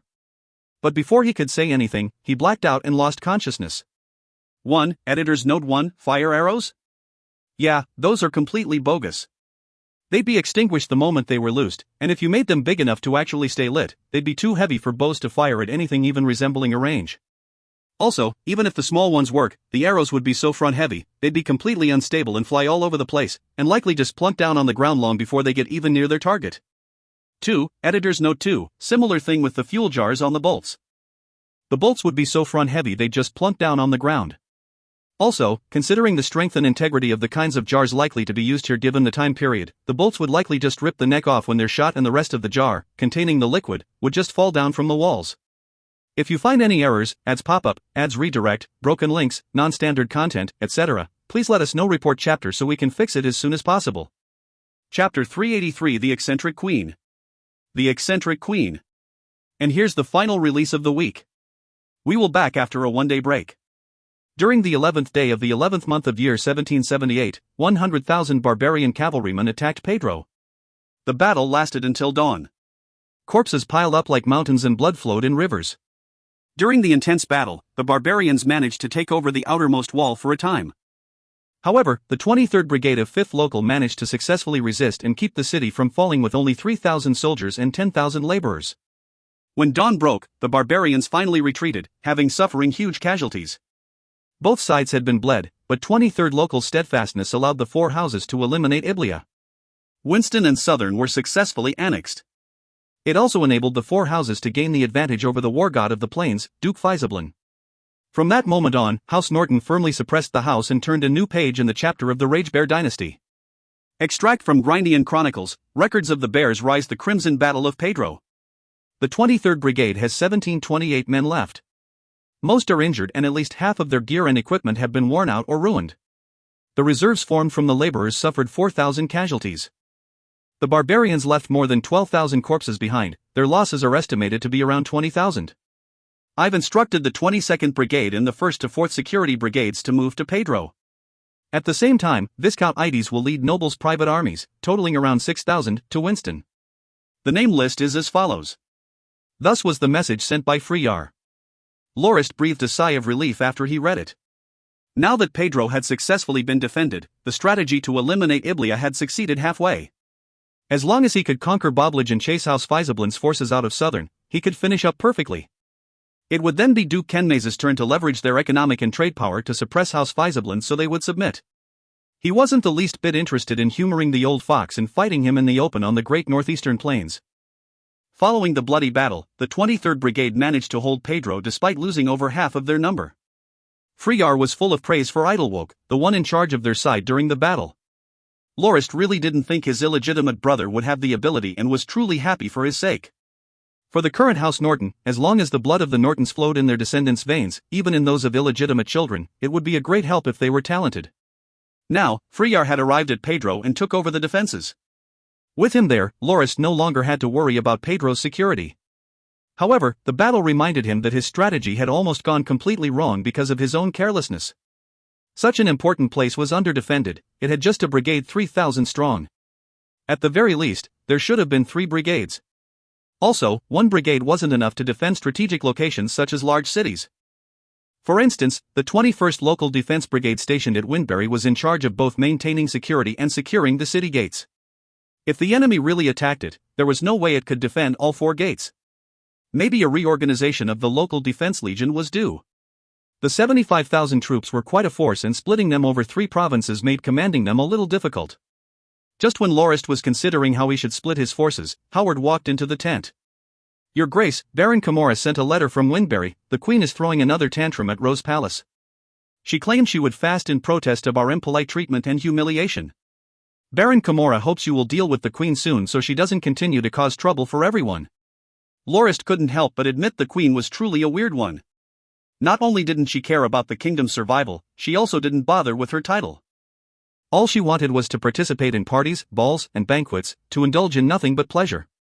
Even after Windbury was conquered, she wasn't moved and didn't even bother finding out about her father, Duke Faisablin, who had been clashing with the four houses in Southern. She only demanded she be treated in a manner fitting of her status as queen. She even tried to seduce Camorra and Friar. While she was a beauty, she was already nearing her 50s. The two were naturally not interested, perhaps out of concern for Lorist's reputation. Having been refused by the Northland's nobles and officials, the queen, with the help of her maidservants, actually brought the soldiers standing guard at the palace gates into her chambers. The next morning, they emerged with large bags under their eyes and pale faces. They wobbled out of the castle on unsteady legs. The queen infuriated Camorra so much he even considered beheading her and being done with the whole business. Naturally, he didn't act on the thought. Killing a queen would cause lots of trouble from the peerage. Nobody was willing to be known as a queen slayer. Apart from being indecent and unruly, the queen wasn't a threat to anyone, neither was her demand to be treated in a manner fitting her status, unfounded. Even if she was a captive, her father was still a consideration. Nobody was willing to cross a rank 3 Blademaster hailed as the war god of the plains. Lorist was unwilling as well. Though he was arch-enemies with the Duke at the moment, he didn't want to vent his frustration on his daughter. Apart from being a famously loose woman, she hadn't committed any particular wrong. While she was Iblia's queen, her marriage was a purely political one and her bad relationship with the second prince was an open secret. But since Camorra had made a number of complaints regarding the issue already, Lorist felt it was about time he dealt with it. Howard, write the Baron a letter. Have him pick a few Faisablin household knights and 100 of their soldiers. We will release them, arm them, and let them escort the queen back to their dominion. Also, tell him to not touch the queen's personal belongings. If she thinks she doesn't have enough things, give her some money to cover her expenses.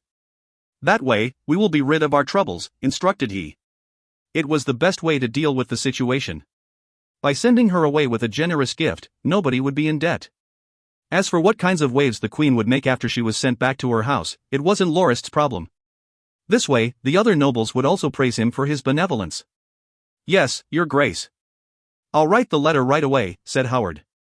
Oh, Howard, is there still no word from Els, Reedy, and the others? Lorist felt something was off. A few days ago, he had given Els and Reedy orders to capture a few Faisablin soldiers from Boblage alive and question them about some basic information such as the mountain ranges terrain, the number of men Duke Faisablin left behind, and so on. However, they hadn't returned since they departed, not a single word. Howard shook his head. Your Grace, I'm not sure what happened either. Nothing's been heard of them since Els and senior brother Reedy left. They didn't take any messenger eagles with them either. I've instructed the scouts to pay attention to any trail they left during their patrols, but they haven't found anything yet. Weird. Where could they have gone, pondered Lorist as he stroked his chin. Are they in trouble, Your Grace? Asked Howard worriedly. Lorist chortled. No way. Given Reedy's strength and Els's hardiness, even Duke Faisablin wouldn't be able to hold them back. At least one would make it back. Also, they took 10 guards. They could scatter and at least a few would return. I believe they've only encountered some kind of delay. Perhaps, they'll return in a few more days. At that moment, Lorist thought of Morbinghan's golden eagle. It was too bad Tarkel's project would take 2 to 3 years. Otherwise, Jaeger wouldn't have ended up in such bad shape. They would have realized Duke Faisablin's grassland cavalrymen were lying in ambush and could have avoided it.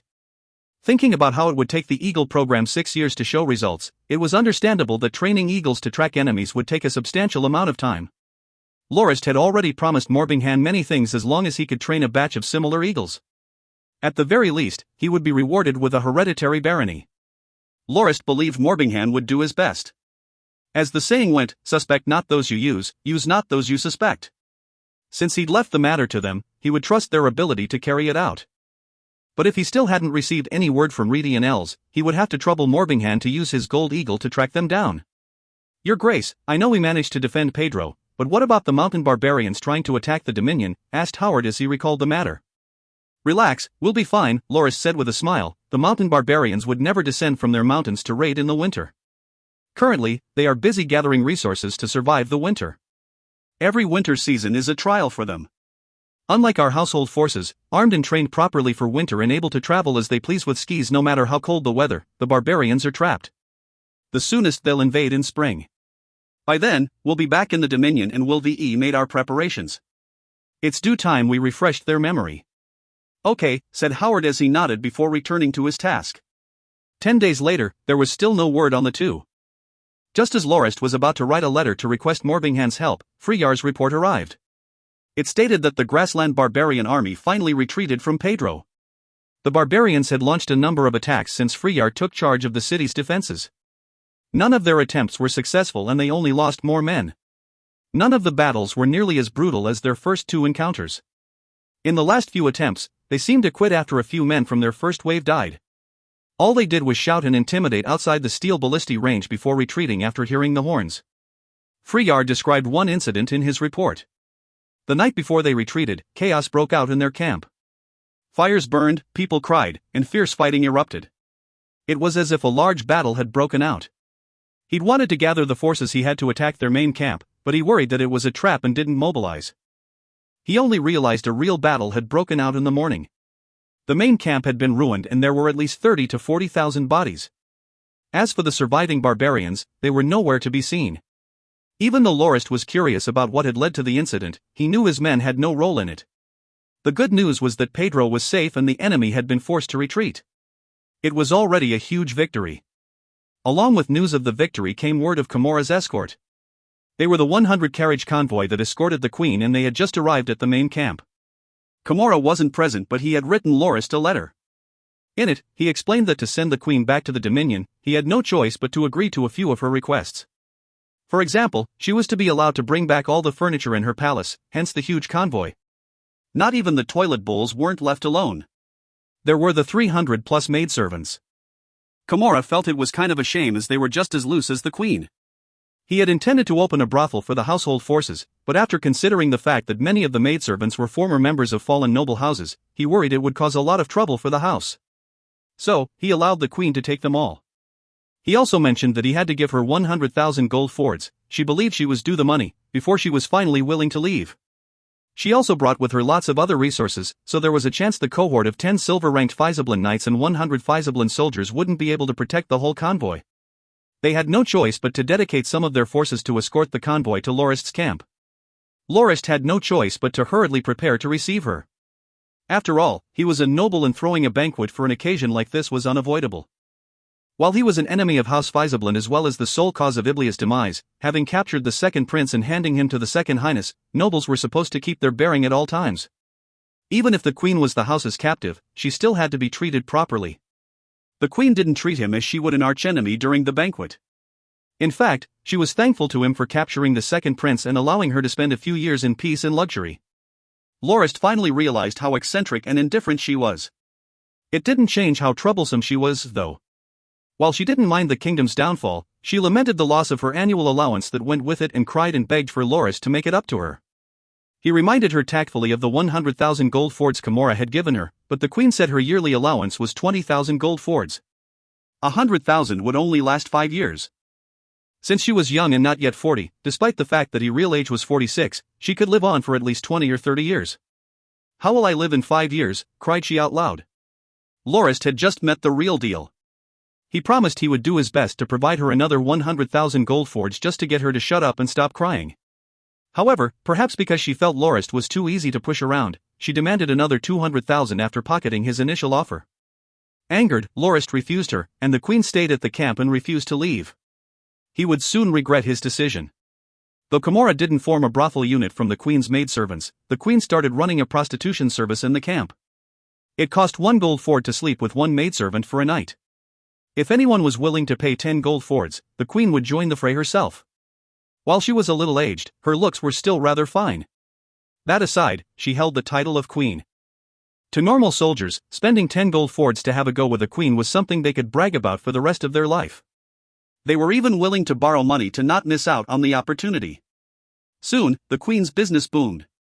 Customers came her way non-stop. Lorist paled. They were at the front lines in the middle of a war. Having wobbly legs after doing the deed was unacceptable. Intent on going to the army camp to enforce military discipline, he was surprised to find that the soldiers and knights that spent time with the queen didn't violate any military regulation. They only paid a visit to the queens when they were off duty and didn't leave the camp. There was nothing to punish. Lorist didn't dare visit the queen's quarters, lest he be assaulted by a couple of naked maidservants. It had been happening to Potterfawn whenever he was nearby. Since he treated the queen rather well, there was no way he could flip out on her out of nowhere.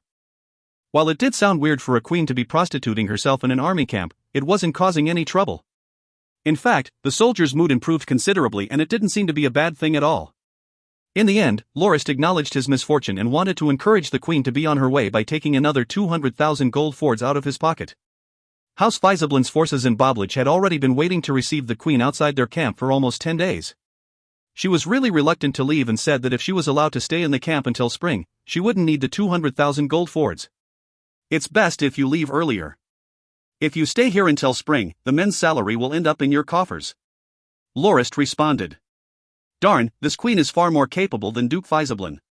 At least the Duke didn't manage to sneak 300,000 gold fords from me, thought he as he watched the convoy depart. If you find any errors, ads pop up, ads redirect, broken links, non-standard content, etc., please let us know. Report chapter so we can fix it as soon as possible. Chapter 384 Scheme. Scheme. Here's the first release of the week. Enjoy the read. It started to snow 2 days after the eccentric queen was sent away.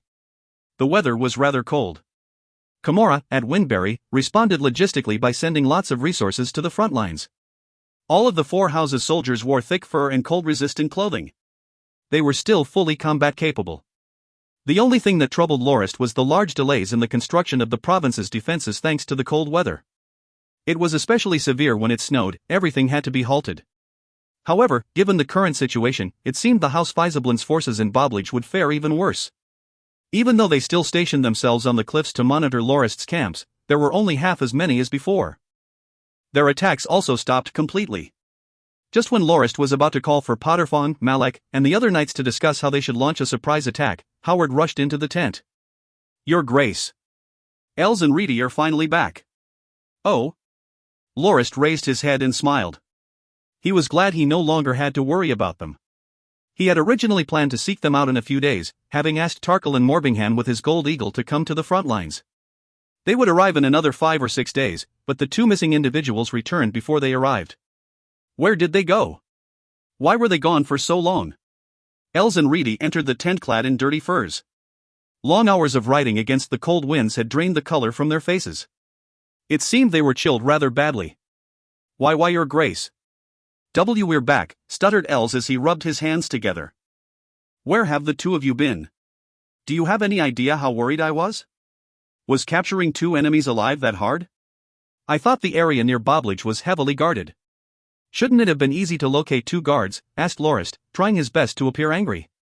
No, Your Grace. We didn't capture anyone. It would have startled the rest too easily. Instead, we traveled into the mountains, explained Els. What? Into the mountains? But how? Everyone in the tent was stunned. Did they manage to find a way into the mountains without alerting the guards? No, Your Grace, we only circled around the mountains and entered from the entrance Eastwild entrance, replied Els. Els proceeded to explain and Reedy helped fill in the details the former missed. It didn't take long to explain how they entered Boblage. Lorist had ordered them to capture 2 soldiers alive to understand what was happening, but the 2 didn't believe the patrolling soldiers would know much.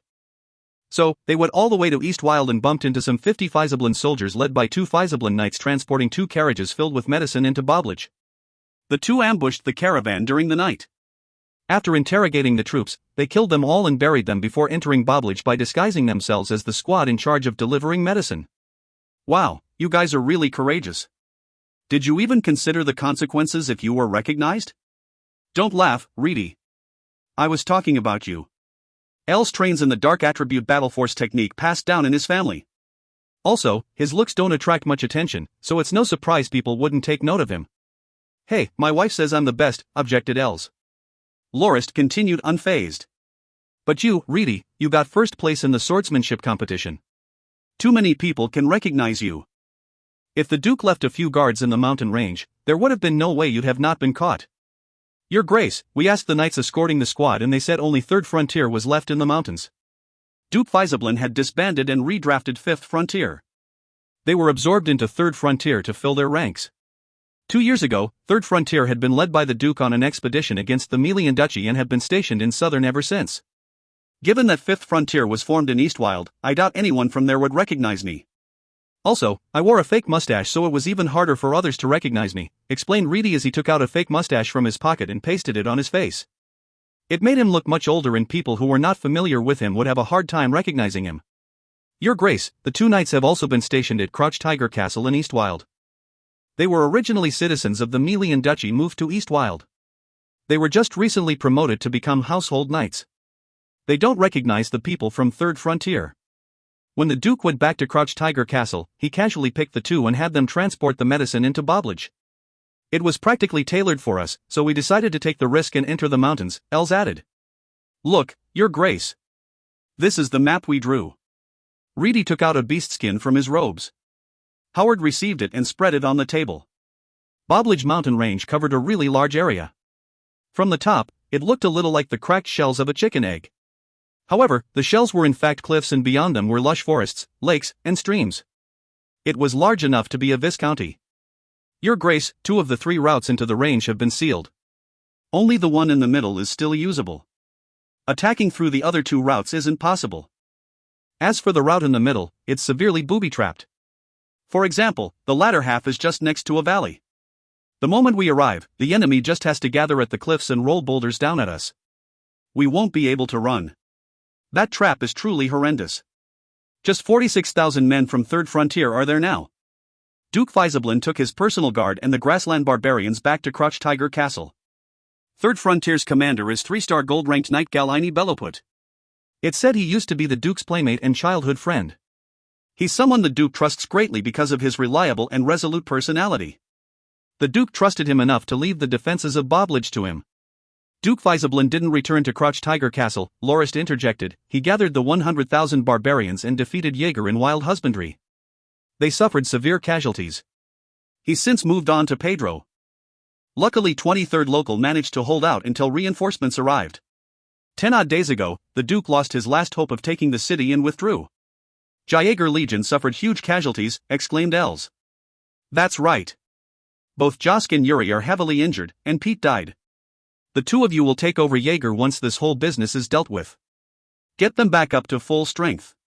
Before we deal with the matter here, we won't be able to return to the Dominion. Anyway, continue with your report. Els nodded. He had an idea of what was going on. Pointing at the map with his finger, he continued, Third Frontier is stationed at 4 locations in Boblage. 1 division each is stationed at the left and right flanks. Their job is to pay attention to the 2 routes they sealed off, to patrol, and to maintain security. It takes at least 15 minutes to travel from the foot of the mountain to the cliff, and each of the peaks there has watchtowers. Their shifts change 8 times a day. Each shift is about 3 hours. The defenses are really tight. It'll be incredibly difficult to enter the mountain range there. They've been modifying the towers to be more resistant to the cold. Third Frontier's main camp is in the middle. There are 2 divisions stationed there. As the junction in the middle is the only way in and out right now, they've focused most of their resources there. The number of watchtowers and patrols decrease beyond the main camp. Also, they've long built some caverns in the mountains as shelter against the weather. Most of the patrol squads are there. If there is an alarm, they'll arrive at their posts within 10 minutes. I feel that it's incredibly difficult to launch an attack. Els pointed at the rear half of Boblage. Third Frontier's supply camp is here, half a day's travel away from the main camp. Not only is it their main resource storage area, it's also the central area of defense against anything coming from Eastwild. Just like the 3 main routes on the other side, the Faisablin forces sealed 2 of the 3 on this side and left only the central one free for transporting resources. However, I discovered the soldiers of Third Frontier are rather lax on security. They send only 1 patrol along the cliffs twice a day, and there are also no watchtowers. Perhaps they feel there's no need to put up such a defense in the direction of the Dominion. I suggest we circle around to Eastwild and attack from there. We stand a much better chance that way, Reedy said, continuing Els's thought, before he recalled something. Oh, right. Your Grace, when we left, the fat logistics supervisor complained that there is a huge shortage of resources even though it's getting colder. He hoped we'd encourage the Duke to send more supplies. If we don't bring more furs, the soldiers will have no choice but to hide in the camps and huddle around fires. There'd be no way for them to patrol. Lorist nodded. You did well. If we manage to take Boblage, it'll be thanks to your efforts. You guys heard Elsa's report. Any thoughts? Potterfawn laughed. Your Grace, Els and Reedy truly made a great contribution. Just as they said, we can take a detour around the mountains. As long as we don't get discovered by Faisablin's scouts, we can attack Boblage from the rear. Given that the area is so large and the rear and main camps are so far apart, even if we're discovered, we can still conquer the rear support camp before reinforcements arrive. As long as the support camp falls, Third Frontier will be ants in a bowl. They'll have nowhere to run. Malak gave it some thought. Your Grace, while Potterfang's plan is no doubt good, I believe it's best we wait for a little longer. Why? Asked Lorist. If we attack now, it'll take too long to circle around the mountain. Traveling there on horseback and carriage causes too much commotion and it'll be spotted by the scouts easily. We should wait a little longer for the snow to cover the plains before we depart using skis and sleds. The scouts won't want to come out on patrol in that kind of weather either. Third Frontier's defenses will be more relaxed as well. Lorist laughed. You're right. It sounds incredibly appropriate, save one part, we will have to deceive our enemy. Deceive? How so? Asked Potterfang curiously. Ha! Lorist was so surprised at Potterfang's query he looked at him oddly. Think about it. Given that our camp is facing Bobblage directly, any movement will be detected immediately. There's no way we can stay here until the snow falls before taking the detour. Even if the enemy can't see where we're heading, they'll be alerted by our movements and perhaps even strengthen their defenses where we want to attack. Since their commander is reliable and competent, we shouldn't let our movements rouse his suspicion. From tomorrow onwards, we'll transfer House Kenmaze's heavy armored division over to guard the camp while Fernrock packs up and retreats to the rear. We'll make it look like they're going to wait out winter in the back so the enemy don't suspect anything. When we move out, you should go to Loz's camp first and go to the rear of the mountain range from there and exterminate Third Frontier. But, Your Grace, El said as he stood up, there's a whole legion in Bobblage, Third Frontier no less. Isn't it a little careless to leave just one heavy armored division here? Maybe Third Frontier will notice the decrease in manpower and attack. If that happens, we'll suffer huge losses. It won't happen. I will have Count Phelim send 2 Pegasus divisions over to hold onto the main camp with House Kenmaze's troops. Given the cold weather, it should start to snow soon. Galini will also consider whether Fernrock Legion's retreat is a ploy to draw them out of the mountain range. He should know that snowfall impedes light cavalry. If he really attacks, he'll find it incredibly hard to retreat. I don't think he'll make the decision to attack that lightly. Lorist stood up. It's decided. Howard, take a squad of guards and head to Loz. Have Solimos move his heavy armored division here and tell Loz to expand the camp. In a few days, we'll move Fernrock over a division at a time. Make sure he's prepared. Yes, Your Grace. If you find any errors, ads pop up, ads redirect, broken links, non-standard content, etc., please let us know. Report chapter so we can fix it as soon as possible. Chapter 385 Galini Beloput. Galini Beloput. Enjoy the second chapter of the week. Had a rather rough day, but I'm holding on. The fine snowflakes floated daintily to the ground. The sky was dark and gloomy and the chilling winter moaned past the ridges and peak, making many shiver and sneeze. Those out in the cold's feet went numb. Galini Beloput stood atop one of the cliffs, looking at the messy camp of the Norton's Fernrock in the distance. From time to time, soldiers left the campsite, undid their pants, and relieved themselves. From time to time, the wind brought the soldiers' cries to the cliffs. Idiots! We're gonna go rest for winter. Enjoy the breeze up there. Ha ha ha ha. A few officers got out of the camp and gave the men a few kicks, probably getting them to go pack up. After another hour, the first batch of 3,000 departed. They marched neatly towards the southwestern part of Southern, flags and banners raised. Their marching songs fought through the wind and snow and echoed faintly into Beloput's ears. From time to time, some cruder folk songs and cheers came through as well. It seems they're really going to bed for winter. I doubt they'd be so relaxed and joyous otherwise. Beloput clutched his leather cloak tightly. He was rather moody and gloomy. When we were marching back after eliminating Melian, Third Frontier soldiers sang in the same fashion. Though we did incur rather substantial losses, we were all experienced veterans who trusted our lives to fate. The spoils were quite voluminous as well. Spirits were naturally high. But now? The enemy marches home to rest for winter right in front of us while we have to suffer the cold in a mountain range surrounded by enemies. I can't blame the men for having low spirits, especially not with the snow. I can't even give everyone a fur to hold the bite of the cold at bay. Lord Duke's letter said the house has already done its best. We were attacked out of nowhere, so we had no time to gather the necessary supplies indeed. Even with the 4 Central Duchies' aid, we don't have what we need for winter. They just sent over stuff civilians use. Beloput didn't blame the Duke for the current situation. He'd grown up together with him, so he understood how frustrated he must have been when he wrote the letter. The Duke had been a proud person as long as he'd known him, even going as far back as his early years. The Duke looked down on the former empire's corrupt nobles. He didn't consider them much different from the Plains barbarians. While he was called the war god of the Plains for expanding the empire's territory and his many other achievements and contributions, he'd always been suppressed by the empire's nobility. He only managed to throw off his shackles and take full control of East Wild and wild husbandry with the Civil War. It was truly a shame. His plan would have taken shape if it had been given another year. If they'd had just one more year, he could have rightfully taken the position of hegemon in the northeastern area. He might even have been able to form his own kingdom. It would have marked the house's rise to prominence.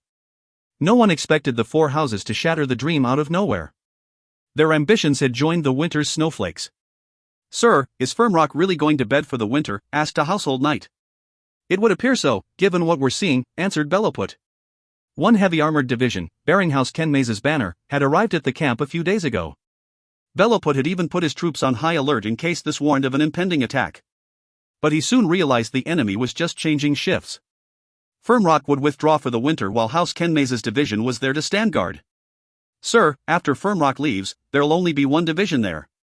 Their numbers are small. Should we attack?" "It's a good opportunity," suggested the knight. Bellowput kept silent for a moment. He shook his head. "Let's not push ourselves too far. The weather's getting worse by the day, it's even begun to snow. How many people do you think we can afford to mobilize? More than half our men still haven't received winter clothing. They'll freeze if they go outdoors. We received near 20,000 of 5th Frontier's men. Most are domesticated barbarians still unused to 3rd Frontier's regulations. Not taking action is the best choice under these circumstances. It'd be a disaster if we get entangled with the enemy." He patted the young knight's chest and swept the snow off his shoulders. "Syria, you're a young lion, a courageous knight, but victory in war isn't always decided by exterminating the enemy. Our main goal is to hold Boblage. That's the Duke's directive. No matter how many times we defeat or exterminate the enemy, if we lose our hold on the mountain range we'd have failed. Before the Duke left, he told me why we can keep the initiative if we hold Boblage. The four houses will have to keep a good portion of their forces here to keep us in check. They'll end up spending way more resources than we will. We can advance or retreat as we please, but they have to hold their positions no matter what. The war scale is great and it might stretch on even longer. We're not aiming for outright victory, instead, we want to force them to sign a peace treaty. We don't need to exterminate them to achieve that, we just need to make it too expensive for them to keep on fighting. It's the only way the house can rise up again." "Is there no chance to win?" asked Syria stubbornly. Bellowput smiled as he shook his head. "Nobody wants to lose, but we've lost our chance of victory. The four houses timed their invasion too perfectly.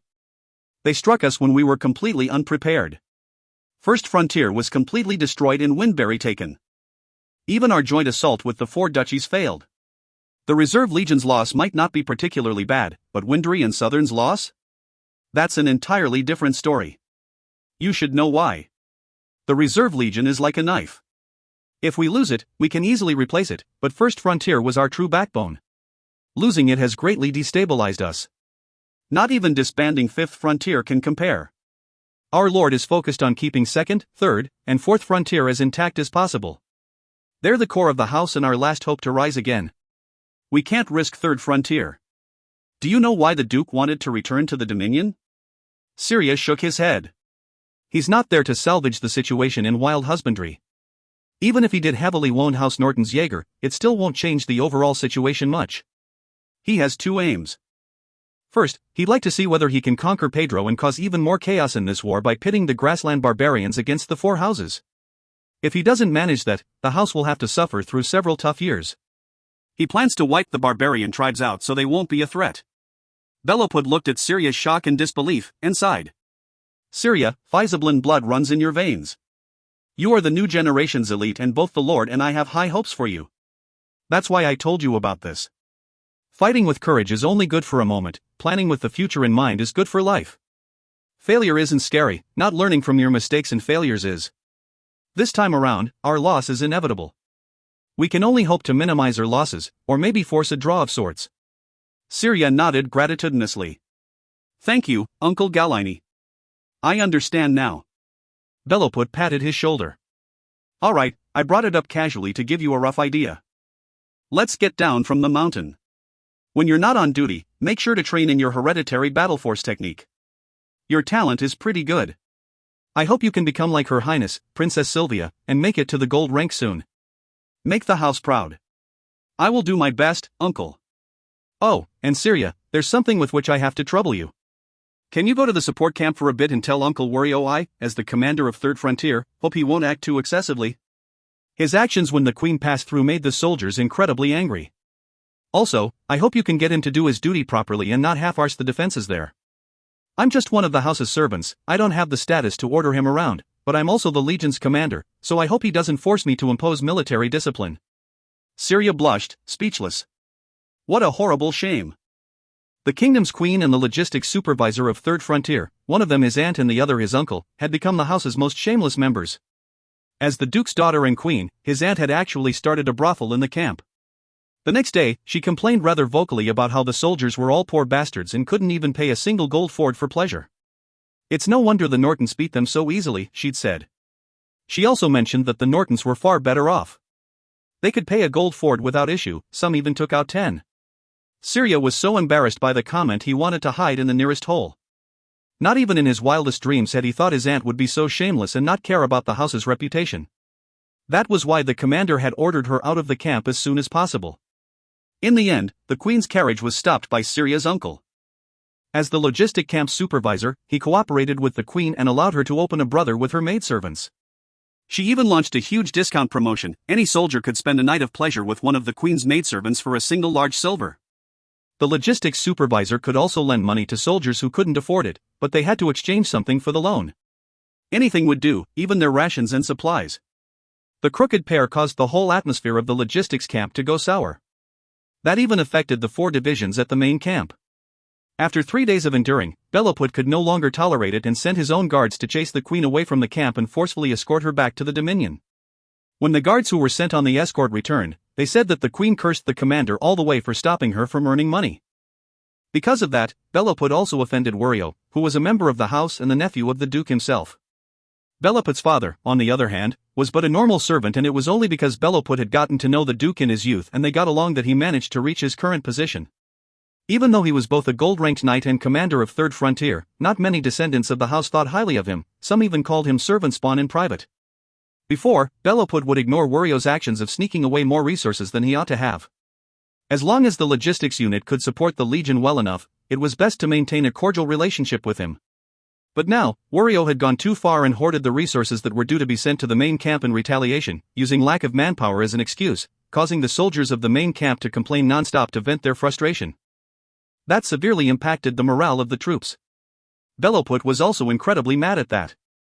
Even though this was a crucial time for House Faisablin, a descendant of the house like Wario still ignored the needs of the house to prioritize his own little gains. He even used the opportunity to delay the resources to get back at Beloput in a complete act of idiocy. However, Beloput couldn't just flip out against a person from the Faisablin house lest he offends the rest of them. So, he had Syria warn Wario to tone it down a bit. Your Grace, it's already the 3rd snowfall and the snow on the ground is almost half a foot thick. I think it's time we departed. You're right, it is time for us to give 3rd Frontier Legion the final blow. Your Grace, it's fine if you want to come along, but I refuse to let you be in the vanguard. We'd rather die than let you do that. Hee, Pog, you dare threaten me? Your Grace, I insist you not rush to the front if you come with us. Everyone else holds the same opinion. The house is only stable with you around. It's fine if we're gone, but the house can never do without you, Your Grace. Alright, I'll stay at the back like you wish. On the 23rd day of the 12th month of year 1778, House Norton's Firmrock Legion traveled through the stormy, snowy weather to launch a surprise attack on the rear side of Boblage.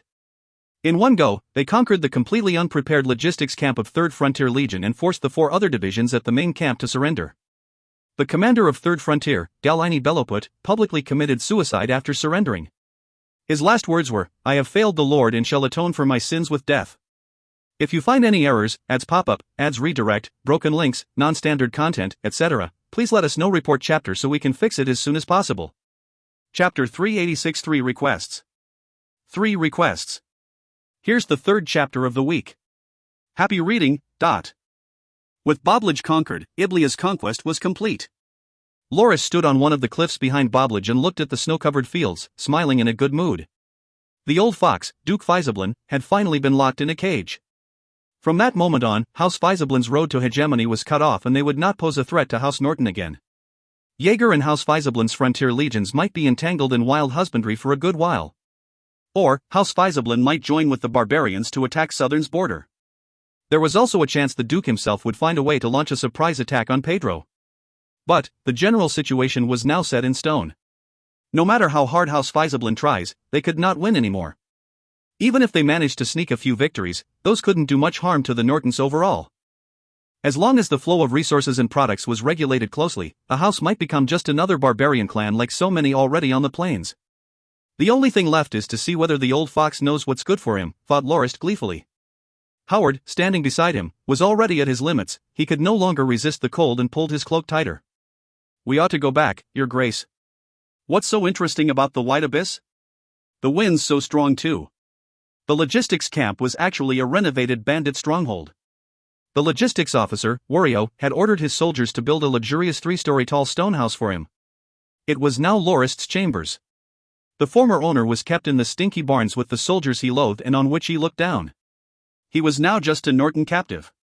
He'd been given a decent pummeling during the first night. His bruises were so bad it made it difficult to look at him. Howard added another piece of pine wood to the fire. He added some Maxon water into the copper kettle and hung it over the fire. Drinking a cup of steaming hot Max on a winter day was a bliss that filled the hearts of many with warmth and comfort. Els kicked his feet at the entrance before he wiped some snow and mud off his boots on the rug. Once satisfied that his shoes were clean enough, he headed for the second floor. "Your Grace, Syria arrived." The young Syria no longer looked impressive and domineering. He was pale and silent as he was presented to Lorist. The things that had happened to him over the last couple of days was a nightmare. First, House Norton's Firmrock weathered the snowstorm and appeared out of nowhere near the Bobblidge's rear entrance. They took the unprepared logistics camp by storm before they encircled the main camp of 3rd Frontier's 4 other divisions. Using their ballistae, which had incredible firing range for a lockdown on the various sections of the camp, no one could rush out of their lodges to launch a counterattack. After enduring and starving for 2 days, Potterfang's threat to burn the place down finally forced Bellaput to have his men drop their weapons and surrender.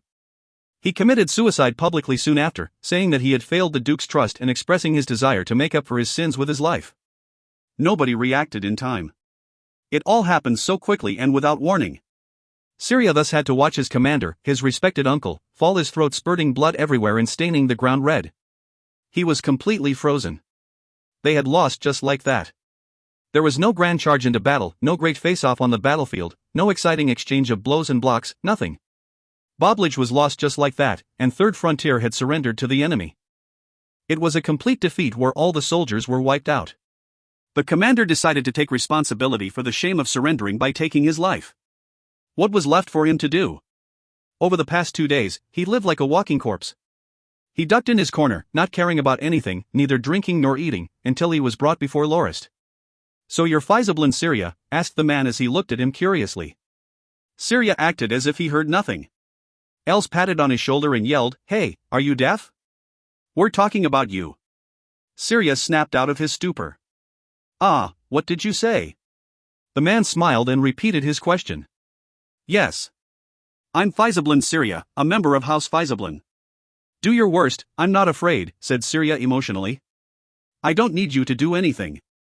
Don't worry, even though House Faisablin is our enemy, we will follow the traditions and customs and the code of chivalry. Now you're our captive, I want to ask you something, Dot. In your dreams." "I will not betray the house," exclaimed Syria resolutely. "Ha ha ha ha," the man laughed. He pointed at a youth standing nearby, whom in response poured some Max and offered it to Syria. "Nobody wants you to betray your house. We're not really interested in House Faisablin any longer anyway. It's simple, you lost. The war's outcome is certain no matter what you try. You launched an underhanded surprise attack. I'll never accept this. Whether you accept it or not isn't my concern. The only goal of war is to emerge victorious. Strategy and tactics are of utmost importance. Didn't the Duke teach you something this basic? Don't tell me your Duke fights his enemies one-on-one honorably all the time? If that was the case, House Faisablin would not even be worth my mention," said the man in a calm tone. Syria blushed and realized he had uttered something foolish. The reason Duke Faisablin was given the title of War God of the Plains was that he often fought with the odds and numbers stacked against him. Tactics like surprise attacks, ambushes, and assaults were milked dry of their efficiency. In the end, it all culminated in new territory for the empire, as well as the house's growth into one of the strongest in the northeastern area. "Drink some Max first," said the man warmly. "I asked you to come here to fulfill a plea your commander, Galini Beloput, asked of me before his suicide." "Commander?" asked Syria, suspicious. "Yes," Lorist nodded and said, "before your commander ordered you to surrender, he made 3 requests, 2 of which I've agreed to. But I didn't think he'd actually be that stubborn. Even though we conquered the camp and you had no chance, he would only order your surrender after he was assured you'd be spared." He made requests?" asked Syria. "He was an honorable knight, determined and persevering. He single-handedly bore the responsibility for your loss. He was no coward, but a knight and military officer of the highest caliber. I admire his courage and feel pity for House Fiesablin's loss of such a magnificent and heroic knight," continued the man solemnly as he stood up. "On Grindia, suicide was considered an act of cowardice. Regardless of what god or goddess one believed in, none of them advocated suicide. For example, the warriors and knights that were believers of Singwa considered suicide humiliating and cowardly. Back when gold-ranked Knight Chevany, a subordinate of Duke Loggins, lost the battle against the Nortons, he chose to die by Lorist's blade for the same reason. He couldn't commit suicide by his own hand as believers of the war god believed the souls of suiciders wouldn't enter the god's kingdom." "Thank you." Syria finally lowered his head as tears fell uncontrollably. The praise his enemy offered in the honor of his commander had finally opened his heart. His vexation finally melted away. Instead, he even felt a sense of pride over what his uncle had done. After crying for a good while, he muffled his voice. The young man passed him a hot towel. After he'd cleaned his face, he stood up and saluted his captor. "Lord Norton, may I know what 3 requests our commander made?" "Sure. I'd tell you even if you hadn't asked. Sit down and have some Max. I heard you haven't eaten anything for 2 days. I'm concerned for your health. If you continue like this, you won't complete the mission your commander left for you," said Lord Norton as he gestured to the sofa. "The first request was that news of your surrender be delivered to the Duke. He asked that you be the envoy to deliver the news. Given that the snows made it impossible to travel, he agreed for the news to be sent after the rainy season passes. You may pick 12 soldiers to go with you. We'll provide the mounts and supplies. Also, keep your commander's remains well. You'll have a carriage to take it with you." Syria teared up again. "Your commander also asked I let your house ransom the knights and attendants. I must admit he duped me into agreeing. I thought he was referring to the Fiesablin knights and attendants in Third Frontier. He only revealed he meant everyone in the Legion after I'd agreed. I'm pretty mad about it, but I am a noble, so I'll keep my word. As long as the house can afford the ransom, I will let them go." Syria raised his head proudly when he heard this. His commander had duped Norton Lorist. Such a child. Lorist smiled. "What point is there to keeping the knights here? They would never betray their house unless they were abandoned. If they did, they'd have no honor to live by left. Even I won't recruit a knight who so easily betrays his oath. Your house controls the Greeks, so I can make a nice trade. I didn't agree to his 3rd request, though. I won't let the house ransom the rest of the Legion. It's impossible. I won't have the Duke rebuild his forces so easily. Beloput tried to convince me they'd only be used to deal with barbarians. He hoped I'd let them go so they could return to their families. I may be benevolent, but I'm not naive. I did promise to let them go when House Fiesablin surrenders or signs a peace treaty, though." Lorist stared intently at the kid. "That's all I have to say. You may pick 12 soldiers to follow you back. You don't have to stay with the captives either. Your treatment and rations will be same as that of my men. If you have any additional requests, feel free to bring them up and I will do my best to assist you. I only have one request. I wish to leave before the rainy season." "May I go after the snow lifts in the 2nd month next year?" asked the kid, standing up. Lorist observed his resolute expression and nodded. "As you wish." Snow usually stopped falling in the 2nd month of the year. However, the ground would still be frozen and muddy, hard to travel on. People and horses slip and fall easily in such conditions. Despite that, Syria insisted on returning early and Lorist didn't stop him. It was his business if he wanted to look for trouble. After Syria left, Potterfawn and Malak entered the room. Lorist greeted and had them take seats. "You should know what comes next, not that we have Boblage, right?" began he as he tapped on the map of Southern that hung on the wall. "We'll hold Southern against the barbarians. This won't be a quick operation. It'll likely continue for several years. Fernrock is the house's best legion, there's no unit better suited for this operation. Potterfong and Malek stood up straight. Worry not, Your Grace. Fernrock won't let the Fizablins into Southern. Lorist had the two sit down again. With Boblage in our hands, the defenses in Southern will have more support. The house can now transfer Tigersor there, it doesn't have to station as many men here. House Kenmaze's heavy armored division and Shazin's light cavalry and light infantry divisions can return as well. I will leave everything here to Fernrock. Naturally, Count Phelim's Pegasus will aid you. I'm putting them under your command. Also, I will replenish Fernrock's 2 Thunderbolt brigades. You may use the 23rd Local Defense Brigade's tactic of setting fire to shield carts. I won't say much more. The rest is up to you. I will return to the Northlands in a few days, there's much to deal with there. Set up proper defenses, I don't want any mistakes, understood? We will not disappoint you, Your Grace. If you find any errors, ads pop up, ads redirect, broken links, non-standard content, etc., please let us know. Report chapter so we can fix it as soon as possible. Chapter 387 Property and Taxes. Property and Taxes. Phew, we're almost at the end of the week again. Enjoy the read. Lorist returned to the Northlands on the 7th day of the first month of the new year. He observed the Northlands' capital, Roaring Bear City, formerly known as Gildusk, from a distance in the cold. Grandmaster Cyroba had renovated it without a hitch. He'd even gone out of his way to fashion a huge statue of a bear in the central plaza. The plaza was thus named Rage Bear Plaza. The city needed another year's work before renovations would be complete. Most of the year's infrastructure was completed the year before, from waterways and irrigation works to walls and roads. What had to be done now was the building of the many houses and buildings. Cyroba had proclaimed optimistically that everything would be done before the 8th month of the previous year, but the internal furnishings and decorations would take more time. Cyroba's aide, Zunban, would be in charge from the 5th month since Cyroba had to head to Southern to build Pegasus Castle. Lorist stayed in the city for just 10 days. Apart from checking out its progress, he also met with Shadecamp. The servant who'd followed him around since his childhood had become a magnificent talent in management. The new settlements in the south of the Northlands, namely Haven, Harvest, and Vigors, construction was proceeding well. It would be completed in no more than 2 years. The only problem was the relatively low population. Settlements had to be populated to become prosperous. Charade brought Supervisor Spiel in a hurry to receive Lorist. Ever since he'd received Tarkel's report in the 11th month about the possibility of a mountain barbarian invasion, he'd stayed at Fernrock Castle to guard it. Lorist understood the barbarians might well and was certain they wouldn't leave their mountains in the winter, but Charade still had to be prepared just in case. Now that Lorist had returned, the situation in Southern had stabilized, Iblia conquered, and Tigersor returning soon as well, Charade could finally let go of his worries. He also gave Lorist a piece of good news: the estates in the east of Roaring Bear, that is, the section reserved for nobles' manors, were selling like hotcakes. All 67 estates had been gobbled up by the nobles, and House Norton's funds had grown by roughly 1.6 million gold fords. Spiel was so ecstatic he almost couldn't shut up. It should be noted that the land sold was completely empty. It didn't have a single building. The nobles that bought the land would have to spend even more of their money to build their manors. All House Norton had to take care of was making sure the basic infrastructure, such as roads and parks, was in place. The endeavor was very profitable.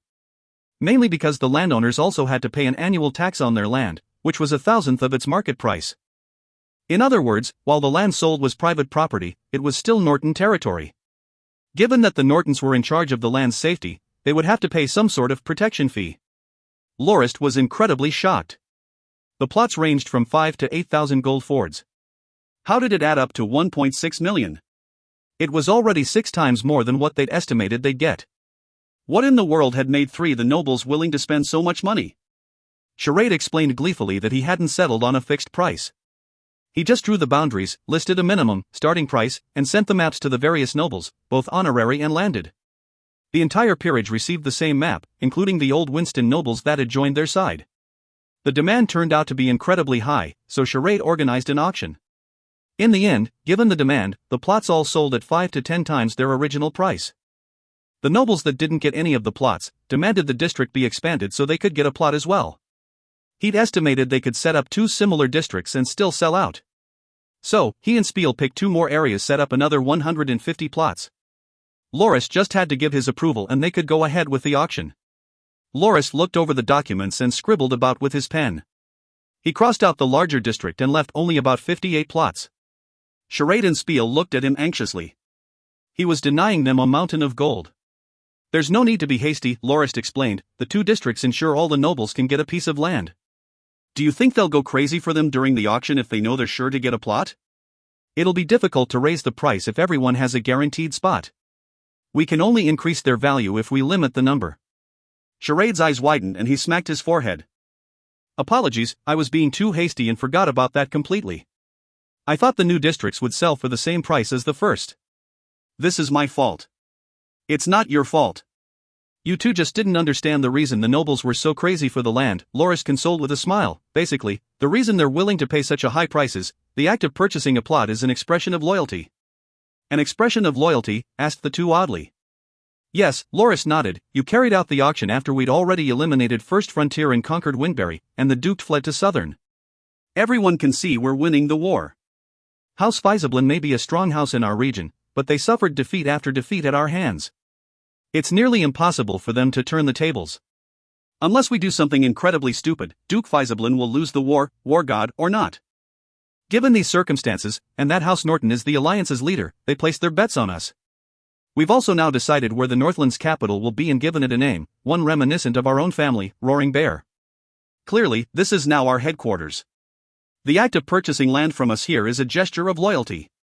In other words, they're saying they're willing to be in the same boat with us. Naturally, they're also looking for more opportunities to work with us.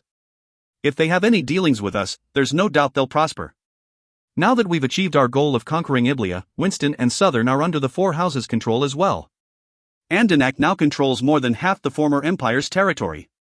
While we're loyal to kingdom in name, the 4 houses are their own powerful faction. The nobles know this as well. Compared to the Second Highness, we're a far better option for their allegiance.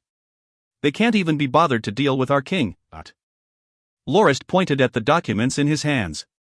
Actually, no matter how much we charge for these plots, the nobles will grit their teeth and buy them to show they stand with us. However, I don't wish to sow any animosity. Apart from making them willingly give us their gold by raising the land's value, we have to make the value compound and rise over the years. For example, I plan to put just 40 plots up for sale. The rest will be used to build kickball stadiums, horse racing stadiums, and battle force training halls. We'll also build facilities for high-level herbalists. We can even dig a small stream from a nearby lake so the people here can swim and kayak. The lake can be used for picnics and walks as well. We'll have luxurious restaurants and tea houses, and luxury shopping areas and streets. We'll make this district a noble paradise. If we do this, the land will be in greater demand and its value will go up even more. We can set up another special district or an elite residential area nearby afterwards. Naturally, the price will be even higher thanks to the surrounding infrastructure and the value of the land nearby. Your Grace, you're a true schemer, exclaimed Charade. Spiel furrowed his brow. Your Grace, don't you think these 2 districts sound a little similar to the rich district in the city? Won't this lower the rich district's value? Hee, Lorist shook his head. The rich district is just that, an area for rich nobles and commoners alike. Anyone with money can purchase land there.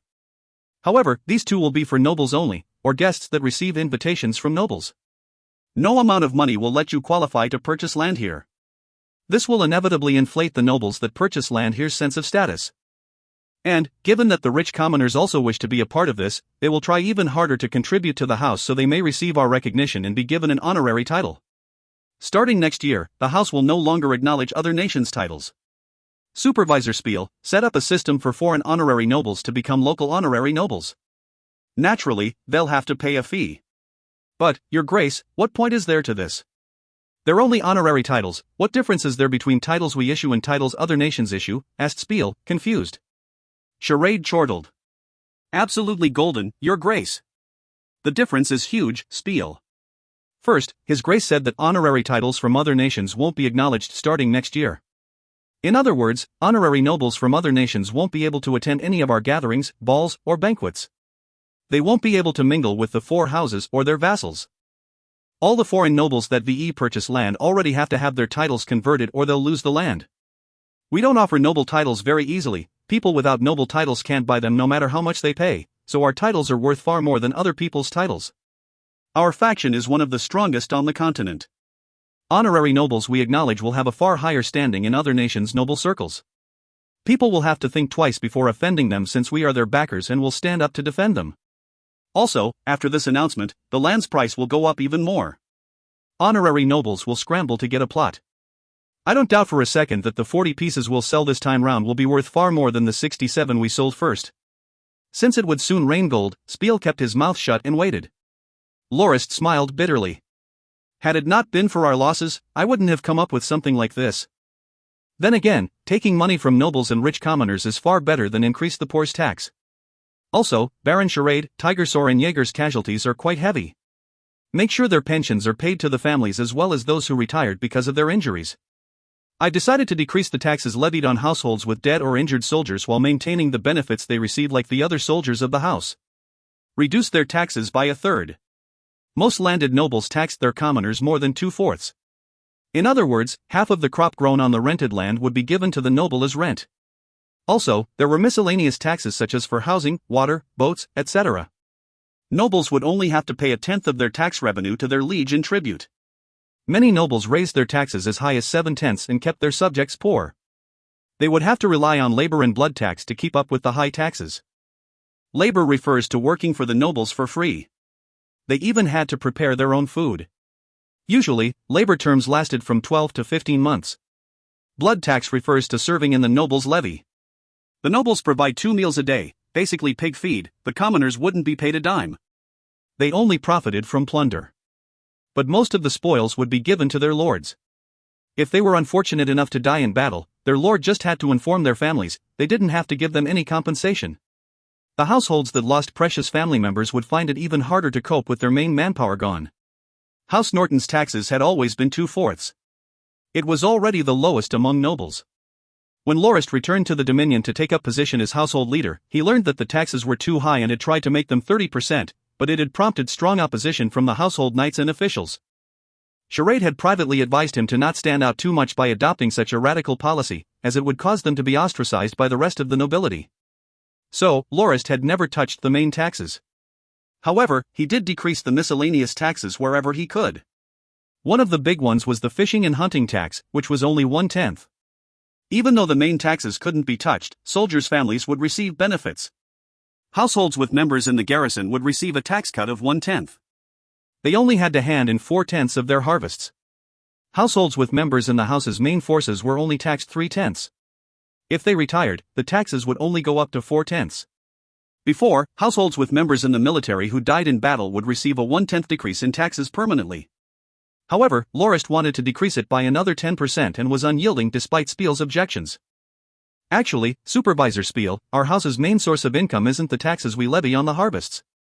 Instead, it is the industrial and business sectors. Even after developing Felicitas, Salis, Redriver, and Great River, our annual harvest tax has still not exceeded 1,000,000 gold fords. It's not worth much more than what we generate in Wild North Town in Felicitas itself. The harvest tax isn't actually anything worth considering. Decreasing it by another 1/10 would instead generate goodwill and gratitude among the commoners. This time around, our casualties are as high as 40,000. Our annual pension payouts in the future will near 100,000 gold fords. There's no need to grumble about something insignificant like a harvest tax that doesn't amount to 10,000 gold fords. Forget about such a small amount of money and let the households of those who sacrificed themselves for us know that we will not forget the blood they've spilled and the sacrifices they've made for our sake. I apologize, I was in the wrong, my lord. I will respect your decision, apologized Spiel with a deep nod. If you find any errors, ads pop-up, ads redirect, broken links, non-standard content, etc., please let us know. Report chapter so we can fix it as soon as possible. Chapter 388 Mayor Daboff. Mayor Daboff. Enjoy the last release of the week. CYA guys in 2 days. Barbarian courage is useless in the face of Loristian scheming. Terman. On the 27th day of the first month of year 1779, Lorist returned to Firmrock Castle. There was no New Year's celebration this year, mainly because the leader of the house, Lorist, was not around. There was also the matter of the war, which made holding a celebration a little inappropriate. However, Iblia conquest was complete. Winston and Southern were both now under the 4 houses' control. House Faisablin was locked within the 3 provincial plains, and Lorist also managed to get the position as governor of Windbury.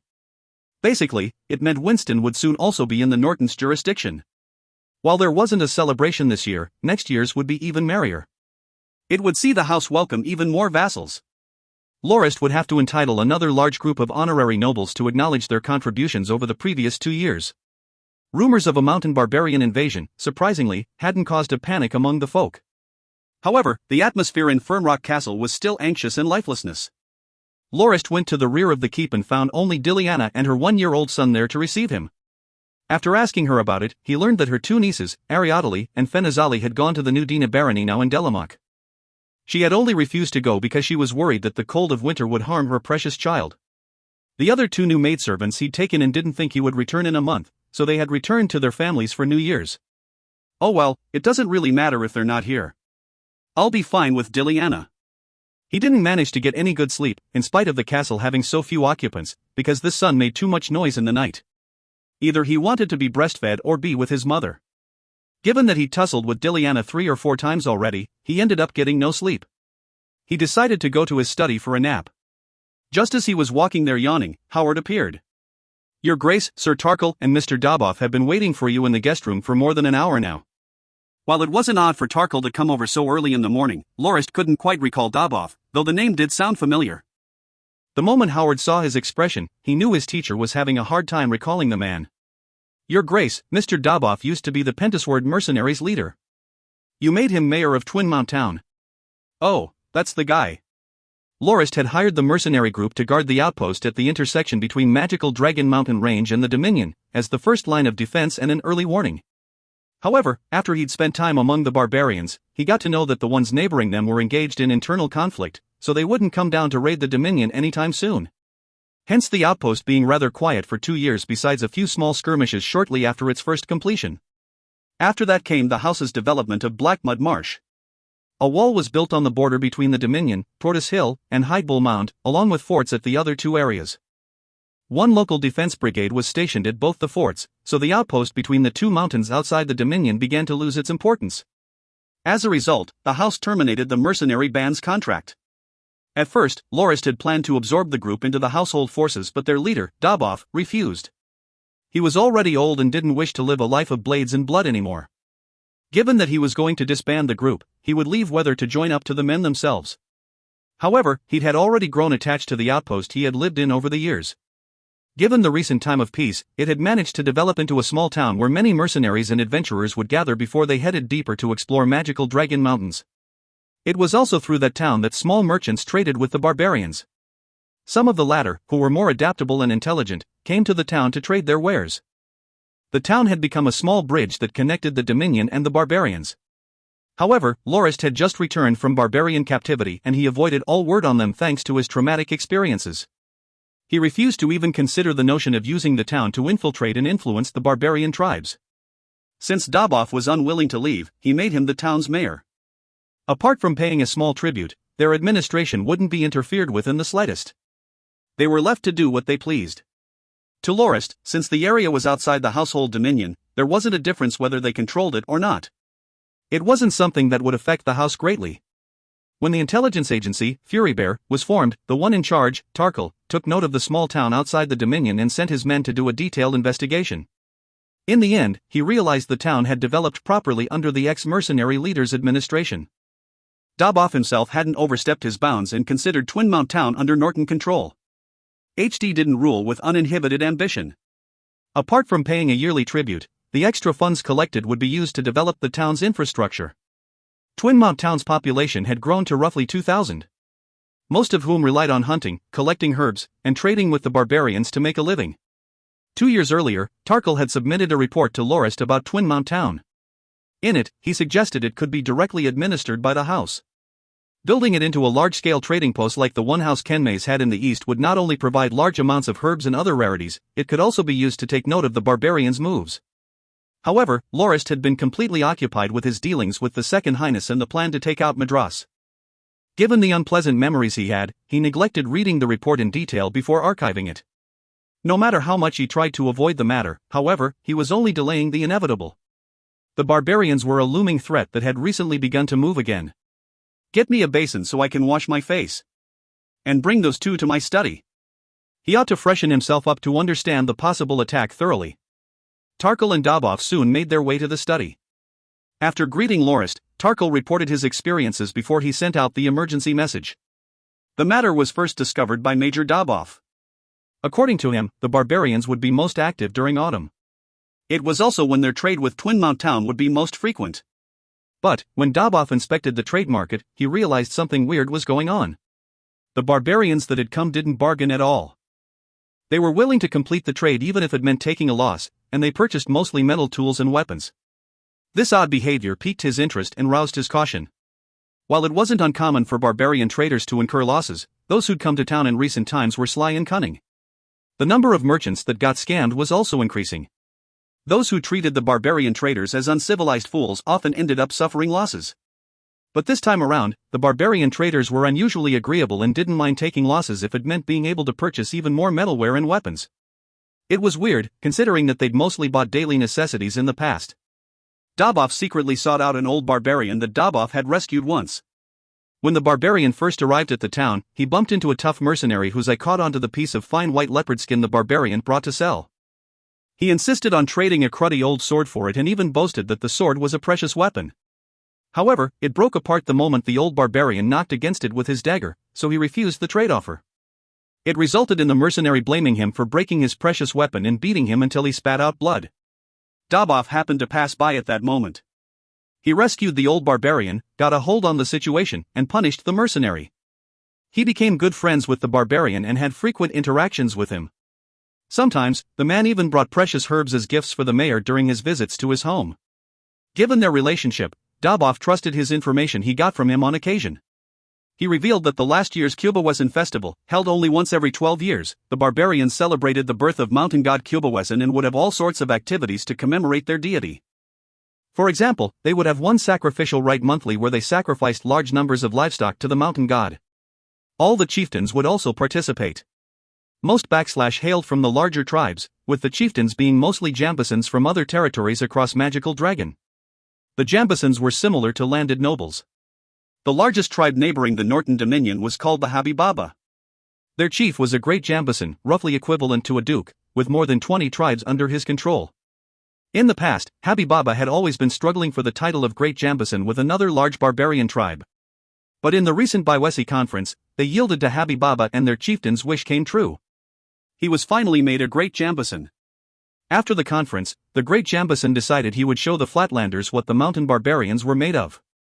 It was highly probable the barbarian horde would start their invasion next year, hence the majority of products traded for being metalware. They wanted to cast them into arrowheads and weapons. The old barbarian advised Daboff to leave Twinmount Town so he wouldn't be in the way of the invasion. The army mobilized this time would number up to 100,000. Upon hearing of how developed the Norton Dominion was from his subordinates, the Great Jambason soon turned the focus of his campaign there. It was said some traveling merchants were also bribed to be their informants and guides. The moment Daboff learned of this, he made a report to the house. Tarkle was the one who personally went to verify its veracity. Some mountain barbarians were bribed with luxuries and meals and gave similar reports. At the end of the 11th month, the old barbarian made his last visit and told Daboff that a group of grassland barbarians came to request the Great Jambason form a grand army and set out for the Dominion.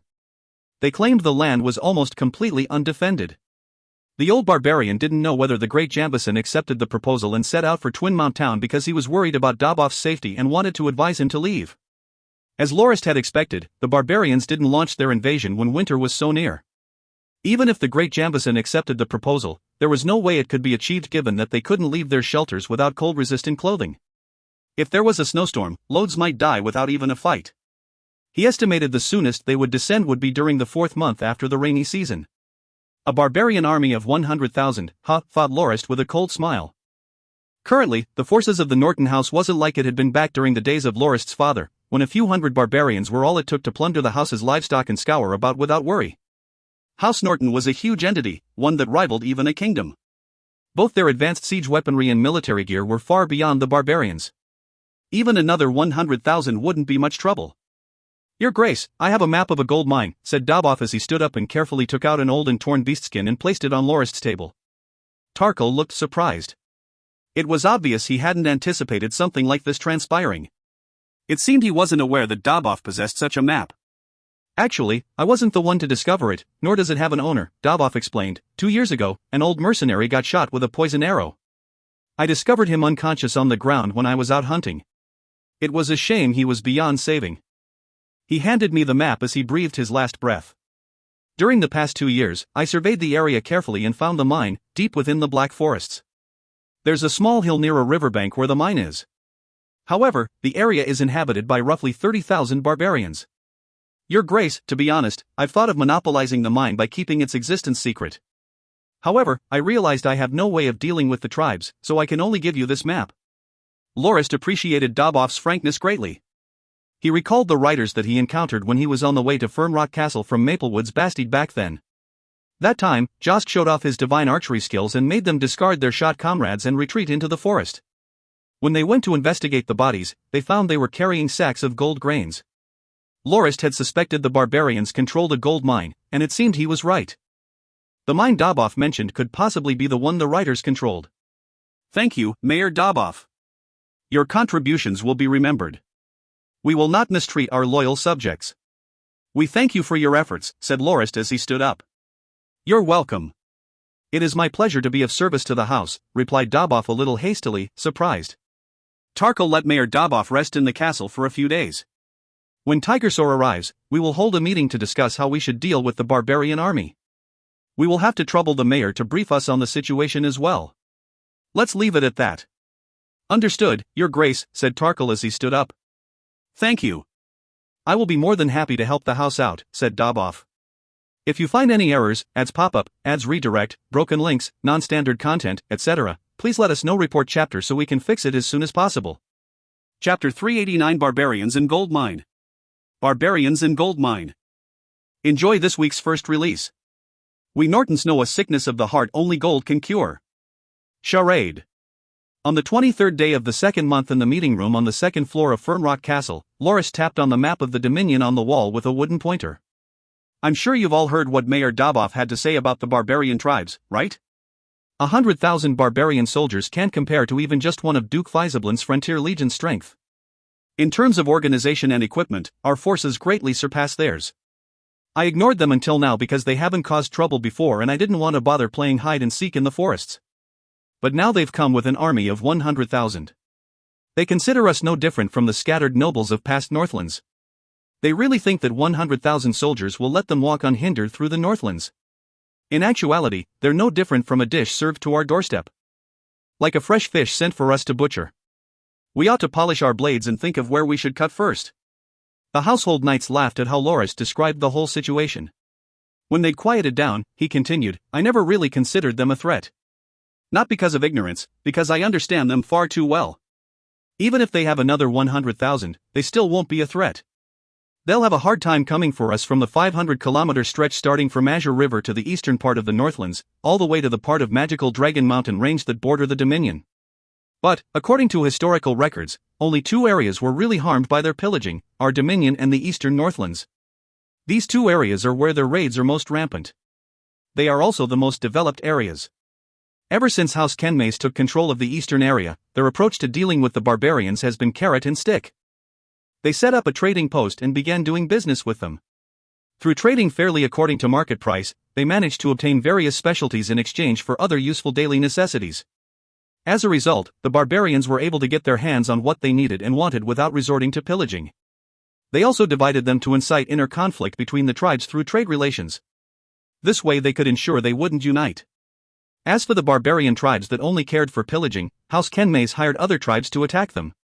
They offered high rewards according to how well the employed barbarian fighters performed and also occasionally mobilized their household forces to deal an even harsher blow to the incessant raiders.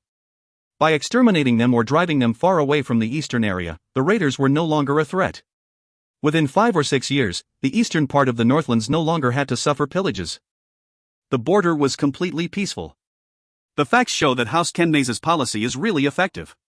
Currently, the barbarians' herbs and specialties are a large part of the Salt Merchant Committee's business. I really can't help but admire House Kenmaze head for his wit and farsight. As expected of one who hails from a merchant family. However, we can't mimic their methods. We're running out of time. The barbarian army will soon arrive. While we did have the opportunity to do so in the past, we didn't set our sights on them. Back then, our forces were far too busy with things going on in the west. Mayor Daboff just briefed us on a tribe called Habibaba which rules the territory near our Dominion. Habibaba is a tribe with roughly 300,000 members. The chief is the great Jambason, akin to a duke.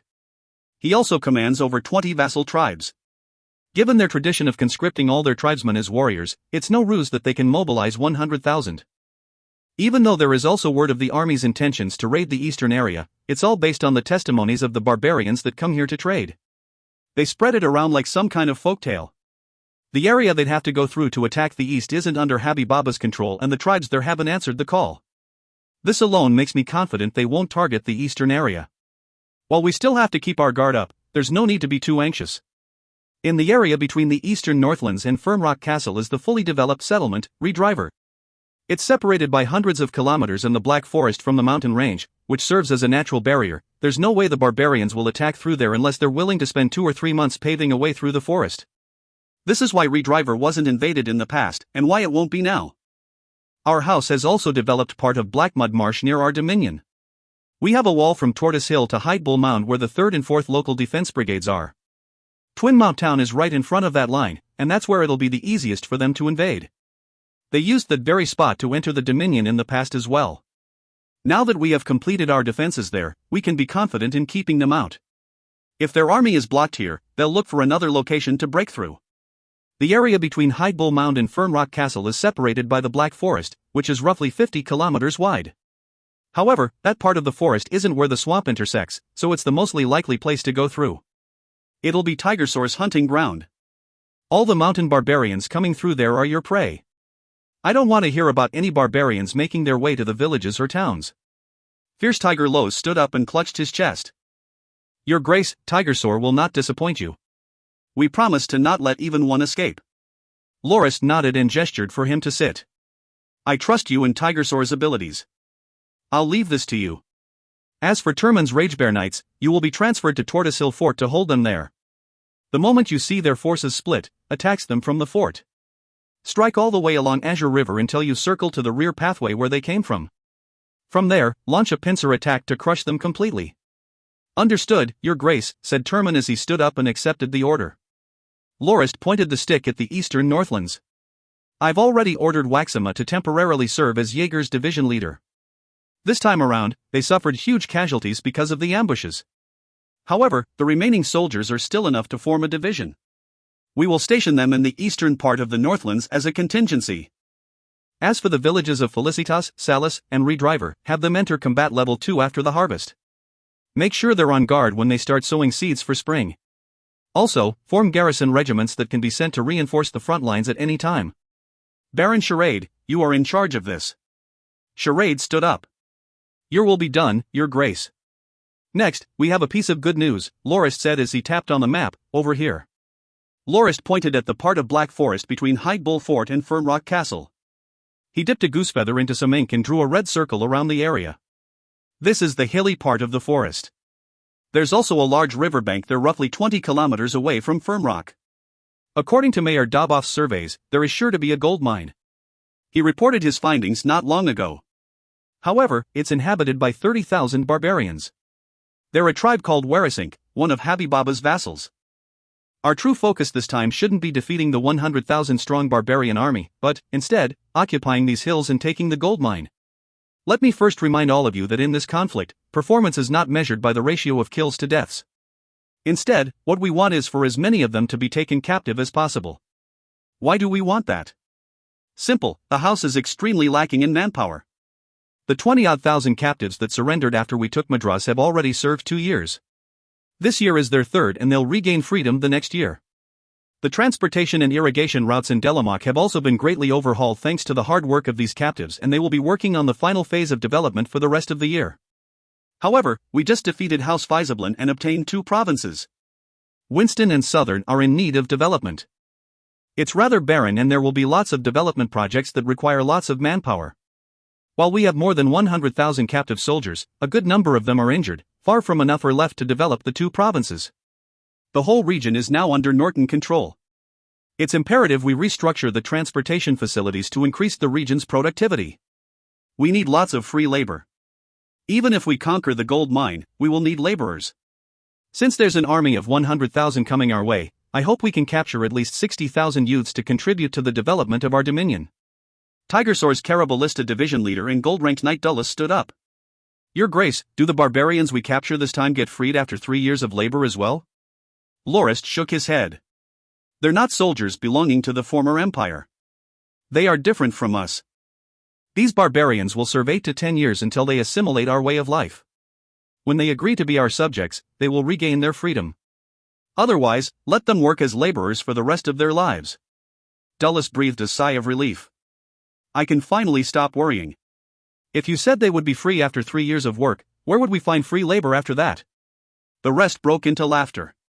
Tigerlos stood up again. Your Grace, is Tigersor put in charge of securing the gold mine? No, you will only play a supportive role. Lorist said as he pointed to Reedy. Originally, I had planned to have Els and Reedy take over Jaeger, but, due to the matter of this gold mine, I've decided to let them take over the 2 guard brigades as the main force for the operation.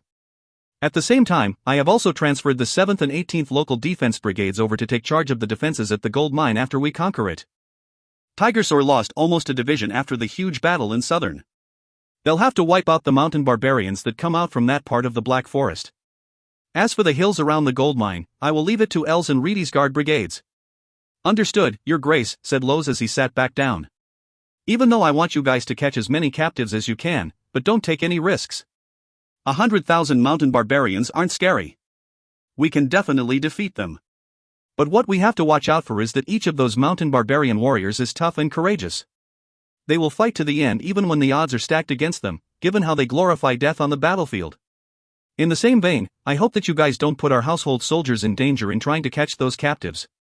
The easiest way to deal with these barbarian warriors is to take out their braves. Fight them one-on-one and make them lose their morale and their will to fight to the death. Mountain barbarian warriors have always worshipped strength and they believe that one-on-one duels are sacred. They will definitely not do anything underhanded to interfere with a duel. That is a trait we can make use of. After encircling the enemy, challenge their representative to a duel. If we win, they surrender, and if we lose, we release them. Only through doing so will those mountain barbarian warriors obediently surrender themselves to become our captives. That's the gist of our strategy in dealing with the barbarian invasion. If there's anything that we need to change later, I will make sure to notify all of you. It is now the 2nd month and I estimate that the barbarian army will descend from the mountains around the 5th month. There's still roughly 3 months' time. The rainy season will follow after winter and we have to harvest the winter wheat and plant the spring crop following the rainy season. So, we must use what little time we have to train and reorganize. If you guys need anything, report to Baron Charade. He will be in charge of the logistics in this operation to resist the barbarian army.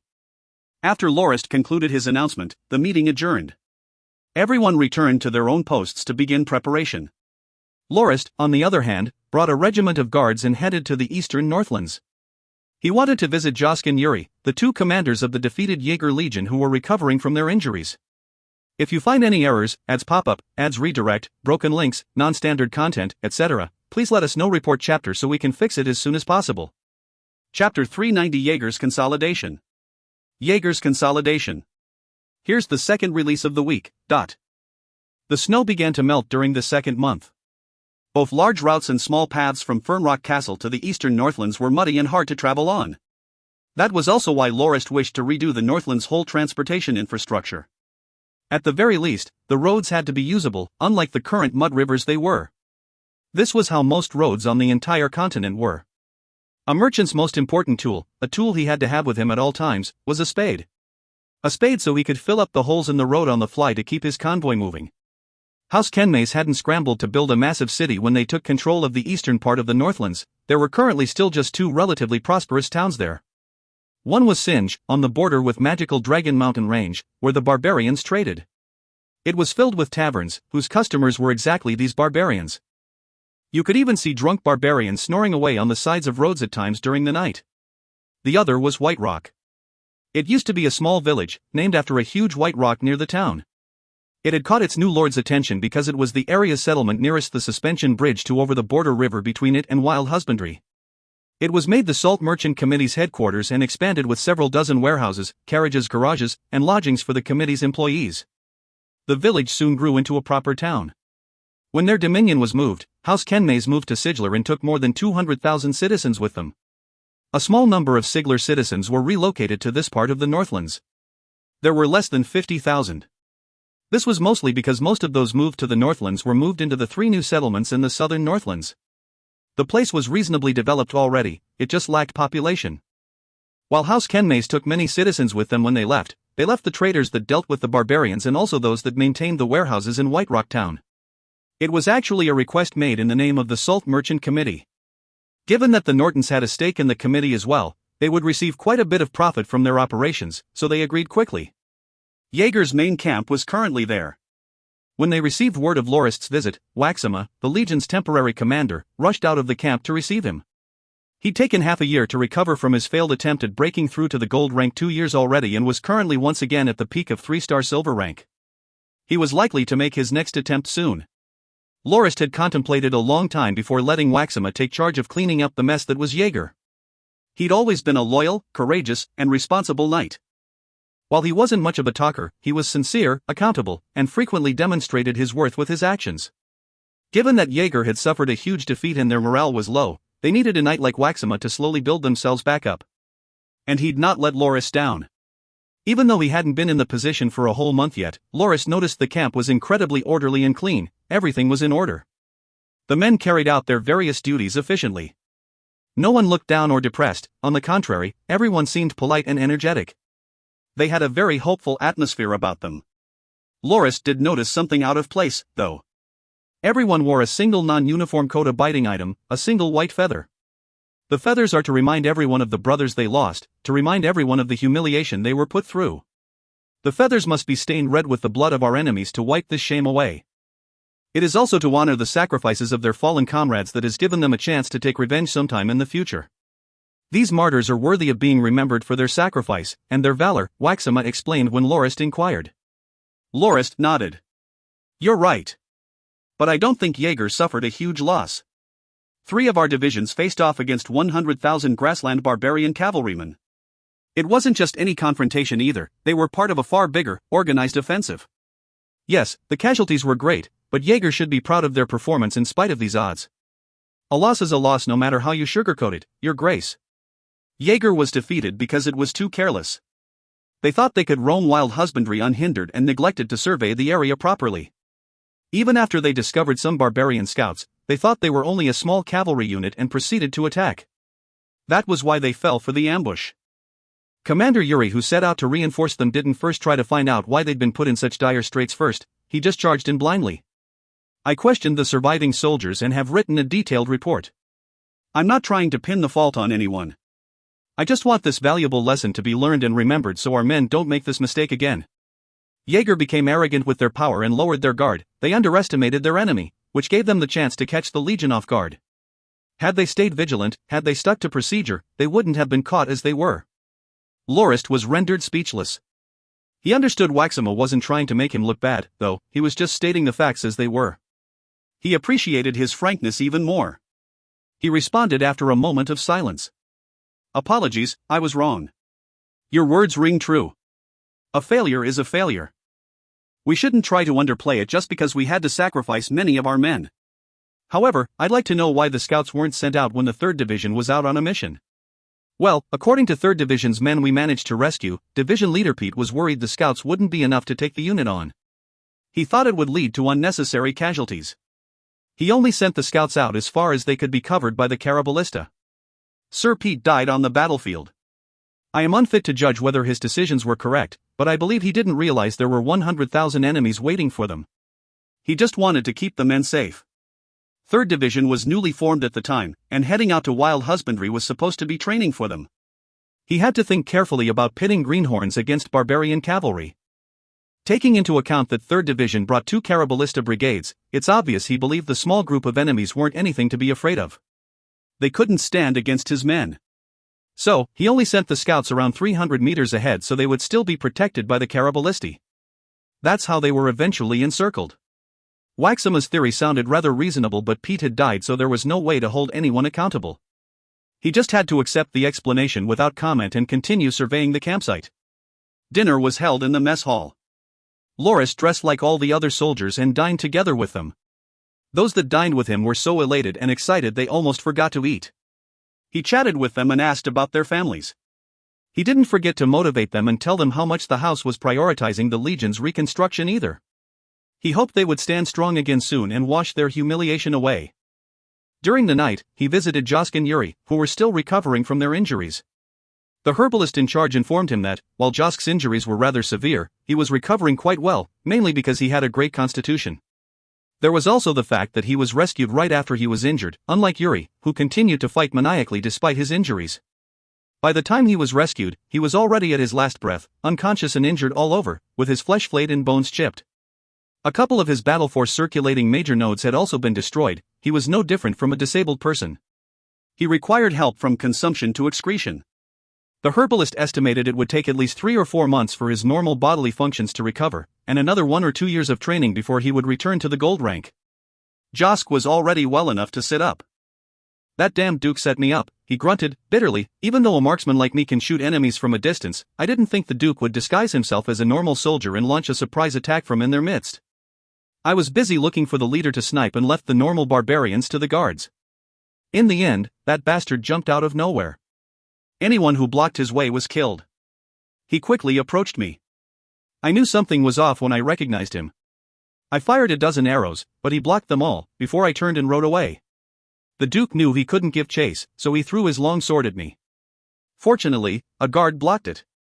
It still pierced through him and bit into me. I fell with him. The ground shoved the damn thing right through me. I nearly fainted. The bastard caught up pretty quickly. A few dozen men took up positions between us to try and protect me. It was too chaotic and I lost the sword somewhere along the way. I only heard what happened to the guys that stood between us after we'd already gotten pretty far away from the battlefield. What happened? Dead, they're all dead. Josk's physical condition was good. He'd only injured his sternum and lungs and was recovering rather well. He would be right as rain in a few months. At one point during their conversation, he even basically shouted that he would lead Jaeger back into wild husbandry one day and slaughter everyone who'd taken part in the attack. Seeing that he was still that spirited, Lorist stopped worrying about him. Yuri, however, laid in his bed like a dead man. Despite his necrotic disposition, he was alive and conscious. Tears poured out of his eyes when he saw Lorist. The latter held his hand by the bed and accompanied him for a long time. He told Yuri there was no rush and he should prioritize recovering from his injuries first. Now that the house had forced House Faisablin back to their own dominion, and cut them off from the outside world, the Duke could struggle all he wanted, but he wouldn't be standing up again anytime soon. When Yuri recovers, Jaeger would have been rebuilt and retrained. According to Lorist, he would accompany Yuri to the great northeastern plains and sweep it clear of the barbarians before going to make trouble for House Faisablin. They would test themselves against Frontier to see which was the better light cavalry unit. Lorist stayed in the camp for half a month before he returned to Firmrock Castle. Before he left, he instructed Waxima to make preparations to defend against the mountain barbarians' invasion. Though the eastern part of the Northlands probably wouldn't be attacked, it couldn't hurt them to be prepared, just in case. 2 days after he returned to the castle, the rainy season began. After a few days of consideration, he called for charade and spiel. "I'm going to reorganize the local defense legion. It will be made 3 legions with slightly smaller numbers. There's no need for each to have 75,000 men. Currently, apart from the Northlands, our house also controls Delamock and Winston. Windberry and Pedro, both strategic cities in Winston, are a little short on defenses. They can't just have 3 sound strong brigades guarding them. The moment they are attacked, we might lose them and our house will suffer immensely for it." Lorist took out the plan he had spent a lot of time coming up with. Charade praised the reorganization from a strategic perspective. "Your Grace, as the Dominion's main defense force, the might of the local defense legion is indeed a little lacking. Even though it numbers 75,000, the Dominion and influence of the House have expanded and many other places will have to be defended. The local defense legion can't handle the load. Even though the Northlands is the province with the largest area in the Old Empire, almost thrice Delamock, we only have 30,000 men, 10 brigades, stationed here. Even though each village or town has its own garrison, we still have to mobilize Tigersaur and Ragebear Knights to make sure we're safe. There's no way we can rely on the local defense legion alone to hold off the barbarians. If our household forces field legions are all on excursions, what can we do in the event of another major barbarian invasion? Your Grace should increase the size of the local defense legion. From a strategic view, it needs to have at least enough power to hold off and defend against large-scale barbarian invasions like this independently."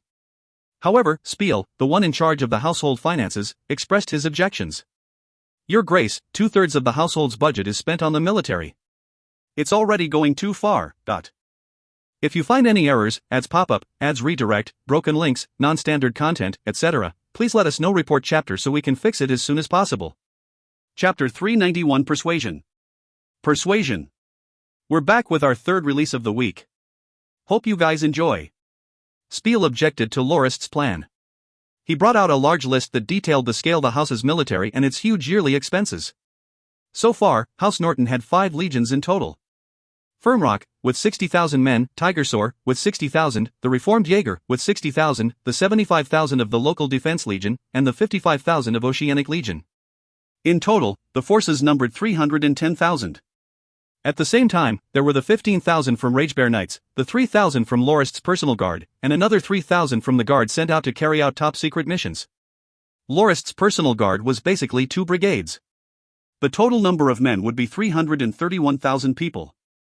They were all the soldiers that enjoyed Tier 1 benefits, with their total salary alone amounting to 1.3 million. The house had another 10 police brigades in charge of guarding warehouses, prisons, factories and other household properties and serve as supply convoy escorts. There were also the garrison units of the various towns and villages that totaled around 40,000 men. Even though they were Tier 2 forces, their salary and other benefits were still worth 200,000 annually. Your Grace, the total number of men we have exceed 400,000. The entire population of the Northlands is just 1.6 million. Even if we include Delamock and Winston and the citizens of our vassals, it's still only 2.3 to 2.4 million. Having a citizen-to-soldier ratio of 5 to 1 is incredibly dangerous. As if the burden of having such a military is not enough, our house has been involved in war consistently for the last 2 years and the military budget has grown immensely. If not for the 30 million gold Fords plundered from Hanayabarta, the house would have gone bankrupt long ago. Spiel looked rather emotional. Your Grace, that was only an estimate. If we include the expenses of Furybear in setting up a patrol unit in every town, and the pension paid out to the dead or injured soldiers, the total annual amount would exceed 2 million. It doesn't include the expenses incurred in replacing broken equipment and dead warhorses as well as lodging, clothing, food, medicine, and other necessities. We spent 4 million just last year. Forming Jaeger alone cost us 1 million, and conquering Iblia another 3 million. Even though by occupying Windberry, we obtained near 2 million gold Fords, our expenses are still double our income. While the house has about 10 million gold Fords stored, if we continue like this, we won't even last 3 years. The house will collapse. I'm not exaggerating this at all, Your Grace. At first, I was thinking of telling you to cut the budget by half after we deal with the invasion. The number of soldiers our house employs rival that of the imperial family of the Christian Empire. They could have so many forces because they controlled the entire empire. We only control 3 provinces. 1 legion is already enough to defend each. If war breaks out, we can emulate the imperial family and have our vassals conscript soldiers to mitigate our costs. Lorist laughed bitterly when he considered the appalling difference in mentality.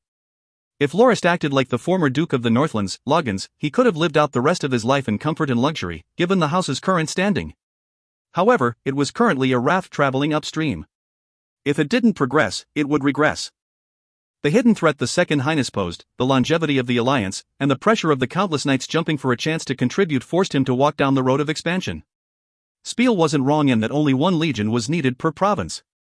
However, if the house wanted to expand, it had to possess a spear and a shield. Firmrock, Tigersor, Jaeger, and Oceanic were the spear, while they only had the local defense forces as the shield.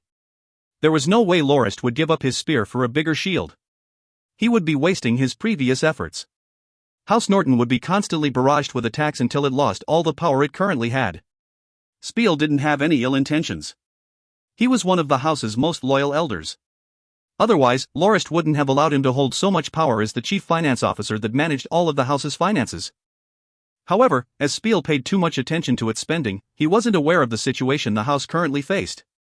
While it seemed to be a rising star, with Madrasas and Iblia's conquests under its name, and its widespread fame following the successful suppression of Duke Faizablin, dangers still lurked beneath every syllable of the song of victory being sung. Needless to say, Lorist had made Duke Faizablin fall into endless despair.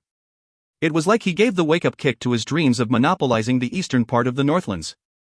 With but a slap, Lorist had sent the Duke falling down from his pedestal, with his troops ruined and him losing his chance of coming back strong. All he could do was lick his wounds in his own dominion. However, Lorist didn't dare to let his guard down. It was obvious that House Faizablin would become the house's worst enemy in the east, one deathly resilient as well. Lorist had to be on constant guard. While Lorist was in Andanak, being the Duke of the Northlands and having the impressive achievement of conquering Iblia, Lorist knew better than anyone that the Second Highness to the west was not one to sit quietly and watch that unfold. The greater Lorist's contributions, the greater the Second Highness's doubt of his house. The Second Highness might have been quiet during the last year, and hadn't incited any conflict with the four duchies or the Union, but Lorist didn't think he was up to nothing. Given that he had conspired with Ken Mays to make the Second Highness incur a huge loss through the contract, he was definitely scheming to get back at Lorist. Right now, House Norton's impressive military was what prevented him from acting rashly. If they crippled their own forces, the Second Highness would be the happiest person. He could launch one attack after another against the house by rallying more troops, slowly overwhelming Lorist. The legions can't go. At the very least, their current numbers have to be maintained. Regardless, convincing Spiel that was the case was not going to be easy. Looking at the list of legions, and their units and scale, and thinking back at the cost, he couldn't help but feel the supervisor's criticisms were valid. Having a citizen-to-soldier ratio of 5-to-1 was egregious. Most other nations that reached that point were biting off more than they could chew and weren't far from collapse. Lorist stroked his chin and thought frustratedly, why do I feel like I don't have enough soldiers even though we already have over 400,000? He recalled a very famous saying on the web in his previous life. It must be a qualitative problem. What, then, is wrong with the house's forces? Charade's laughter entered Lorist's ears. Supervisor Spiel, your citizen-to-soldier ratio is mistaken. Instead of 5-to-1, it is actually 20+1. We're definitely capable of having more soldiers than we do now. Spiel flipped out in rage and flailed about as he stood up. Ridiculous. The figure isn't wrong, neither is the population count of the Northlands.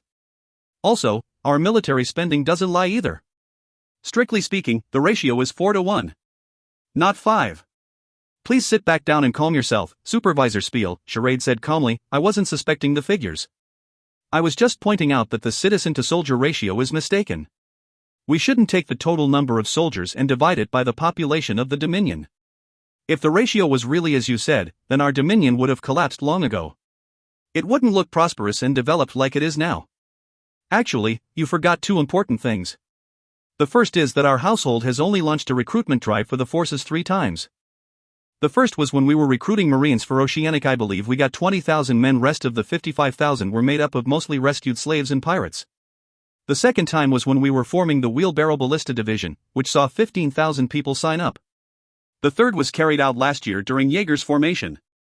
We recruited around 27,000 soldiers and mixed them with 20,000 veterans from other legions. Even though Jaeger's troops should number 60,000, the ranks were never filled. Only 3 of the divisions were successfully formed. In essence, we have only recruited a little under 80,000 men from the Dominion. Compared to the population of 1.6 million, the actual ratio is less than 20-to-1. Not only that, the space available in our legions is limited, resulting in many able-bodied youths being unable to join the ranks, having no other choice to join the garrisons. The youth serving in the patrol units across the Northlands frequently complain about how they're unable to join our forces despite their desire to. The second point you've forgotten is the origins of the soldiers that make up most of our forces. They weren't our subjects when they joined. Instead, they were mostly captives or rescued slaves. To be precise, they are serving as work for hire, hence the high military expenditure. The formation of Firmrock and Tigersore was a result of the captives we got with the defeat of Duke Loggins and the Second Prince. These captives served our house for 3 years and obtained freedom. To avoid them having no other place to go and wandering around aimlessly, we recruited them. The formation of the local defense legion was a direct result of the 200,000 slaves we liberated. As our Dominion wasn't able to integrate such a huge workforce in a short time, we formed the legions to limit the chaos the slaves could cause.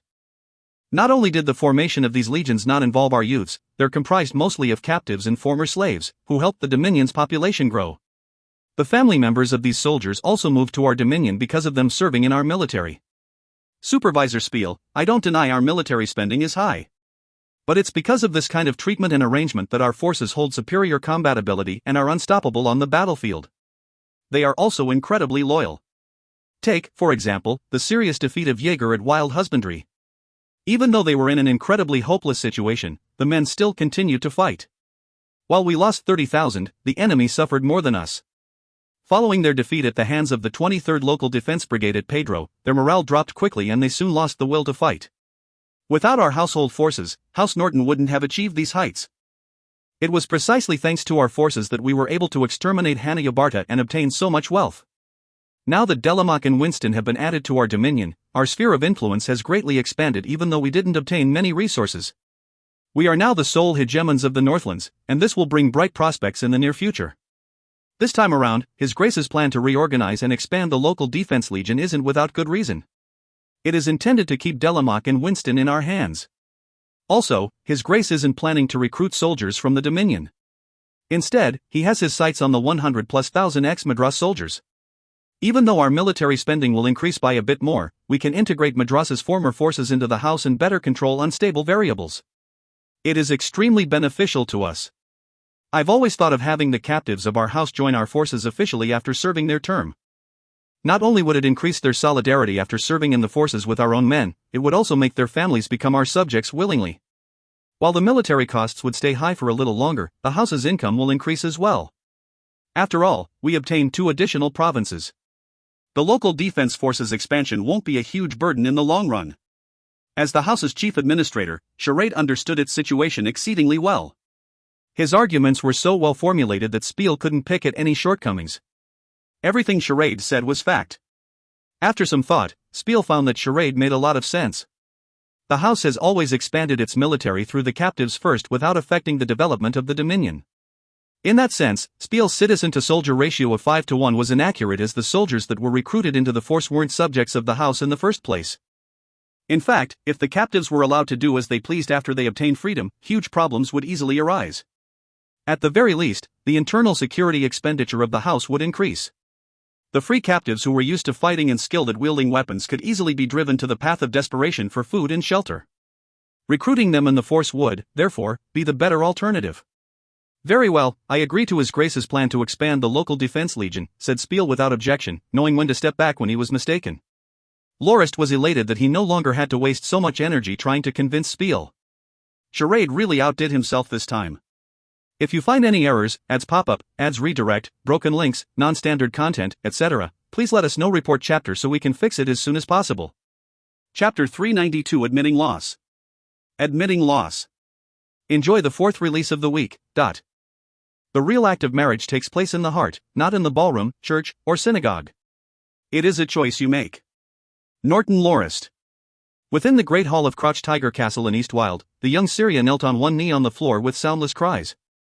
In front of him was the coffin of 3rd Frontiers commander, Galini Beloput. After much trouble and effort, he'd finally completed the bumpy trip across the plains to Crouch Tiger Castle just as the snow began melting. The grief from being forced to surrender to the enemy made him unable to face Duke Faisablin and the rest of his family. The Duke didn't look too surprised, nor did he flip out with rage. He just circled the coffin, step by step, before finally sighing. He stretched out his hand to touch Beloput's icy face and mumbled. I doomed you, old friend. If I had made the decision to retreat to the Dominion, you wouldn't have died like this. It's because I was too greedy. Even though we were in this kind of predicament, I hoped we could use Boblage to bargain with our enemy. To think it resulted in your death and the whole legion's capture. A look of defeat finally surfaced on the Duke's face. Everything had gone against his wishes. Ever since he left Boblage and returned to the Dominion, he'd led the various barbarian tribes on military campaigns, first to reorganize the half-beaten 4th Frontier in wild husbandry, then to ambush Jaeger, before finally leading the 100,000 barbarian cavalrymen to attack Pedro. Back then, the Duke thought there was much he could do to turn the situation around. He didn't think, not even for a moment, that he could turn the loss into a victory. He just wanted to make sure the kingdom the enemy took was nothing more than a ruin. He had acted like a spoiled child with the mentality of if I can't have it, you can't either. The reason he allowed the grassland barbarians to raid and pillage was so he could cause as much trouble as possible. Nobody was supposed to profit. It had been the only way he could make their enemy wary of the house and not push to exterminate them completely. He didn't think the barbarians would actually be so spineless as to lose all their morale, losing just 30,000 men against a fort defended by just 3,000. The moment they saw the enemy reinforcements arrive, the dozen chieftains began thinking of retreating for winter. That was the moment he knew he was beating a dead horse. He decided to go all the way with his other plan, gather all the tribes that had submitted to him and launch an attack on the strongest tribe, Grindia, the night before the retreat. Caught off guard, the great tribe suffered a disaster. He then led his barbarians to the plains to plunder the spoils from what remained of the tribe. The situation was set in stone. Since House Faisablin would be trapped in their dominion, the great northeastern plains, he would give the strong tribes a makeover so they wouldn't cause trouble for the house in its weakened state. At the same time, he could make up for the house's losses by sucking the life out of the tribes. Since the troops he used were the other grassland barbarians, the house wouldn't lose anything. He just had to throw a bone to a dog to bite another dog to death. At the end of the previous year, he'd been far too busy thinking of how to deal with the alliance after stabilizing the internal situation of the Dominion. The Great Plains stretched far and wide, and he was confident the four houses couldn't set foot in his dominion easily. All conflict would be limited to wild husbandry. As for the border between Southern and East Wild, the four houses' forces were busy constructing defensive infrastructure, such as moats, to cut off traffic. He predicted the four houses would defend the south and attack from the east. They were gradually limiting the space he could roam free and survive. That was why Boblage was so advantageous. He could both attack and defend from there. They could mobilize their troops from time to stir up unrest in Southern. Many times the number of troops were needed to defend against these raids.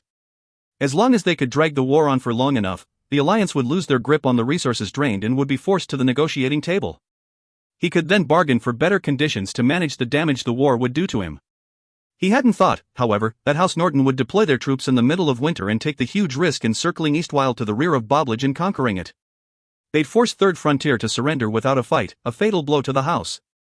The Duke didn't blame Commander Bellowput for committing suicide to atone for his mistakes. He knew there was no way they could resist, and not surrendering would result in a needless massacre. "You shouldn't have killed yourself, old friend," murmured he with another long sigh. He left the coffin after giving the cold face a final touch. "Rise, Syria. You fulfilled your duties, you didn't let down the honor of Faisablin Knight. Tell me about the time the Duke of the Northlands met you. I want to know every word he said in detail and guess his intentions behind allowing you to do this. Did he really do so because he admired Commander Bellowput's courage?" asked he as he raised his hand to have Syria stand up. Syria wiped the tears from his weather-beaten face, stood up, and reported his meeting with Lorist completely. He tried hard to recall Lorist's exact words. After a pause, Duke Faisablin waved weakly. "Syria, you must have been worn out. Go groom yourself and rest for a few days. I will take your contributions to heart. You're still young. You're the house's hope. Train hard and remember this trial. The house will require you young one's service in the future." "Understood. I will train hard to serve the house," promised Syria emotionally before he left. Tap, tap, tap. The Duke knocked on his desk with the middle finger on his left hand in deep thought. He cracked a bitter smile. According to Syria's recollection, Lorist was obviously sending him a message. "House Faisablin's time is over. All that's left is for you to decide whether you'll admit your defeat." If he submitted obediently, they would be spared. Otherwise, Lorist would stop at nothing to kill of every last one of them. "Oomph, you ruthless and scheming brat. Forget making me submit. You shan't be allowed to mess with House Faisablin," humphed the Duke loudly with ragged breath. He described Lorist the same way he would the Duke. Even though each had never heard of the other's insult for them, they were mysteriously of the same mind at that moment. The only difference was that the Duke called Lorist a brat instead of a sly old fox. Each considered the other his biggest rival. However, Duke Faisablin knew staying angry would do nothing for him. His house was tough only on the surface at the moment. Third Frontier's surrender was not as huge as First Frontier's complete defeat. Theirs was the truly harmful scheme. The Legion's soldiers fought to their deaths rather than submit. The Legion was eradicated as a result.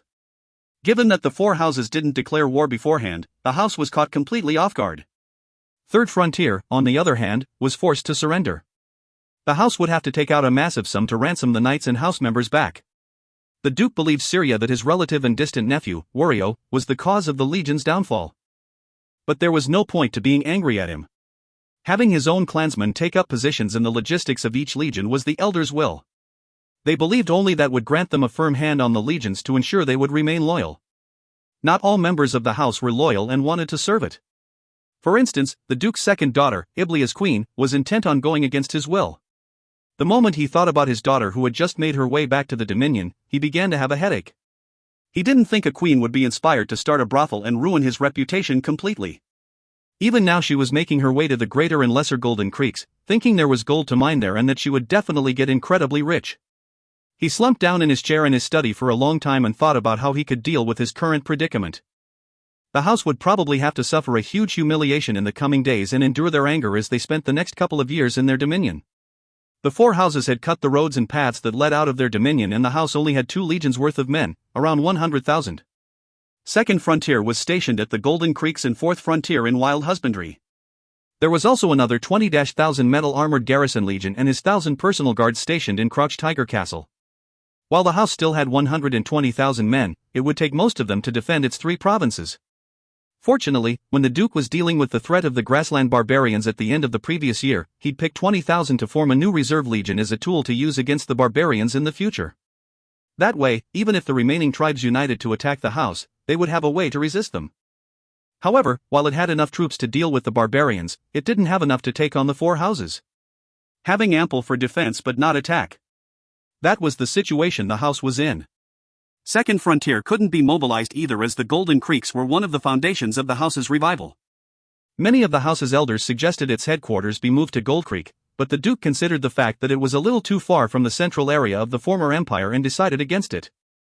"Have Sylvia come over," instructed he an attendant outside his study. The one most hurt by the war, no doubt Princess Sylvia.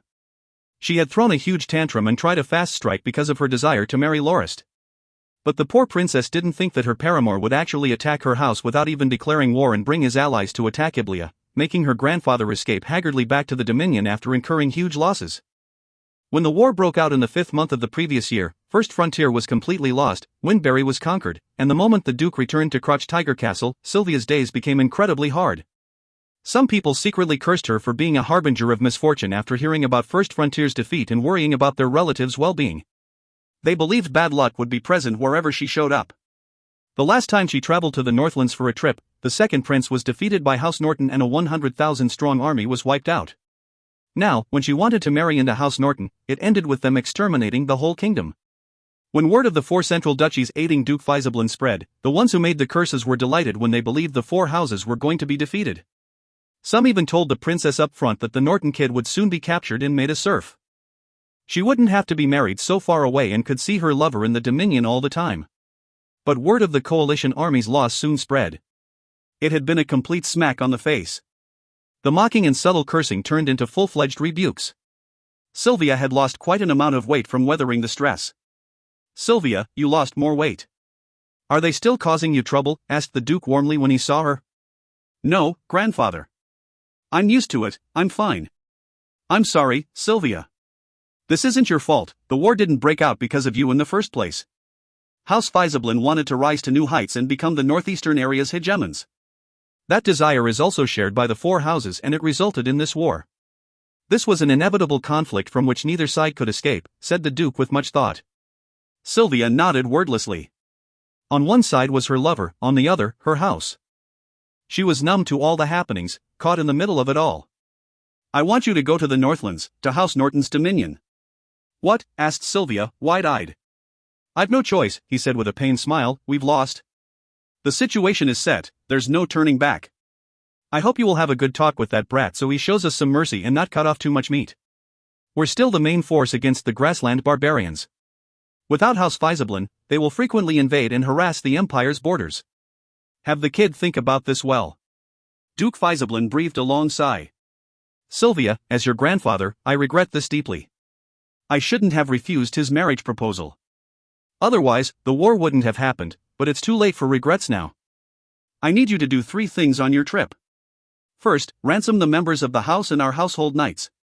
Second, have the Salt Merchant Committee lift the sanctions on daily necessities. The plains only have alkaline soil and no edible salt. The farmers are at their wits' end. I hope they won't sharpen their blades quickly. Lastly, think of a way to convince him to let us ransom Third Frontier's common soldiers. We will need them to resist and suppress the grassland barbarians." The Duke silenced for a moment. "Go pack up your clothes and luggage. Bring as much as you can with you. I will let you stay there for good. Grandfather, you." Sylvia was sent into a stupor. "This means..." "Let's leave it at that. I will arrange your escort and the negotiators that will join you. You will set out immediately after the rainy season," said he without giving Sylvia even a glance. He turned with a wave of his hand and left. If you find any errors, ads pop-up, ads redirect, broken links, non-standard content, etc., please let us know. Report chapter so we can fix it as soon as possible. Chapter 393 The Barbarians Cometh. The Barbarians Cometh. Here's the 5th release of the week. See you guys on Tuesday.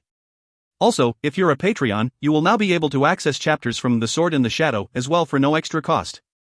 Check out our Patreon page here to support what we're doing. The rainy season was over and the winter's wheat harvest was underway in the 4th month. The entire Northlands was becoming very lively. Just as Lorist was about to depart from Firmrock Castle to check on the other parts of the Dominion, Sylvia and her escort set out for the Northlands from Crouch Tiger Castle. She had been given the heavy burden of being an envoy to House Norton. As the barbarian invasion was impending, Lorist had the house's forces be on standby even though it was harvest season. In the fields, the harvesters had a sickle in one hand and a weapon in the other. Halfway through the harvests, however, word came from Twin Mount Town that the barbarians had finished their preparations. According to the plan, the town's residents would be evacuated orderly. They would leave traces of panicked escape, though, to mislead their attackers. On the 21st day of the 4th month, the barbarian army conquered Twin Mount Town. Great volumes of fine wine and other daily necessities intentionally left in town made the barbarian soldiers incredibly excited about their victory. They believed the might of their combined force was enough to sweep the whole Northlands. Every warrior scrambled to be made part of the vanguard in fear of losing out on the chance to raid for spoils. Lorist arrived at Hydebull Citadel on the 23rd day of the month. This was where the wall was and it would be among the first places to come under attack. He had to be present to make sure it remained safe. At noon, however, he received an urgent message from the acting commander of Jaeger, Waxima. House Fizablin's Princess Sylvia had come as an envoy to discuss the ransoming of his prisoners and matters relating to trade. After receiving the news, he was both elated and troubled. He was glad that the old fox had finally acknowledged his loss. However, he was troubled that the envoy was Sylvia. He couldn't receive her even if he wanted, he was just too occupied. After some consideration, he sent the messenger back to Firmrock have Charade receive her for him and have her stay there for the time being. He would only return after the current situation was dealt with. Frankly speaking, the part that troubled him the most was that he didn't know how he should face the princess. He was aware that he had completely flipped out against her grandfather when he led his forces to exterminate Iblia and a number of House Fizablin's legions. He had inflicted a lot of damage on her house. He had suppressed their rise to power and was one of their archenemies. Because of that, he was incredibly troubled by the fact that the princess who loved him so dearly, to the point she would marry no one else, was a member of the house he had just ruined. As Ken Mays had said jokingly, Iblia's extermination was in part the four houses venting on Lorist's behalf for Duke Fizablin's refusal to accept his proposal. At the moment, word among the folk was that House Norton's leader, Duke Norton, had rained fire and fury on Iblia and focused their attacks on House Fizablin because of this. Sylvia's name was no different from other bad omens now. He sighed lightly. I guess I can only wait until the war is over. I'll make it up to the girl afterwards. I really made her suffer this time, especially with what this has done to her reputation. Actually, even Duke Fizablin knew that even if he'd agreed to let Sylvia go through with the marriage, war would have been inevitable. House Fizablin's dominance conflicted with House Norton's interests, only one could emerge victorious. Your Grace, they're here. Lorist gazed into the distance. He just barely make out clusters of black dots among the trees. The clusters coagulated into a larger mass as a wave rushed at the wall, swallowing the land as it went. Using the telescope, he could see the different beast leather armor they wore. Some of them even fought with their chest exposed. Their faces were painted with ghastly and eerie tattoos, wielding bronze axes and weapons of crude design as they ran maniacally at the walls. At 4 in the afternoon of the 23rd day of the 4th month, the barbarian vanguard launched the first wave of attacks on the defensive wall between the citadels at Hydebull Mound and Tortoise Hill. However, these barbarians had never seen such a tall defensive wall before and they couldn't help but stop in their tracks when they encountered the ditch. They stared at the 3 to 4 meter deep ditch laden with spiky wooden stakes in a stupor before the caraballisti on the walls took their lives with ease. The first wave's vanguard soon turned tail and ran. They left about 500 corpses behind. Around 5 or 6 in the evening, the vanguard launched another attack. They were probing the wall's defenses. This time around, they used wooden shields tied together with vines as walking planks to cross the moat. Even so, the caraballisti mowed their ranks down just as easily. Nearly 1,000 fearless barbarians died unceremoniously. The crudely made shields were ripped to pieces. Those not killed outright had no choice but to run away again. This is far too easy. It felt like we were shooting turkeys. How relaxing. The caraballisti operators seemed rather excited. The enemy on the other side of the ditch were nothing but target practice. Some would rather die than retreat. The braver ones were frequently skewered by ballisti bolts. The wall between Hydebull Mound and Tortoise Hill stretched for 36 kilometers.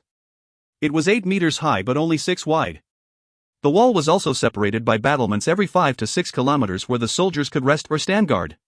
When the fight began, the battlements could be left in charge of a company. In front of the wall, a moat 5 meters wide and 3 to 4 meters deep was also dug, creating a chasm in the flat ground. "I'm bored," yawned Lorist. The invasion didn't put even the slightest pressure on his forces. Their threat was far inferior to even that of the 4 duchies in Duke Faisalblin's allied army half a year ago. Only local defense brigade soldiers who hadn't seen combat would be excited about fighting them. However, it was not often that the local defense brigades who only trained all day got to see blood. He decided he wouldn't give any commands during the battles to assess the command abilities of the 2 brigades' leaders. The only reason he stayed was so the soldiers would feel at peace, and to act as a contingency against any enemies of the Blademaster level. There should at least be a few in a 100,000-strong army. They were Lorist's actual targets.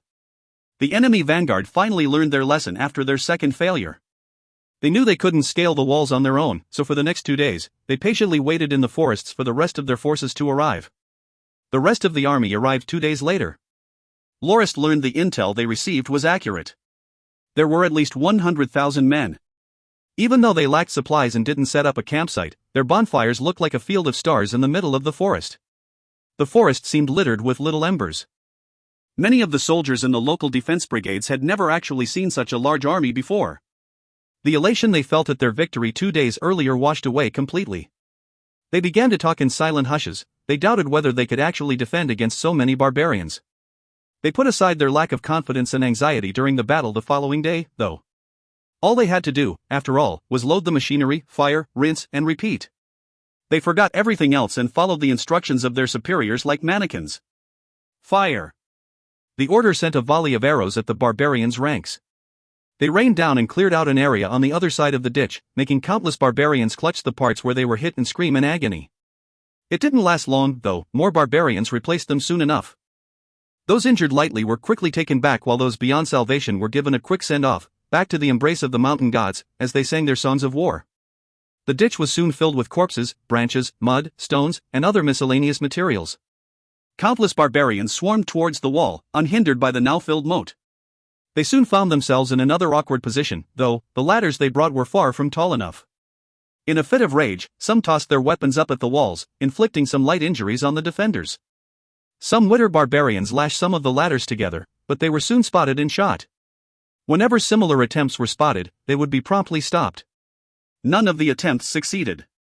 Instead, the barbarians soon began to connect the ladders further away from the walls. Though they finally had their ladders, they were shot before they made it up to the walls. The sword and shield soldiers, bored to death, finally had a chance to act. They tossed rocks, fuel jars, and torches down the walls.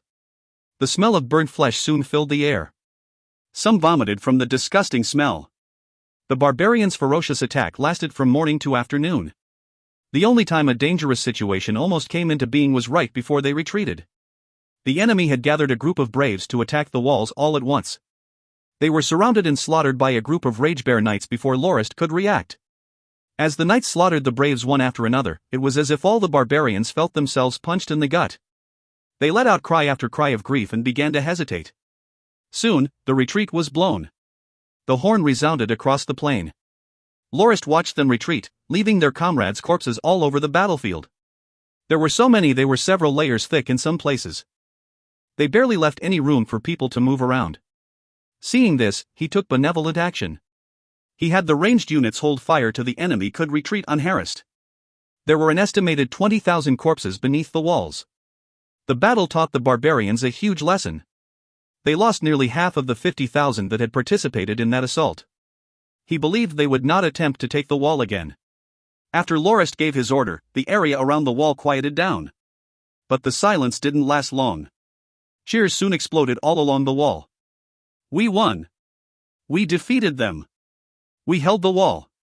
Many exhausted ballistae operators collapsed right away. Many had fired nonstop for the whole battle like autonomous machines. Only after receiving the order to stop did they realize how fatigued they were. They were so worn they didn't feel like moving, even their voices were sore. The only thing they could do was tear up joyously. Opposed to the optimism on the walls, pained and grief-stricken cries wafted over from the forest on the wind. They grew ever louder until it sounded like a chorus. It seemed all the more ghastly and sorrowful when night fell. Lorist looked at the forest in the distance before gazing at the corpses littering the battlefield. He shook his head. Maybe the barbarians will know this defensive wall of ours as the Wailing Wall in the future, he sighed at the commander of Ragebear Knights. They will remember this staggering loss of life. I don't feel a thing for them, though. If the wall were breached, it'd be our people crying. After the failed assaults, the enemy army stopped bothering with it. Over the next 4 days, they only sent several parties to collect the dead's heads. They also took the ballistic bolts. No one dared approach the knot or the wall, though. In the end, Lorist ordered 2 regiments of pikemen and sword and shield infantry to move the corpses in the ditch and at the base of the wall to the barbarian corpse collectors under the longbowmen and ballistas' protection. After another 6 uneventful days, Lorist was woken by Turman, who was running and screaming as he approached Lorist's bedroom. Your Grace! Your Grace! They're on the move. They split up. If you find any errors, ads pop-up, ads redirect, broken links, non-standard content, etc., please let us know. Report chapter so we can fix it as soon as possible. Chapter 394 Defeating the Barbarians. Defeating the Barbarians. Their movements are still within our expectations. A few days ago, Fierce Tiger Lowe's sent a messenger to report that a number of scouts showed up in the area of the Black Forest near Firmrock Castle and Hidebull Fort. Apart from breaking through in that part of the forest, there's no way they can enter our dominion. Even though they number 100,000, they're not worth any concern, to be honest. Fighting them feels like bullying little children. Victory won't even be sweet, complained Lorist as he washed his face. Well, mused Turman, scratching his head. Lorist was right. Apart from numbers and dumb courage, the barbarians were inferior to the household's men in almost every way. During the assaults over the last couple of days, Turman got the feeling the barbarians posed even less of a threat than the magic beast wave had in its heyday. He also felt the wall was far too long. Only 2 brigades, approximately 6,000 people, manned them. Strictly speaking, that was an incredibly weak force. Should the barbarians split up into 1,000-man units and spread their attack out along the full 35 kilometers of the wall, they wouldn't have had such a hard time trying to breach it. However, simple-minded as they were, they used units of 10,000 instead to attack 5 different spots which weren't spread out either. They were really stupid beyond belief. The 2 brigades hurriedly brought their longbows and caraballisti to the attacked areas. They just needed 1,000 men to deal with the assaults. They used their ranged weapons' firepower to start a massacre, inflicting huge casualties on the attackers. One time, Turman and a number of other knights even felt a little pity for them. Lorist took him to a battlement on the wall and observed for a good while with his telescope. When did the barbarians split up? Turman gave it some thought. It should have been around 5 this morning, at dawn. The soldiers on duty noticed some movement among the enemy's ranks. They believed they were trying to attack, so they reported it to me. I headed up the wall and realized the barbarians in the camp had decreased when day broke. I walked along the walls, but I could only see half as many as before. All right, Lorist said as he tossed his telescope to a nearby guard, let's wait until the night and see. If the barbarian army truly split up, there won't be that many bonfires tonight. We'll wait for the rest of the day. If the number of bonfires is really fewer, we can confirm they've split up. I will lead Ragebear Knights to Tortoise Hill Fort and launch an attack there. We'll take a detour around Azure River to launch an attack from the rear and put an end to this. The barbarians left behind didn't know about intrigue or misdirection. They lit only 1/4 of the bonfires compared to the previous evening when night fell. Everyone was now certain in their victory the moment they saw this. The next day, Lorist took a regiment and launched an attack from Tortoise Hill Fort at the rear of the barbarian army, accompanied Ragebear Knights. The surprise attack went without trouble. None of them expected the enemy to emerge from the safety of their walls and attack them. The 10-odd chieftains all thought the wall's defenders were the entire enemy force, given how they only dared to retaliate from the wall's safety. Even though they weren't well informed, the chieftains knew they couldn't rely on their advantage in numbers. The brave barbarian warriors' blood shouldn't be casually spilled. Instead, they bribed the traveling Flatlander merchants to guide them and soon found another route leading into the Dominion. The only trouble was that it passed through the Black Forest for 5 kilometers. While there were still about 50,000 barbarian warriors left at their campsite, most of those that had set out were the young and brave. The ones that remained were either elderly or female non-combatants or the lightly injured who were saved from the walls just a few days earlier. The campsite didn't even have proper defenses. There wasn't a single fence or moat in sight. Only the injured got to sleep in simple tents made from beast skins, the rest camped in the open near their bonfires all over the forest regardless of sex or age. When the 6,000 heavily armored Ragebear Knights rode into the camp with their magnificent and armored steeds, the enemy crumbled completely. None could defend against the metal monsters. While some brave warriors sacrificed themselves to protect the others, and were trampled to minced meat, quite a number lost control of their bowels completely and cried out in agony, slumped on the ground. The local defense soldiers launched their attack from the other side, having already made their preparations, and quickly captured a large number of barbarians. But Lorist was disappointed that he couldn't find even a single chieftain, nor was he able to kill any Blademaster-level warriors. It wasn't that they weren't present. Instead, they escaped the moment they saw Ragebear Knights approach and abandoned the rest of their tribesmen. He wasn't satisfied, even after a sweep of the entire battlefield, and led Ragebear Knights to attack Twinmount Town. Again, the completely unprepared enemy were completely defeated. This time around, Lorist finally saw blood. As they were fighting in a town, the knights only took care of sealing off the exits while Lorist brought 1,000 guards with him inside. They quickly chased the barbarians out of the houses and made obedient captives of them. Though Twinmount Town was supposed to be the barbarian supply center, Lorist didn't get much, mostly some herbs and miscellaneous produce from the mountain range. Most of the latter was kudzu roots. They were probably the emergency rations. Usually, each warrior would carry 7 days' worth of food with him into battle. If he ran out, he would forage for food wherever he was. Unless the situation was dire, the tribes didn't need to supply their warriors with food or weapons. Apart from medicines, the barbarians got everything through pillaging. It was a sign of incompetence, a blotch on his reputation and character, for a barbarian to be unable to forage for his own food. That was why the ones defending Twinmount Town were mostly slaves, punished barbarian warriors, or barbarians too young or old to be of much use in battle. Under Lorist's savage assault, the 1,000 crumbled with a touch. They didn't manage to cause Lorist many casualties before they were taken captive. Retreat and bring the captives and spoils along. We will return to Hydebull Fort. We'll have to rush to Fierce Tiger Lows to exterminate the enemy that split off, ordered Lorist. Along the path connecting Firmrock and Maplewoods was a lake formed from an underground fountain. The lake was deep, but rather small, and its water was incredibly refreshing. Many passers-by favored it as a resting spot. This part of Black Forest was also where Lorist met the group of mountain barbarian cavalrymen when he first got back to the Dominion. The warriors that split off finally passed through the forest after 4 days of travel and appeared near the lake. It was soon surrounded as one barbarian after another emerged from the trees. It was only to be expected, they were tired and thirsty after 4 days' travel. The most crucial part was that part of the forest was drier than the rest. There were no streams or springs nearby. They were only able to get a little water by digging deep in the mud or biting into bitter leaves. Now that such an alluring lake was right in front of them the moment they emerged from the forest, they jumped with joy. Even though there were about 30,000 or cavalry among the troop of 70,000, they traveled at the rear with the chieftains and the other warriors of high status. The cavalry had to dismount and lead their horses through the forest and could only mount again after they were near the forest's edge. After the chieftains and high-status barbarians exited the forest, warriors that had earlier stepped aside to make a path for them. The moment he drank some of the refreshing lake water, the commander of the army, chief of the Habi Baba and the Jambasan, nodded with satisfaction.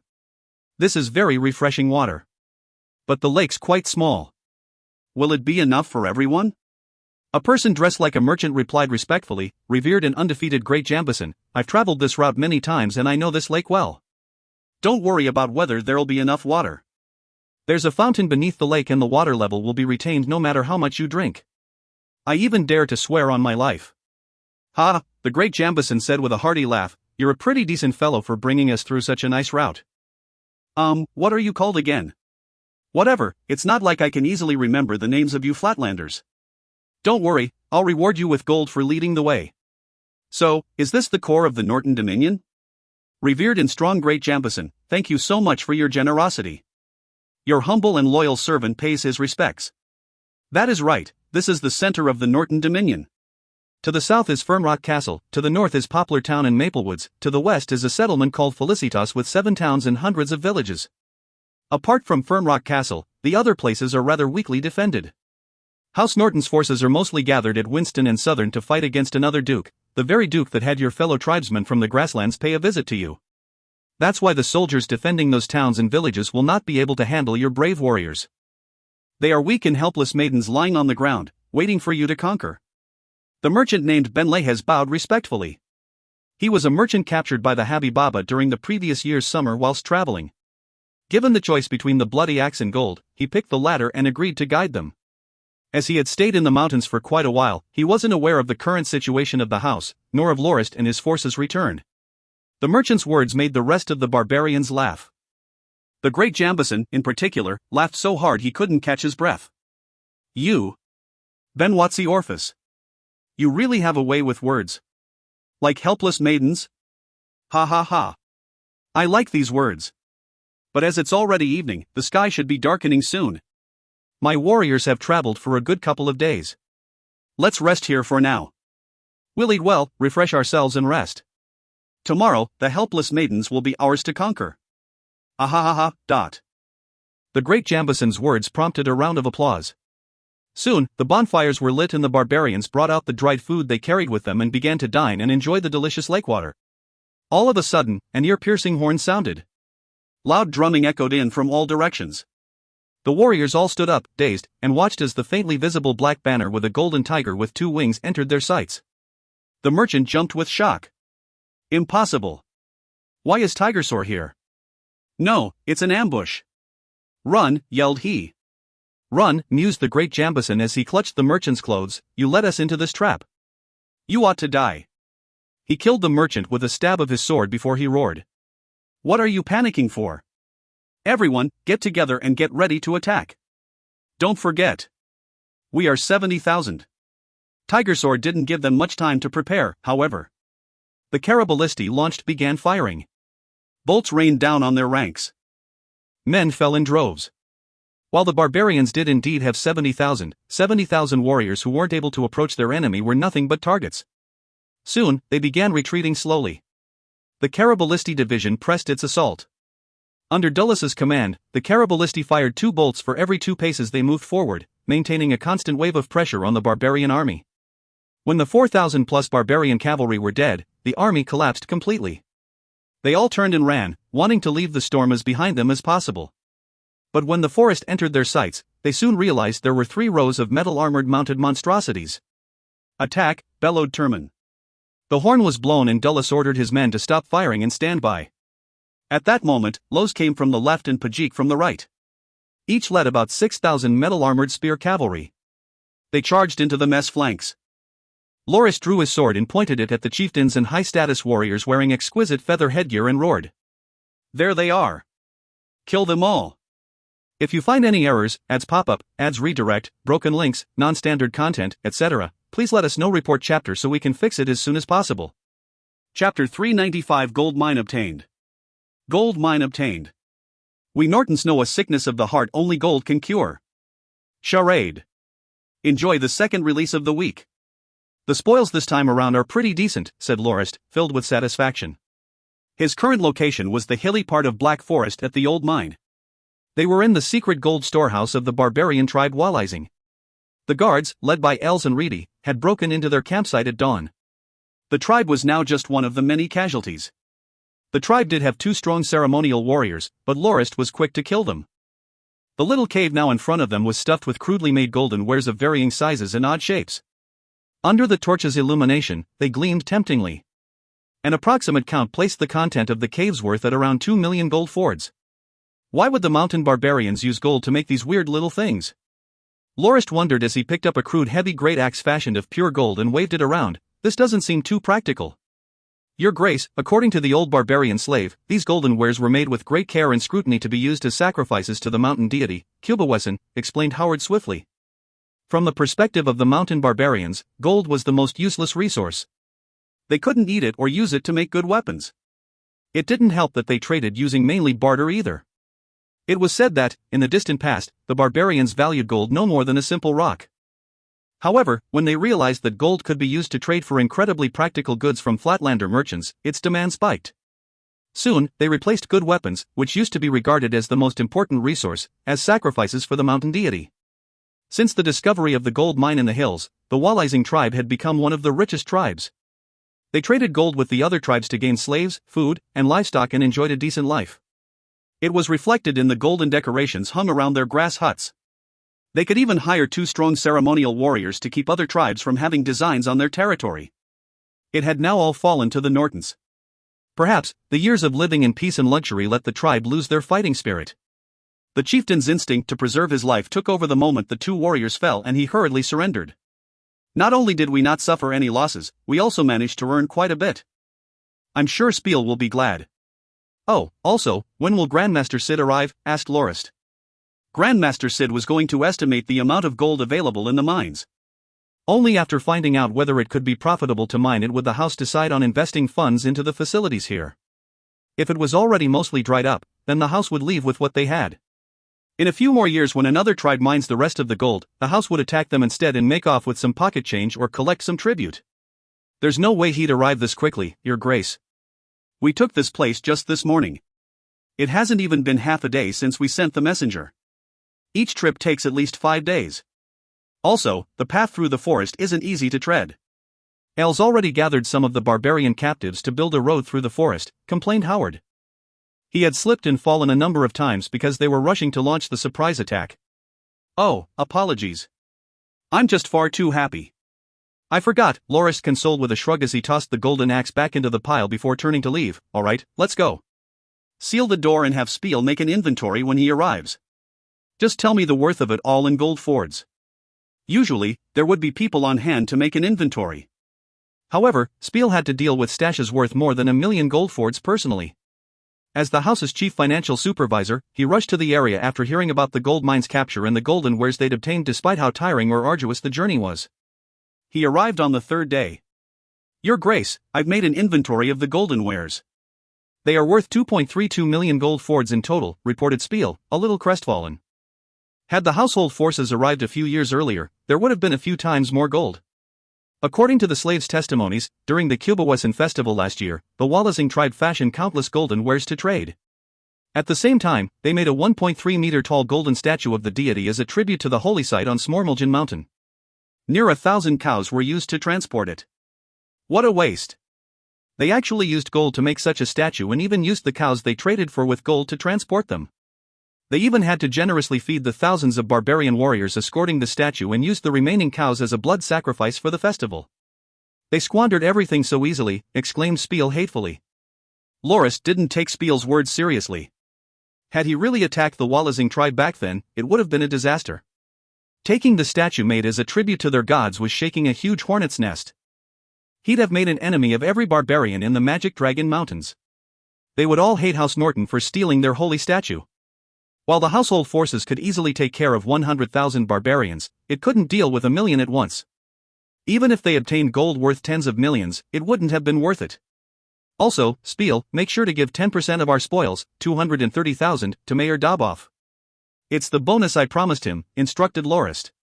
Spiel hesitated for a moment. Your Grace, isn't it a little too much?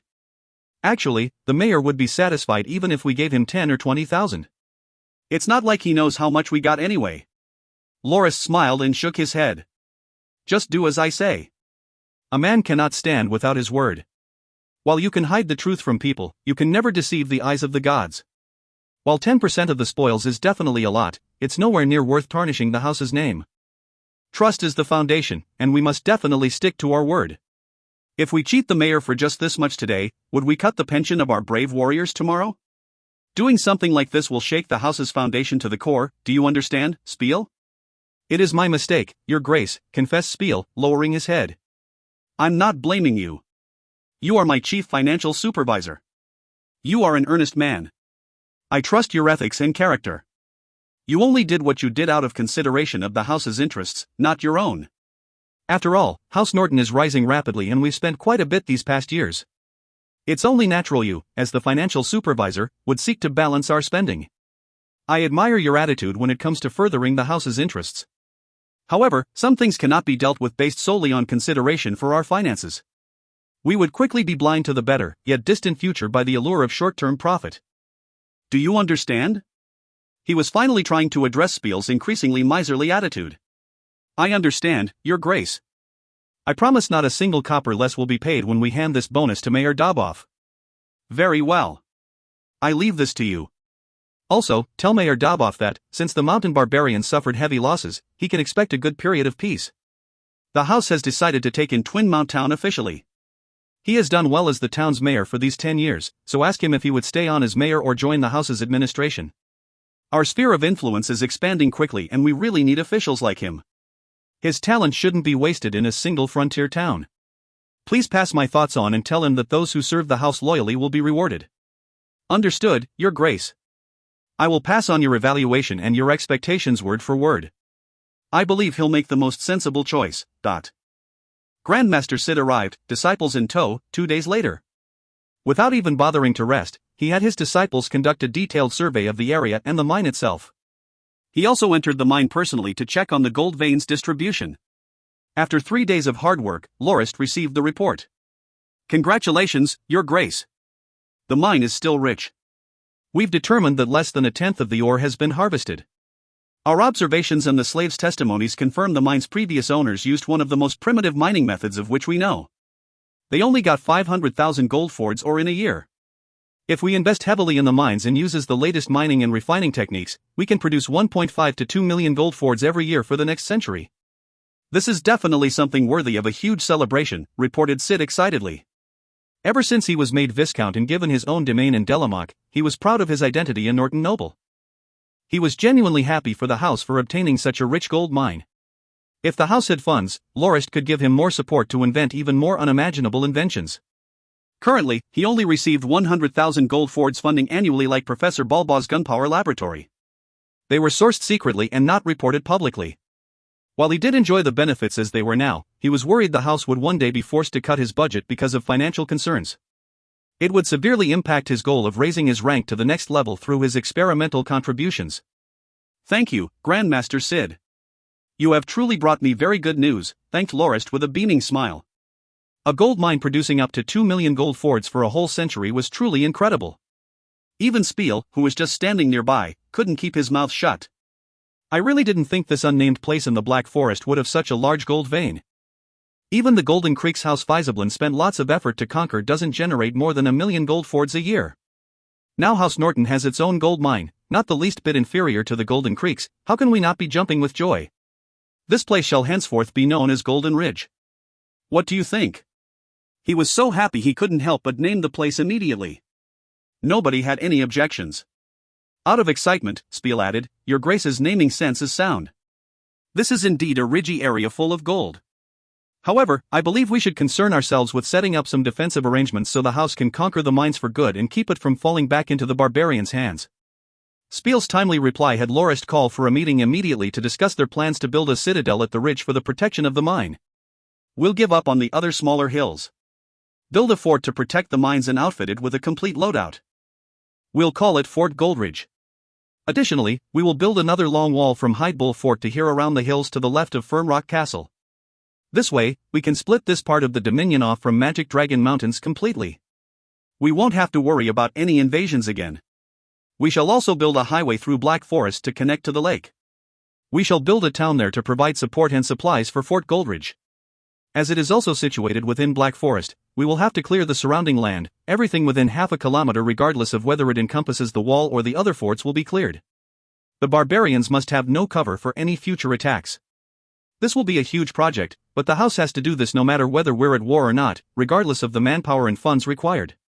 Building the wall in Fort Goldridge is of utmost importance. Els, Reedy, you two will take command of the guards in 7th and 18th Local and defend this place. Be incredibly alert and ensure the laborers' safety. Deal with any incident as you see fit. Understood? Understood, Your Grace, said Els and Reedy in unison as they stood up. But, Your Grace, won't you have no one by your side if the guard squad stay here? Asked Reedy. Don't worry, I need just 500 men. Grandmaster Sid and Supervisor Spiel, I need you two to stay here for a while. Grandmaster, I will trouble you with setting up updated mining and refining facilities. Spiel, you will draft the budget and allocate the supplies the fort and walls construction. Make sure to monitor the mining strictly as well. I hope everything will proceed even as we work on the construction instead of beginning after everything is complete. Very well. Your Grace. We will start the upgrade work as soon as possible, replied Sid loudly. Understood. Your Grace, I'll make sure the mining process is monitored strictly, said Spiel as he stood straight up.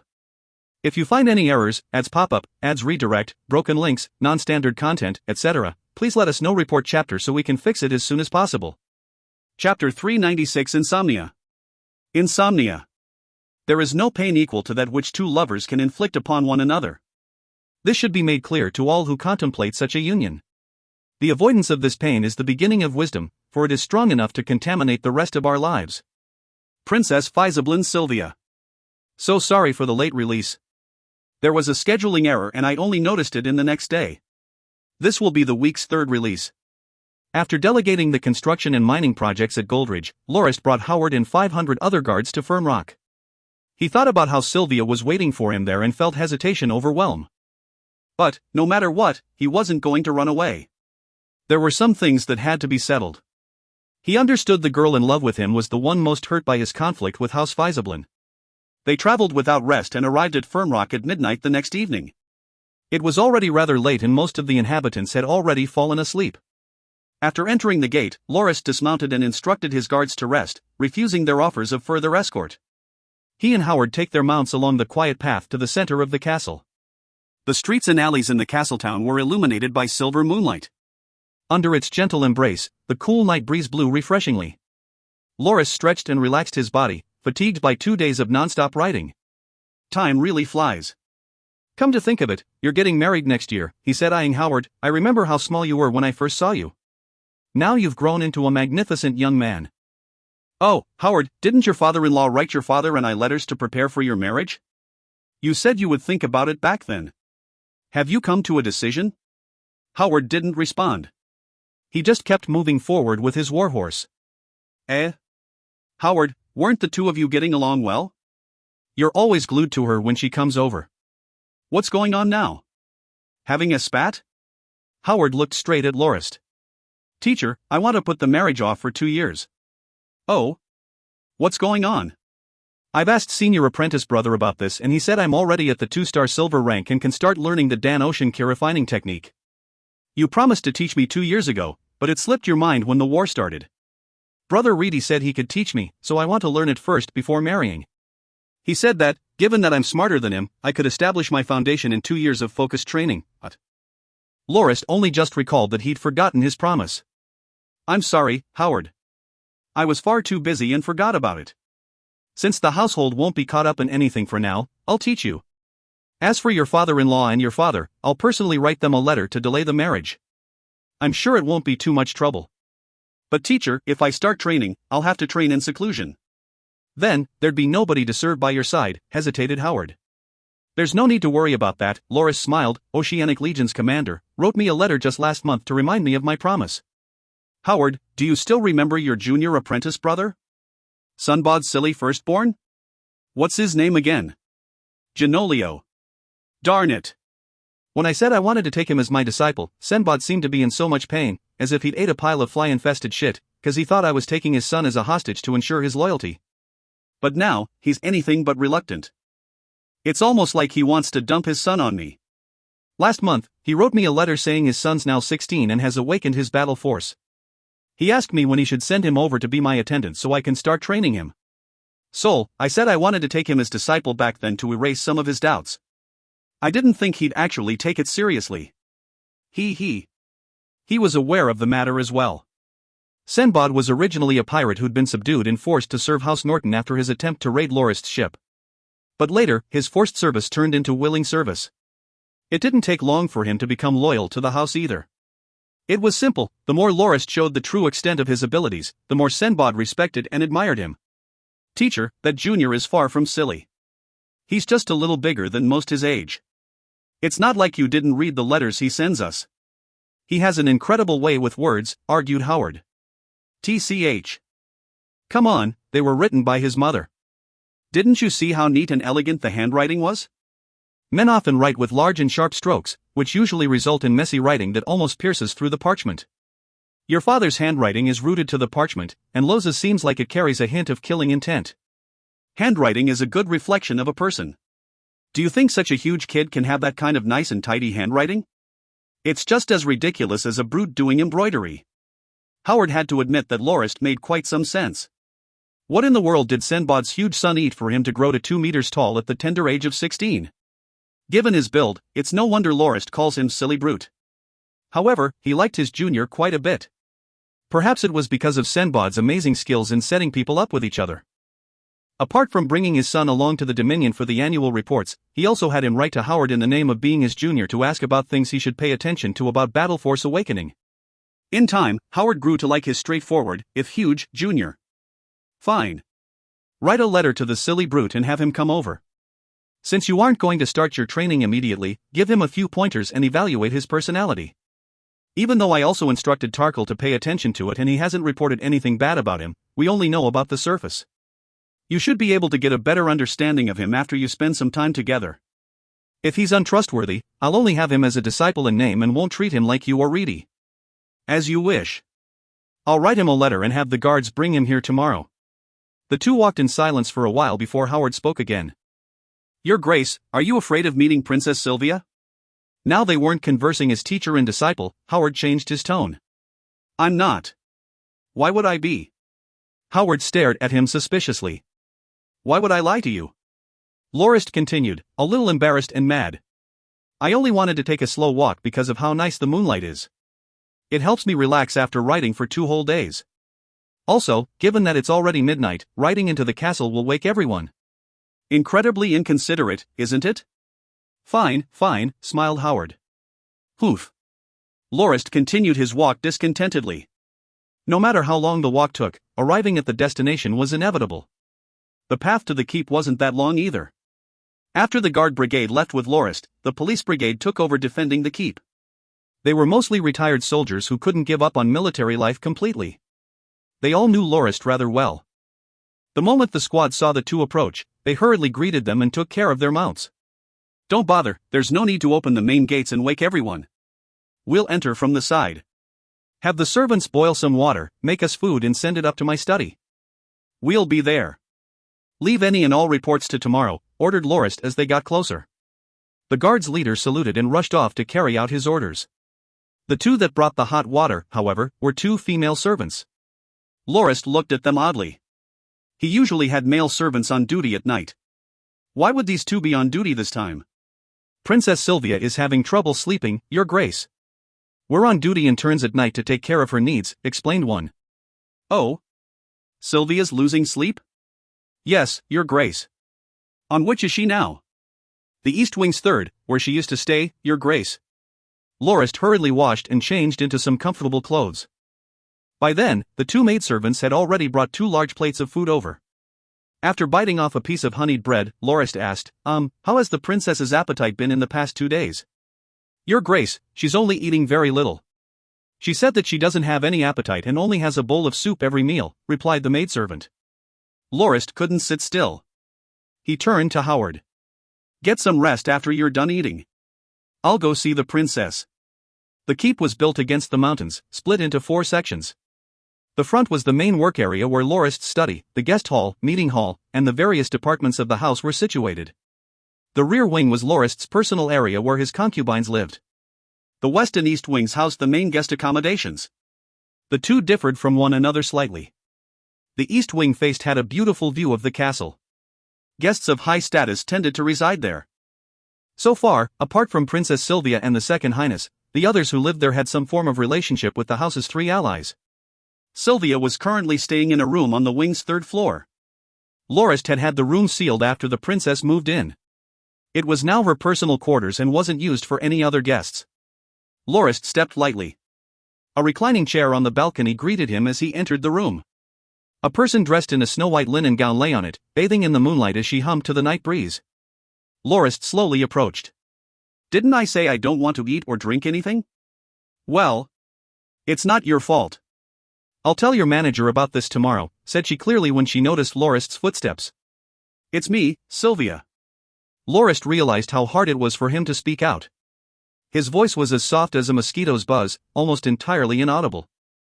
The princess, however, sunken into the depth of the recliner, snapped up like she was struck by lightning. Is it you, Locke? Her voice shaked. Yes. His voice was slightly louder this time. He took a few steps into the moon's embrace. Locke! Sylvia leaped into his arms and hugged him with all her might as tears streamed down her face. I missed you so much. What's wrong, Sylvia? Why have you lost so much weight? She was only half the size he remembered. Her face had thinned, but her 2 big emerald eyes were still just as alluring as he remembered. He hurt when he hugged her. She must have suffered a lot to thin this much. Nothing's wrong. I just couldn't sleep or eat. Sylvia cried in her lover's embrace. Her eyes fountained rivers down her face and neck. Locke, grandfather doesn't want me anymore. I can't go back to the house either. He said I shouldn't think of going back after coming here. Will you still have me? The usual proud and unapproachable princess was gone. Sylvia cried like a child who'd lost her way home, like a dog waving its tail desperately to please its master. Of course I will. Idiot, why wouldn't I? Lorist's heart spasmed as he stroked her hair gently and hugged her thin frame. My little fool, no matter what happens, I'll always be here for you. I'll stay by your side until our hair snows. I vow it. Sylvia couldn't hear him. Her emotions flowed out of her like her tears, and drew her consciousness with it. She collapsed in his embrace and fell into a deep sleep. Her face, however, glowed lightly with a serene smile. Her petite hands tugged on the corners of his clothes, refusing to let go. Her cries startled the two servants. When they entered the room, Lorist hushed them quickly and helped him guide the princess to her bed. He pulled the blanket over her gently and turned to leave, but her hands, as thin and petite as they were, clamped on his clothes. They held on tighter than a magic beast's claws. Fine, I'll stay. Lorist smiled bitterly and asked the maidservants to get him a chair. He would spend the night by her side. Well, can you tell me about why she can't go home? Speak softly. Don't wake her. Having nothing better to do, he decided to ask the maidservants about the situation. As Sylvia's personal servants, they also suffered quite a bit. They told Lorist about how the princess was treated by her house and how the duke only allowed her and them to take their clothes when they left. Even the princess's guard was disbanded and absorbed into other units. Lorist nodded. He understood Duke Fizablin's intentions in sending Sylvia here. He admired how ruthless and straightforward the old fox was. Poor Sylvia, she doesn't know the grandfather that spoiled her so much has placed her on the table as a bargaining chip. She wasn't sent here as an envoy, but instead, as a token of apology. He wanted the four houses to spare House Fizablin and not force them into oblivion. Lorist made a silent decision the moment he saw Sylvia's thin, sleeping face. If you find any errors, ads pop up, ads redirect, broken links, non-standard content, etc., please let us know. Report chapter so we can fix it as soon as possible. Chapter 397 Untitled. Untitled. What a cruel thing war is. It drives families together and lovers apart. Tarkle. Princess Sylvia slept for almost 5 hours. When she saw Lorist seated beside the bed, she smiled happily. Lorist had the maidservants prepare a luxurious breakfast. He even fed the princess 2 small bowls of wheat porridge himself. He refused to let her off the hook until she finished another 2 pieces of bread and some milk. As he stroked her long, platinum blonde hair like he would a spoiled little girl, he said, I want to feed you until you're nice and chubby like a little piggy. I won't let you stay this thin. Look at your hands. I can even see your veins. They're practically skin and bones. Sylvia, do you know how much it hurts to see you like this? Sylvia buried her head in his chest shyly. She hammered his chest at the mention of feeding her like a pet pig. Though, she did so with a delightful, satisfied smile. Lorist could only leave after having lunch with her and promising to join her for dinner. Even though Sylvia was acting incredibly clingy, she was still aware of his status. House Norton's head and as Duke of the Northlands, titles that came with their share of duties. She had no choice but to watch him leave eventually, however unwilling she was. It's always the hardest to be expected by a beauty. Lorist sighed deeply. He turned back and smiled at Sylvia, waving at him from a balcony on the 3rd floor, before he left in large strides. Her situation is indeed rather troubling, thought he furrowbrowed. She's naive, but no fool. She's surprisingly sharp. From what the 2 maidservants had said the day before, Lorist surmised the princess probably realized the intention behind the Duke sending her to the Northlands. She thought she had already been abandoned, falling from her position as a treasured princess to a token of apology. After the 4 houses attacked Iblia and fought House Fizablin, Sylvia had received lots of scorn and criticism from her house. Everyone saw her as a bringer of misfortune and the war's cause. According to the maidservants, all Sylvia could do was stay home as much as possible and avoid interacting with others. It didn't stop the rumors from reaching her, though. She cooped her up in her tower and spent her days there, hoping desperately the nightmare would soon pass. If Sylvia's godmother, Xanthi, had been there, she would have had a much better time. It was too bad the Blademaster had dug her own grave and pursued Reedy. In the end, the teacher came out to stand for the disciple. Given that Reedy was his eldest disciple, he didn't plan on reasoning with Xanthi. No matter who Reedy had killed, they deserved it. He set out to save Reedy himself and left her under the Second Highness' supervision. It had been a year since then already, and it had caused Sylvia to lose her strongest supporter, as well as the shoulder she leaned on. The Fizablins were a large house. While Duke Faisablin was its head, he didn't have a say in every single thing. There were still a few elders that just wouldn't die, and a huge bunch of relatives. If the house had been in the inner parts of the empire, they would have split off and formed branch families long ago. But given that they were on the grasslands and faced the constant threat of the barbarians, strife and division would most certainly send the house down the road of demise. Its members had no choice but to huddle together for warmth. They had secured their land and legacy through unity. But it also resulted in problems, particularly the many malaligned goals of the house's many members. Some were loyal and willing to serve the house with all they had, others would take advantage of it when the opportunity arose. In times of peace and prosperity, the members would get along just fine and share the fruits of their success. Anyone bearing the Faisablin name would be served delicious meat, or if not, some soup. But the house was now in a pretty dire predicament, with First Frontier exterminated, Third Frontier captured, and Fifth Frontier disbanded, and the Reserve Legion ruined. The four houses had stripped the elegant clothes off the former empire's most powerful faction and even dragged them across the ground. Be it the surface or the interior, those watching properly knew House Faisablin had utterly lost. Even with Duke Faisablin's non-stop encouragement and his recruitment of the grassland barbarians to reform the Reserve Legion, the house's members had begun to hold varying opinions. On the great northeastern plains, barbarian cavalrymen were common as clouds. Rider or mount, as long as one was willing to pay the right price, they would charge to the front lines for your sake. But the problem was that, while recruiting them was easy, feeding a force of 20 to 30,000 was rather difficult.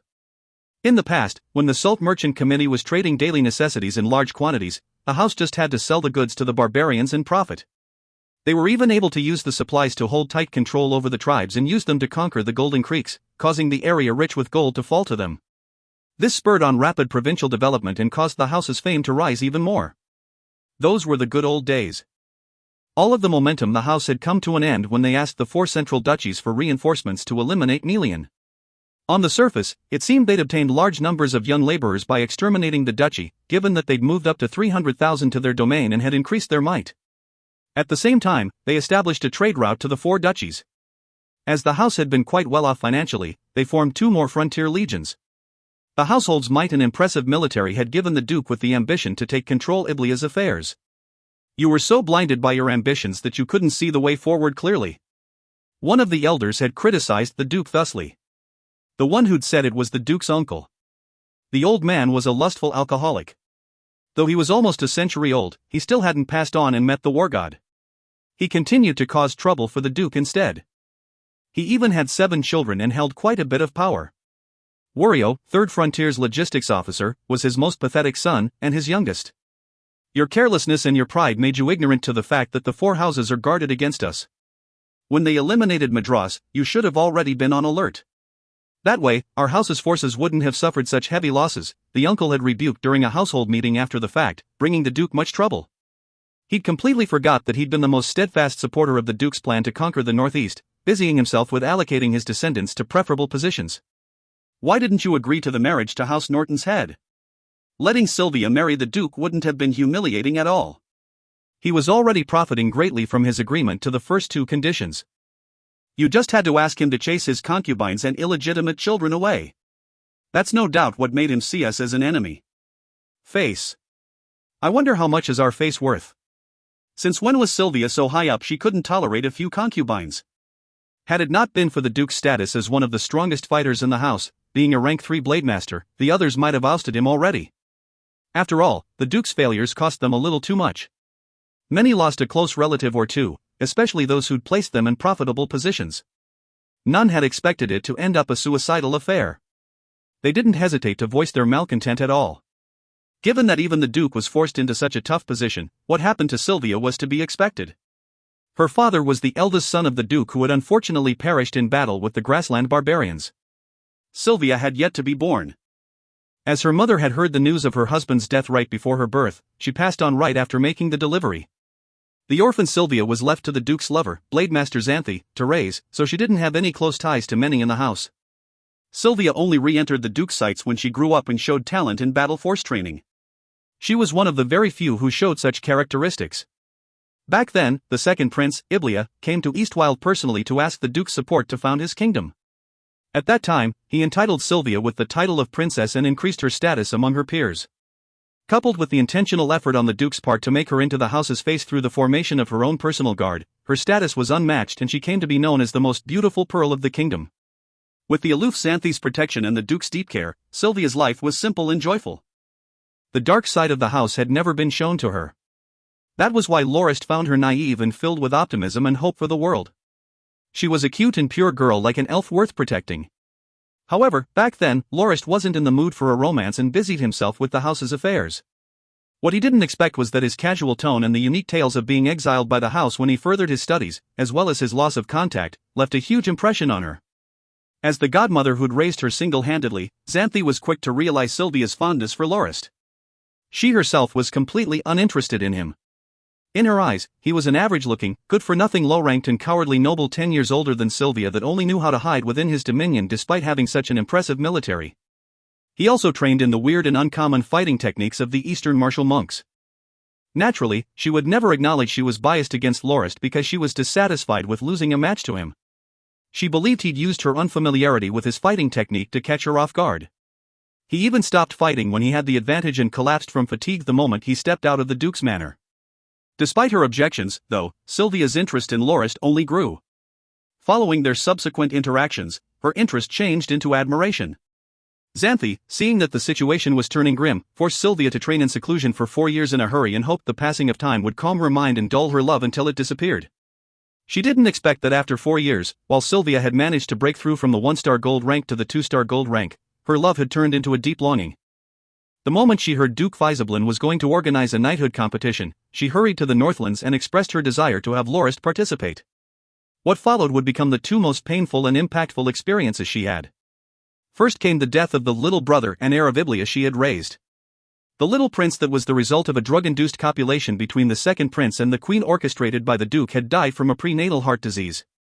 The queen and the Duke's coldness towards the matter caused Sylvia much grief. She ignored the Duke's orders and returned to the Dominion to attend the funeral for which not many others cared.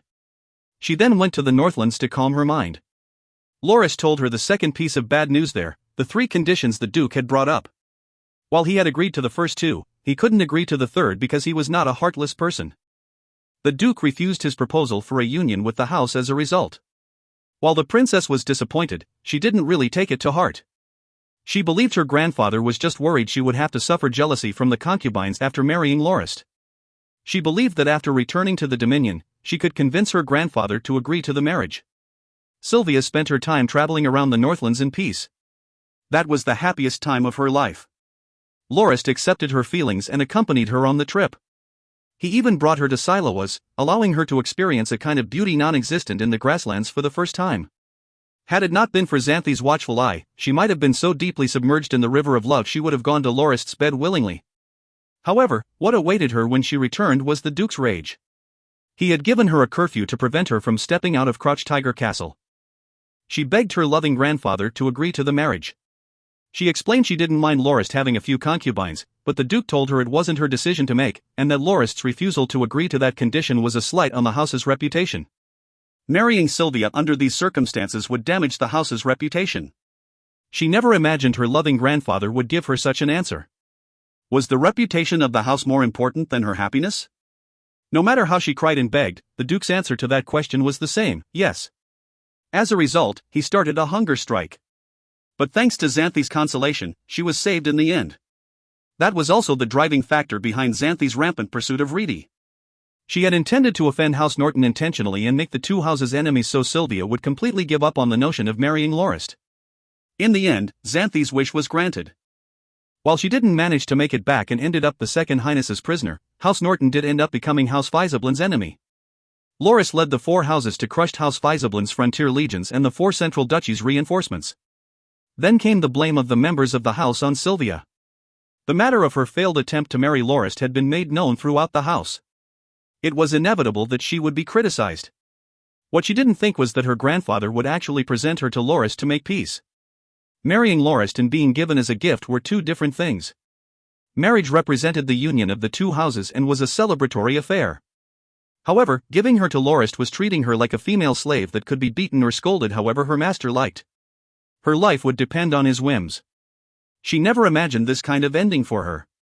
She thought about her cousin, Kakan's, insult. What's so great about you? You just have a blade master guarding you. Now the blade master was captured by your lover and sent to the imperial capital's prison. You deserve what you get. So what if you got the gold rank after a few years of training? You're close to 28 and still single. You want to get married?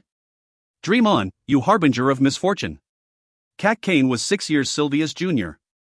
Her paramour was one of the household knights serving First Frontier. Sylvia's own maidservant had seen the knight climb the walls into Kakan's chambers in the middle of the night. Now that First Frontier was no more, it wasn't known whether the knight still lived. So, she directed her angst at Sylvia. While Sylvia could pretend to not hear the curses House's members flung her way, Duke Fizablin's mission to head to the Northlands as an envoy was the biggest mental blow she could suffer. On the surface, she was there to provide a peace offering. Only, she was the offering she was presenting.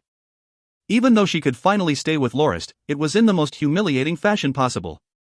She was filled with despair and completely isolated. The only reason she didn't crumble completely was her yearning to reunite with Lorist. The moment she met him, she was elated. Hearing the sweet whispers of her lover finally made all the emotional tension that had built up inside her and which made her suffer insomnia go away. She fell asleep immediately and, by the time she woke up, Lorist felt a little off with how clingy she was being. The slight hint of despair that hid behind her two loving eyes made him feel even sourer. He knew letting the naive, fairy-like girl stay with him like this wasn't the way to go. He wondered if he would regret the decision he was about to make. If you find any errors, ads pop up, ads redirect, broken links, non-standard content, etc., please let us know. Report chapter so we can fix it as soon as possible. Chapter 398 Decision. Decision. The real act of marriage takes place in the heart, not in the ballroom, church, or synagogue. It is a choice you make. Norton Lorist. Your Grace, this won't do. You can't do this. I strongly object to this decision of yours, said Charade with a jump. He had come over to bring a stack of documents to be signed. After putting down the documents, he reached for a bottle of fruit wine from the rack. He heard Lorist talk about the decision he made right after he sat down and instantly voiced his objections. Lorist had said he wanted to get married to Princess Sylvia and wanted Charade to start preparing a grand wedding ceremony to take place in half a year. He believed the time would allow Sylvia to recover from her mental scars as well as her malnourishment. He didn't think the moment he revealed his intention, he would receive an instant objection. Why? Weren't you guys in agreement about this before? Asked Lorist a little angrily. Your Grace, it was a matter of timing. Right now, House Fizablin is our enemy. While I believe Princess Sylvia's qualities more than qualify her to be your wife and the house's matron, given that she bears the Fizablin name, I cannot allow it. Lorist shook his head. This is a personal matter. I won't take anyone but her as my wife. Whether you agree to this or not. This is none of your concern. I've made my decision. Just do as I say. No. Charade said desperately, a duke has no personal matters. Your Grace, you don't just represent yourself. You are the face of the house and the representative of our 1.6 million subjects as well as our loyal household knights.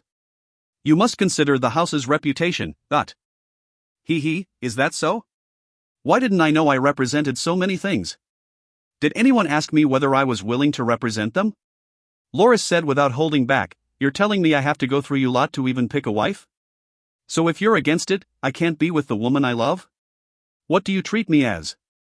A mannequin you can push around? Must I do everything according to your will? Well. Charade realized he had used the wrong choice of words. Your Grace, you know that I didn't mean it that way. Nobody dares to treat you like a mannequin. You are truly the Duke of the Northlands and this is a fact that everyone recognizes. What I'm against is only your decision to take Princess Sylvia as your main wife. Before, we were more than happy to accept her because House Fizablin wasn't an enemy. Your marriage to Princess Sylvia would also gain us a strong ally. But now, not only is House Fizablin our enemy, they also suffered such a huge loss at our hands and no doubt consider us their archenemy. Most importantly, they've already been defeated and forced to stay in their dominion. Our generals are currently mocking them and no longer take them seriously. We're still in preparation to take revenge against them for Jaeger's loss in wild husbandry. Do you think it's appropriate to marry Princess Sylvia now? Think about the rumors about the reason of the war being Duke Fizablin's refusal to allow you to marry Sylvia, and Duke Kenmaze's joke about how our three allied houses are joining in on a battle to secure you a wife. If you take Princess Sylvia as your wife now, you will only be validating the rumors. What would the family members of the sacrificed soldiers think? Would they get the impression that their loved ones died because of your marriage issues? Also, how should our soldiers face House Faisablin in the future after Princess Sylvia becomes the house's matron? Do we treat them as in-laws? If House Faisablin launches another invasion, I suspect our men wouldn't know whether to retaliate or not. Your Grace, if you make this decision lightly, you'll cause lots of chaos in the house. Most of us will not support you in this decision. Nobody would be as stupid as you say and not resist when an enemy is right in front of them, Lorist said disheartedly. So what if I marry Sylvia? It's not like House Faisablin will stop being our enemy. Despite his continued counters, Charade had made a few good points he hadn't considered yet. As the head of the most powerful house in the Northlands, he would have to think this through properly. However, his decision was already made and he would not change it. He would definitely give Sylvia, who loved him so much, a reliable place to which to belong.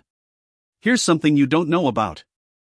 On the surface, the Duke sent Sylvia as an envoy, but she told me she no longer has to return to the Dominion. Didn't you notice she didn't bring any guards?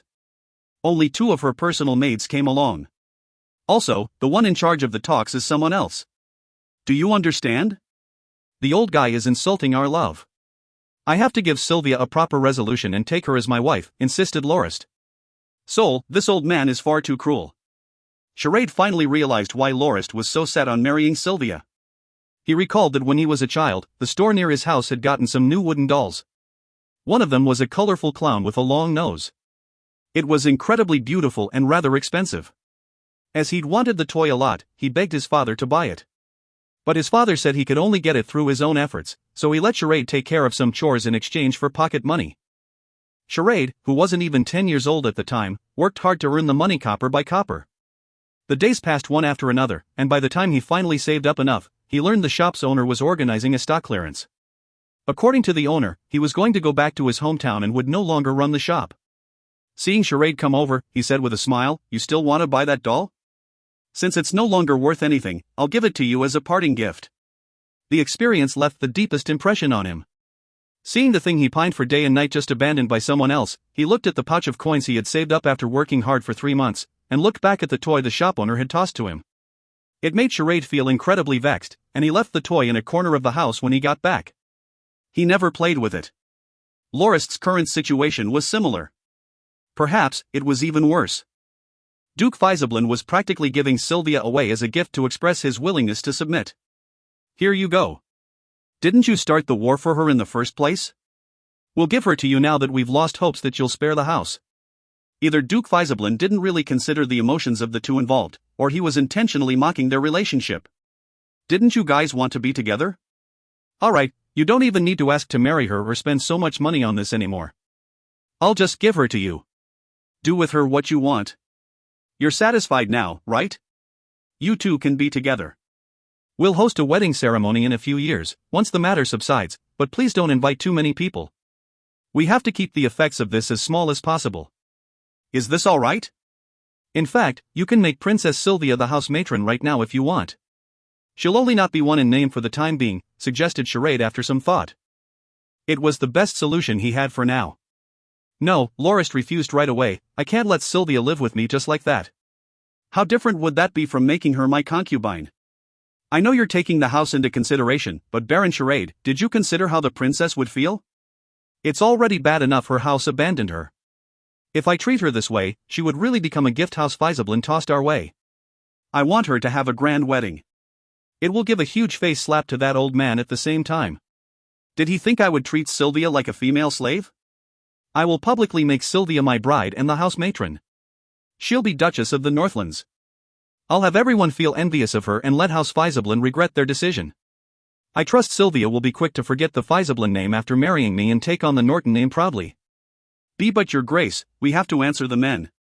No worries. This will be easy. I will express my gratitude to them for their courage, for making House Faisablin submit and send Princess Sylvia. We two lovers were finally united thanks to the great contributions of our troops. In essence, Lorist was trying to affirm the rumors that he had exterminated Iblia for Princess Sylvia, taking on the active stance instead of remaining passive.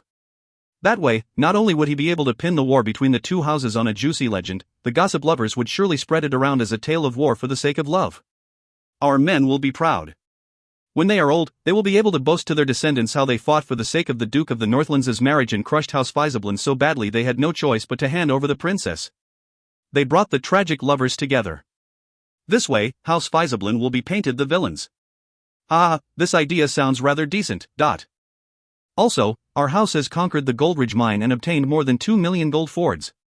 We should use some of it to make commemorative badges with Sylvia and my name on them and the saying "Love persists till the end." We'll distribute them to everyone who participated in the war, including our allies. Everyone who took part will get one. I believe nobody will complain about fighting for the sake of my wife after receiving these, said Lorist with both his legs against his desk gleefully, greatly satisfied with the excuse with which he had come up. Your Grace, isn't this a little too shameless? Charade was both humored and troubled at the same time. Don't sweat the small details, replied Lorist lazily before he leaned back and started napping. It was only to be expected since he hadn't slept when he was accompanying Sylvia throughout the night. Baron Charade, I'll leave the preparations. Give me a budget and the rough timeline. We still have half a year, so set it at around the 11th month. Don't forget the guest list. I want a grand ceremony, understood? If there isn't anything else, you may leave. I'll get some shut-eye. Hey, not so fast. I came here for official business, you know. These documents need your signature urgently. You've wasted enough of Howard's time on your wedding. Howard, splash some cold water on his grace. Howard. Where's he? Charade called out few times, but nobody answered him. Stop calling him. He's not here. He should be on his way to Northsea to pick up his junior, Lorist said after recalling his conversation with Howard the previous night. Also, I wasn't joking with you about the wedding. I'm serious. Understood. I'll make sure everything's in order. Don't worry. Just sign these first. Stretch your face a bit while I get someone to bring you a basin of water, said Charade before he left the room. He returned a moment later with a basin. What's the matter? You mentioned Howard going to Northsea to pick up his junior? Did you forget I told Senbad I'd take his son as my disciple? Now he's 16 and has awakened his battle force. Senbad wrote me a letter to remind me of the promise. I had Howard go to Northsea to pick him up. He'll serve as my attendant in the future. I'll see whether he's worth training or not, said Lorist. He submerged his whole face in the basin to wash his fatigue away. I did hear you mention it once. Isn't his son the silly brute that follows him around all the time? Charade had gotten the same impression of Genolio because Senbad always brought his son along to the Dominion when he made reports on Oceanic Legion. That's the one, Lorist affirmed as he picked up the stack of documents. What's with all this? What's so urgent about it? It's regarding the local defense legion's reorganization and expansion. The expenditure and rationing all require your signature before they can be arranged. Also, you have to appoint the 4 other legion commanders to the new legions. Local defense would be reformed into 4 new legions. Each would be comprised of 4 divisions, subdivided into 4 brigades. Each legion numbered 48,000, with there being at least 100,000 captive soldiers drafted. The captives had already served a little more than 2 years and were the main contributors to the transportation routes and irrigation construction efforts in Delamoc. They would regain their freedom at year's end. According to the traditions of the house's military, captives of war could freely join. How about this? Call Baron Freyar and Baron Belnick back and have them deal with reorganizing the legion. You focus on the marriage, said Lorist as he signed one document after another. By your will, your grace, said Charade with a shrug and a look of frustration. If you find any errors, ads pop-up, ads redirect, broken links, non-standard content, etc., please let us know. Report chapter so we can fix it as soon as possible. Chapter 399 Effect. I don't need a friend whom changes when I change and nods when I nod. My shadow does that much better. Well, I don't need one, but I sure want one. Norton Lorist. Here's this week's first release. Enjoy. Also, support us on Patreon if you like our work and gain access to early access chapters. Lorist had not expected that after word spread of his intention to marry Sylvia, he would receive countless letters from the household knights and officials, all of whom were against Sylvia becoming the house's matron. As opposed to the officials who tried to come up with nuanced arguments about how that would be inappropriate, the household knights were far more forthright. Their argument was strong. They believed a woman from a defeated house wasn't fit to be House Norton's matron. Charade predicted the situation's turn out well. Everyone opposed Lorist's decision. Hansk, governor of Siloas, was the leader of the officials who objected to the decision, and most of the administrative officials agreed with him. How could Lorist take the descendant of an enemy house as his wife? It was completely different from their agreement 2 years earlier. One of the people to express the strongest reaction was the chief finance supervisor, Baron Spiel. His reasons were different from the others. He was against Lorist throwing a huge wedding ceremony. He believed the funds it would require was a huge waste. In his letter, he stated that if Lorist was marrying a princess from another nation, then a huge wedding ceremony was inevitable because it would increase the house's reputation. But Princess Sylvia's current status didn't necessitate that kind of spending. He believed a quiet ceremony would suffice. Lorist was both glad and angry after he read Spiel's letter. He received Potterfang's letter soon afterwards. It was similar to Charade's. He was worried the soldiers would be swayed and their morale would fall. He also believed, like the other knights, that Sylvia, being a member of House Feiseblin, had no right to become the Duchess. Thankfully, only 6 of the 16 gold-rank knights publicly wrote him letters to object to the wedding. Josk and Yuri had suffered a huge loss from House Feiseblin's forces in wild husbandry, so their objection was only expected given their animosity. Los and Dulles, commanders of Tigersaur, also expressed their objections. Los was the representative of the knights that believed a member from a house they defeated didn't qualify to be married to him. Dulles had only joined in the objection because of his close relations with Yuri, hardly unexpected. Vice Commander Belnik, stationed in Delamoc with part of the Defense Legion, probably wrote his letter reluctantly, given his status as a knight from Maplewoods. The last one was Potterfang. The 10 other gold-rank knights, apart from Senbod, didn't express any opinions. As Charade knew Lorist's mind was set, he didn't bother to do much after advising him against it the first time. Turman's view was that it was a private matter, and a household knight only had to follow his orders and do his duty instead of objecting to Lorist's decision. The ex-bandit Obidus would never dream of objecting given how enamored he was with him. He wouldn't dare risk crossing his bottom line. Friar and Pajit kept their silence and didn't tell anyone what they thought no matter who asked.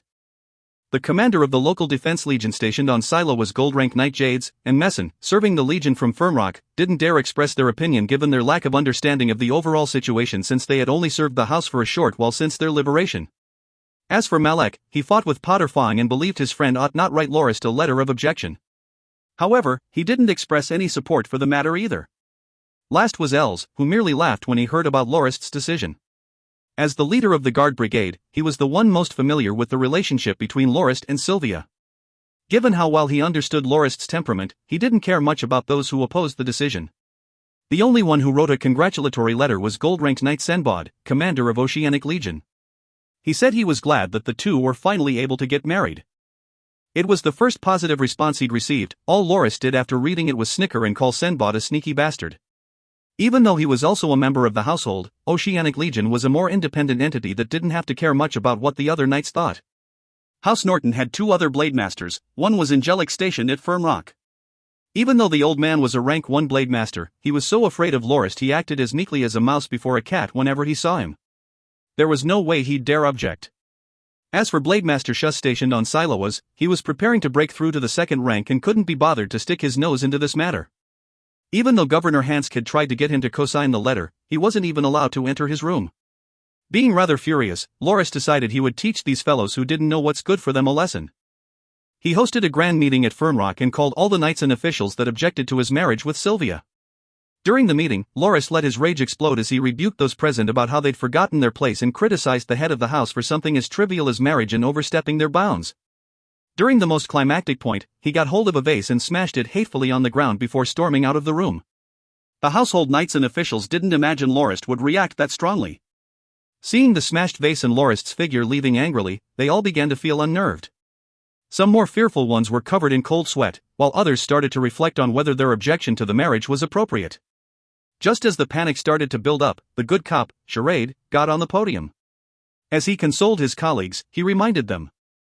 House Norton is only able to achieve its current glory thanks to none other than the current Duke. While his grace is rather agreeable most of the time and respects the opinions and suggestions of all of you, as seen with how he frequently promotes those with good problem-solving abilities, that is only when it comes to public matters.